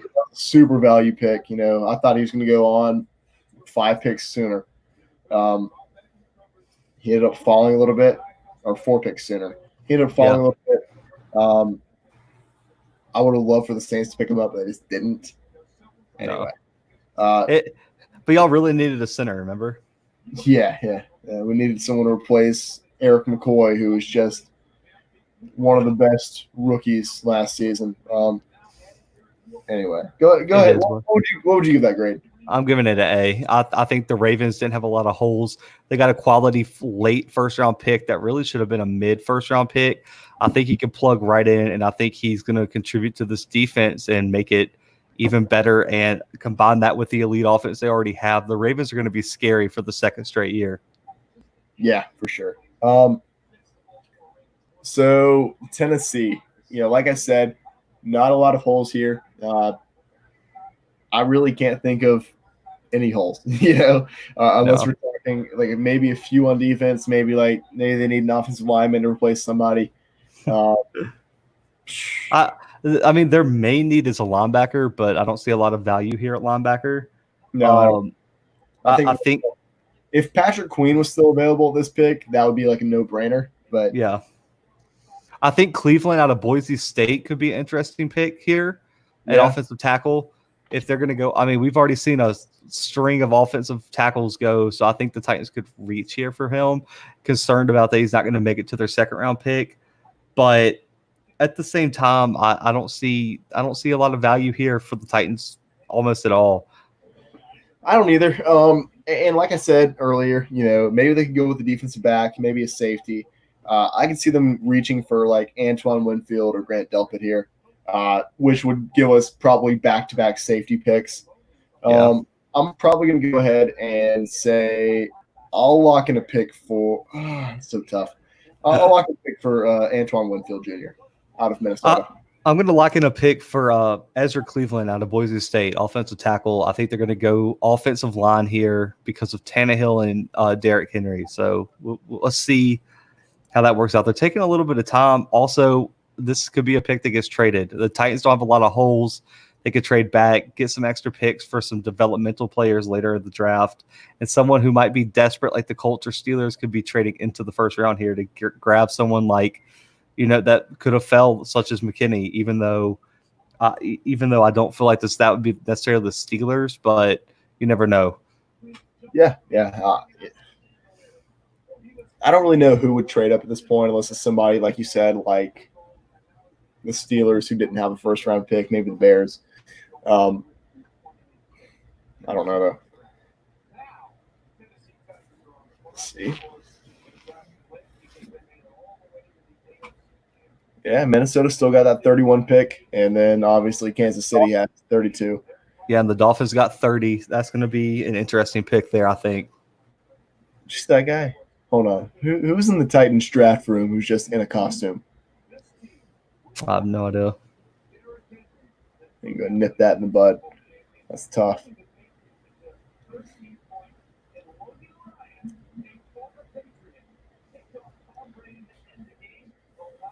Derrick Henry's so good. Such a good football player. He's outrageous. I mean, like the fact he's so big and still has breakaway speed like that is just unfair. Yeah, it's a shame they're going to run him into the ground. He's only got like 2 more seasons. Wins his rookie contract up. Yeah, basically. Oh, my God. Man, these Titans, they're thinking on it. No, their pick's in. Yeah, they just got in, though. I mean, they let it run down. And I don't know who they're going to pick here. Mike Vrabel. See, look at this. Do you see this right now? Who's behind Mike Vrabel? I have no idea who that is, though. I mean, they have the kid with the mullet, which is way better than my mullet. And then they had the kid in the costume. Don't know what's going on there, but he's frozen. I do know that. But what I was going to say is that I trust Mike Vrabel to make a pretty good pick here. I don't, maybe in the past we could have seen the Titans being one of those organizations that makes just an insane pick for some reason. But I think with Mike Vrabel at head coach, I think that they've placed a lot more trust in him than they have with previous coaches. And I don't think that they're going to make a pick that is too out of the ordinary here. I agree with that one. I mean, they really can't go wrong here. I mean, to be honest with you, they don't have a glaring need that they can mess up. No, I mean, so do you have the big board in front of you? Is that what's going on? So you have you just mentioned that shoot, I forgot who it was. Someone was like number 92 on the big board a few picks ago. No, I just have like the thing pulled up where after they get picked, I get read off their positional rankings and the big board rankings. Smart man over here. Analytics guy. I'm all about the analytics. In case you guys don't listen to the podcast, find us everywhere. But yeah, can't get enough of the stats. Isaiah Wilson. Oh, okay. I don't hate it. Expected, but I don't hate it either. I don't hate that at all. How do you hate an offensive tackle out of Georgia? I mean, we know how good that offensive line was. Like you said, they need an offensive tackle. Someone that could potentially replace Lawan coming up here pretty soon. I think Lawan's probably toward the end of his rope. He started doing some extracurriculars. I know that he started like a podcast, stuff like that. Only burnouts start podcasts. Only people that are at the end of the ropes start podcasts. So got like this much left. Yeah, but no, I mean, great pick here. And he wasn't a guy that I had in my first round mock draft. I'd give this a B as a grade. I don't think the Titans could have really gone wrong here. And like I said, this Georgia offensive line was stout this past season. I think he's going to be a guy. He was a sneaky pick here, but I think it's a good pick. I like it. I'll give it a B+. I think it fills a need. I think he has high potential. The Titans people forget the Titans have these late round picks, so they don't get to draft again till the end of the second round. He probably doesn't make it there. Why not go ahead and get your guy? You needed offensive line. Offensive linemen have been flying off the board. Go ahead and get your man. And they targeted their guy, and I can't fault him for it. I think he's going to be a pretty good starter. I don't know. He might be a 1 or 2 time Pro Bowler, but I think he has great value for, this late of a pick. Absolutely. So now we have Miami on the clock. Zach, this is your team. You say they need a safety. Are you going to stick with that? I hope so. Can we please get a safety? And if you were the GM here, which safety are you going with? Are you going with Delpit? Are you going with Winfield? Or are you going with McKinney? Personally, I'm going with Delpit, but I wouldn't hate McKinney or Winfield here. But I think Delpit offers you a lot of versatility, and I think he has the highest upside out of any of the other safeties. Yeah. And like we saw last season, to be completely fair with Delpit, I don't think he had a bad season last season. A lot of people like to discredit him for it. I don't think he had a bad season whatsoever. I think that he had a worse season than he did his junior year. And so that's what people like to hold against him. Well, it's hard to improve on that season. I mean, it was just a sophomore season. Outrageous season, though. Yeah. If I had to take a guess here, if I had to lock one in, we still have 5 minutes until that. I'd say the Dolphins are probably going to go with McKinney. You see, as much as I want them to, I don't think they will. I think they're going to reach here. I think they're going to go for Swift here. Really? Oh, that's wow.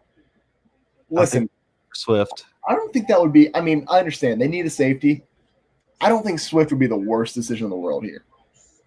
I don't think so either. I would like Dobbins or Taylor more, but I'm not going to quit the Dolphins bandwagon if we go with Swift. Bandwagon? What Dolphins bandwagon? If I'm still here after everything you've put me through this whole past. But when did Dan Marino retire? Yeah, since then. Man, that's tough. tough. Guys, we are 4 hours in, and I'm gonna take another break real quick. I'll be right back. He's slacking. Your boy has not left y'all for 4 hours and 19 minutes. I'm still with you guys. But I guess I'll take this time to plug the podcast. Mock draft dropped this morning. It won't really be relevant from, after tonight, but definitely check out previous episodes. We have all kind of debate topics. We've been dropping episodes 2 times a week since this quarantine started. One of the only podcasts to be doing that. You can find us on Apple Podcasts, Google Podcasts, Spotify, YouTube. A lot of you guys know that because y'all are on our YouTube channel. Check it out. Leave us a rating, subscribe to the channel. We're trying to build a following on YouTube. We just got that up recently. But yeah, shout out to you guys for sticking with us for 4 hours and 19 minutes at 11 o'clock at night on a Thursday. You guys are the best. Trying to give you guys sports content, for this quarantine. But yeah, let us know in the comments which has been your favorite pick, which has been just a horrible pick. Did your favorite team get who they wanted? Did they just butcher the pick? Let us know in the comments. We'll discuss it with you guys. But yeah, we appreciate you guys being so interactive and tuning in at this late night. But yeah, as a Dolphins fan, I am freaking out about this next pick. I do think Swift is an option. I think they could just go outrageous and pick just some random position, maybe defensive end or tackle or something like that. But yeah, I think Swift is the move here. Yeah, I don't know. That's just – it seems like too far of a reach. I don't know when the Dolphins have another pick. Do you? Yeah, they have the 7th pick in the second round. They have 2 more second-round picks. So, okay, so hear me out. I do see where Swift may not last to that pick in the second round. Yeah. But at the same time, they're going to get the same quality running back in Jonathan Taylor or J.K. Dobbins if they wait to that pick. I don't see 3 running backs being taken between now and then. Yeah, I don't either, but you never know, man. The Dolphins could just identify. I mean, this is Brian Flores' first real draft trying to get the talent he wants in. If he identifies the guy, he could go straight after him. I think that's what they did with Austin Jackson. Right. And like I said before, I don't know if DeAndre Swift would be the worst possible pick here because at the same time, there are 3 very good safeties left on the board, and I don't know if all 3 of them go before that 7th pick in the second round either. Now, they're more likely to go before all these running backs do, but I don't know. I can't see it. I can't see it happening. And as a Dolphins fan, you would obviously like to see them take a safety more. I think that's their move. Like I said, I'm going to go ahead and lock in McKinney here. I think that's the safest pick for the Dolphins at this point. Yeah. I told everyone while you were gone, Swift's my pick. I'm sticking with it. I've been pretty accurate tonight, so I've predicted some surprise-ish picks, so I'm going to stick with it.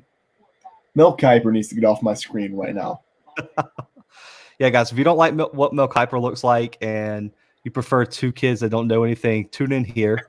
Tell your friends if they're tired of Mel Kiper. Tune in for the last 3 picks. One of the kids has a mullet. There you go. He's in Louisiana with a mullet. That should tell you guys everything y'all need to know about this stream. Yeah, it's pretty sick. It's pretty good. It's a pretty good stream. No running back selected tonight. I'm sure there aren't. Shefty, I hate you. Shefty, stop it. I don't stop know why. right now. I don't know why I don't like him. I just don't. I don't know. It's not even like I dislike him. I just don't like him. He's a know-it-all. What is going on in the background of DeAndre Swift's house? There's just Superman, Batman, and Wonder Woman just on the wall. You got to love it, right? I mean, they keep panning the running backs. That seems to be a pretty popular option for Miami. Oh, your boy is on one tonight. They haven't picked one yet. They've been panning to Grant Delpit several times tonight too. So I'm fine with that. I'm not gonna be a tad bit mad. I hope they take I hope they take another quarterback. I will lose it. I mean, if they took Eason. Yeah. If they take Jake Fromm, I'm going to headbutt my mic and I'm out. See you guys never. Yeah, so much for an episode being released. Daniel Jeremiah, that's the guy that I do like. His mock drafts hold up. He does a little bit. Yeah. He actually, I didn't see this until later on. He had Jordan Love in, I think, his mock draft 3.0 being taken by Green Bay. Look at you, man. I know. You got a future. You got a future. I need to take his job, I think. Oh, my God. Shout out to everyone who is still rocking with us, though, at almost 4.5 hours. I don't know why you like hearing our horrible voices for 4.5 hours, but you guys are the best. Let's see. Brian Flores. Gotta love him. I love him as a coach. As a Dolphins fan, Yeah, he's a good coach. I am fired up about Brian Flores. I wish they would go and announce the pick. What do you think they do between the time the pick gets submitted and the time they have to read it? Figure out how many commercials they're going to run in between. I think they have to like print out the pick card. It couldn't just be as simple as, hey, here's our pick, and read it off, like a teleprompter. It has to be like a card that Roger Goodell holds. Like, see, look, it's ridiculous.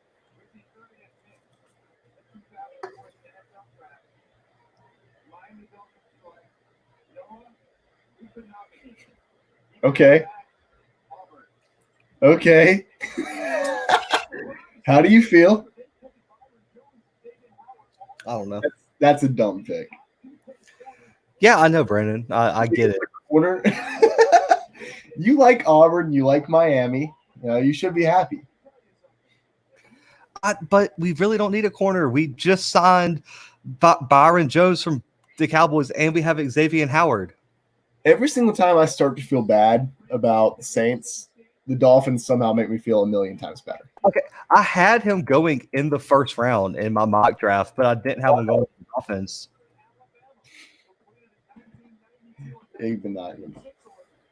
Pronounce that name 3 times fast. I'll pass. Yeah. It's like Igbenogany. Igbenogany. Noah Igbenogany. So like, to be honest, like, I don't hate it. It's like he's going to be a good corner. I mean, we talked about him last night in the mock draft where he's only allowed 3 passing touchdowns his whole Auburn career. But at the same time, I didn't think that was a need for the Dolphins. So therefore, why are we I don't understand why we drafted him in the first round. Do you think there's any possibility he can make a transition to safety, like at all? I think so, because he originally was a wide receiver when he got to Auburn. Right. And played wide receiver his first year, and they switched him to cornerback his sophomore year. So the transition, if he can make the transition to wide receiver to corner, I don't see why he couldn't make it to safety. He has the speed and the physicality. I don't know if he has a pretty good length. So he actually might fit at safety better than corner. Right. And that's definitely a bigger need for the Dolphins right now.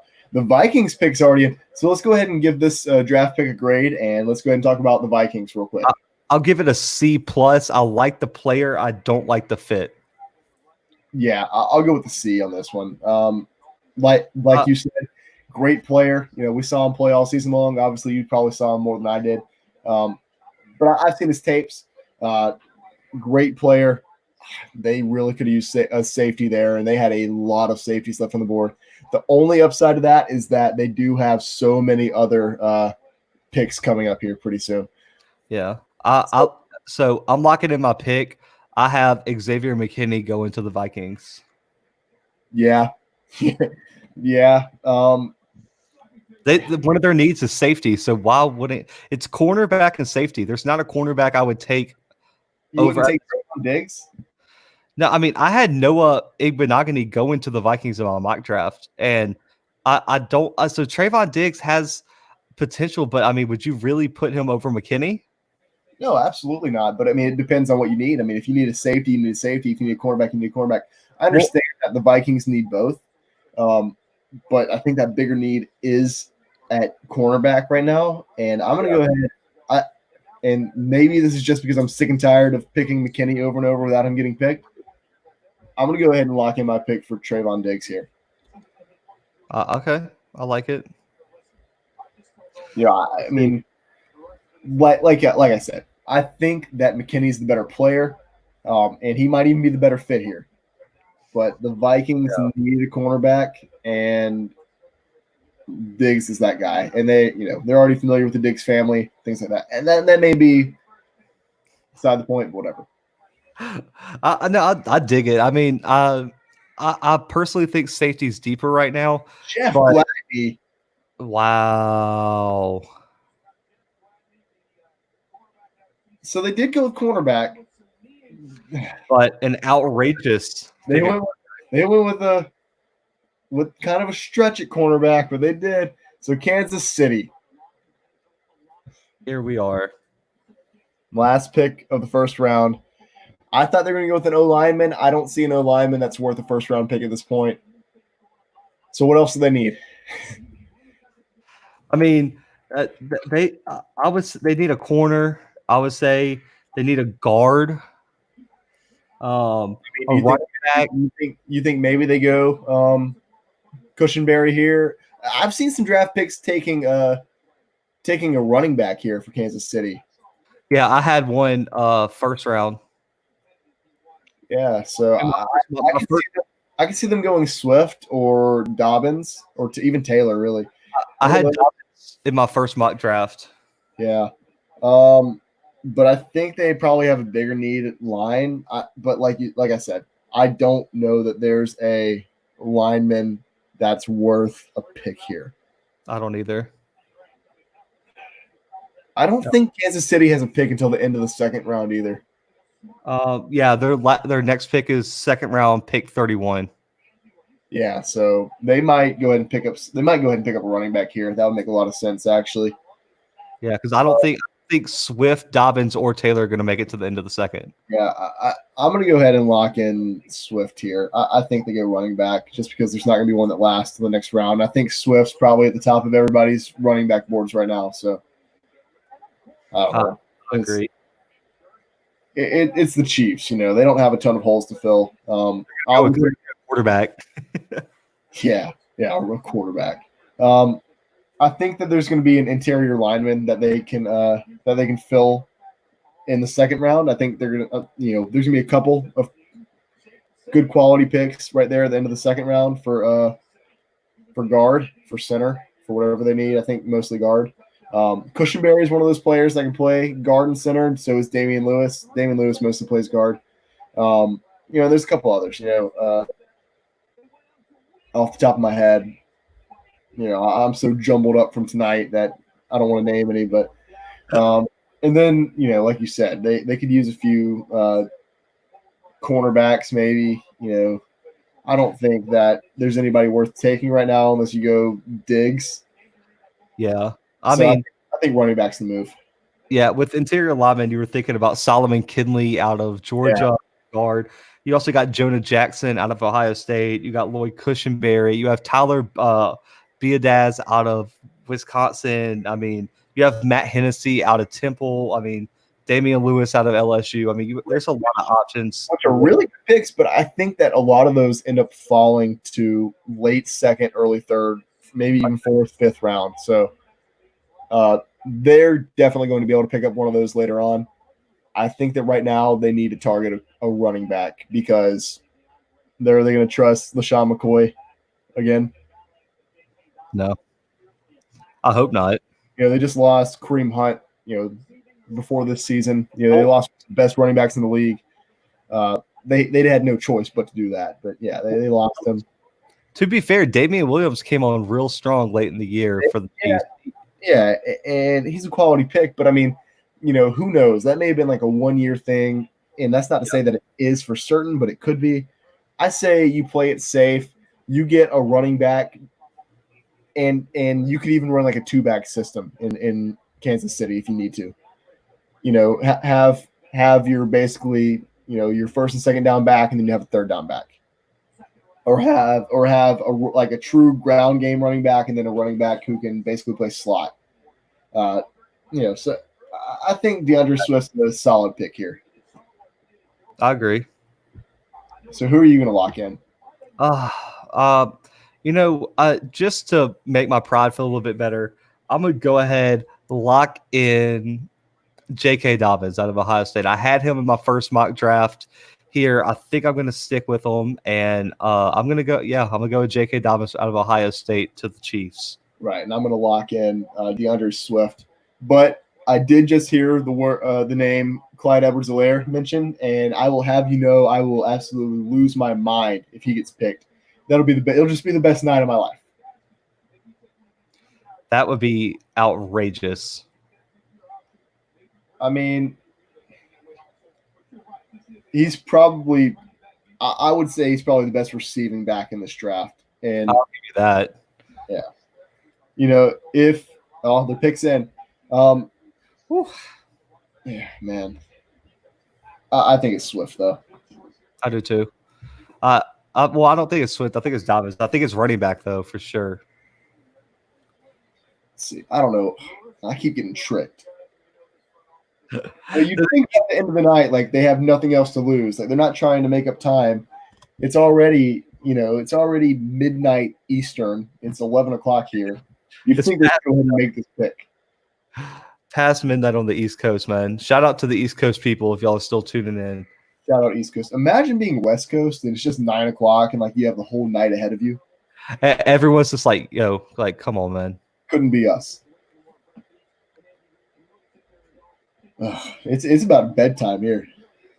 I'll say that. Outrageous. I like the Jay-Z book behind him. I'll support. All right. Sorry, guys. We're almost 5 hours into this live stream. If we're not talking right now, we ran out of things to say. It's as simple as that.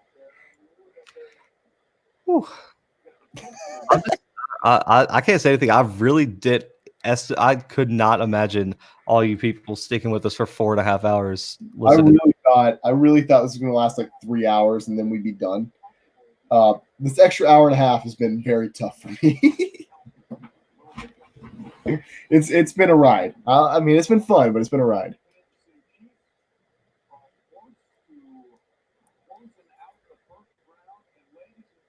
Let's see the picks, and let's go ahead. Oh, what in the world? This is trash. They said we're going to stretch this out till literally it's 12 o'clock Central Time.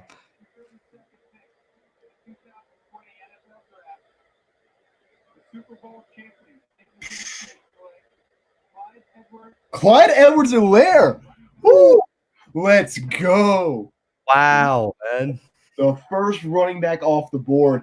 And listen, what a value pick, in my opinion. Like I said, I think he's the best receiving back in the draft this year. I didn't expect it. I'll say that. Wow. Oh, man. What grade are you giving this one, man? To end off the night, what grade are you giving this one? Like I said, I think this is a real value pick. And to be completely honest, he was like 4 or 5 on a lot of people's running back boards. Yeah. I thought he was more talented than that. Obviously, I'm an LSU fan. I'm biased. But like I said, he's one of the greatest. He's one of the best, or he probably is the best receiving back in the draft this year. That's kind of the direction the NFL's taking a turn toward. Yeah.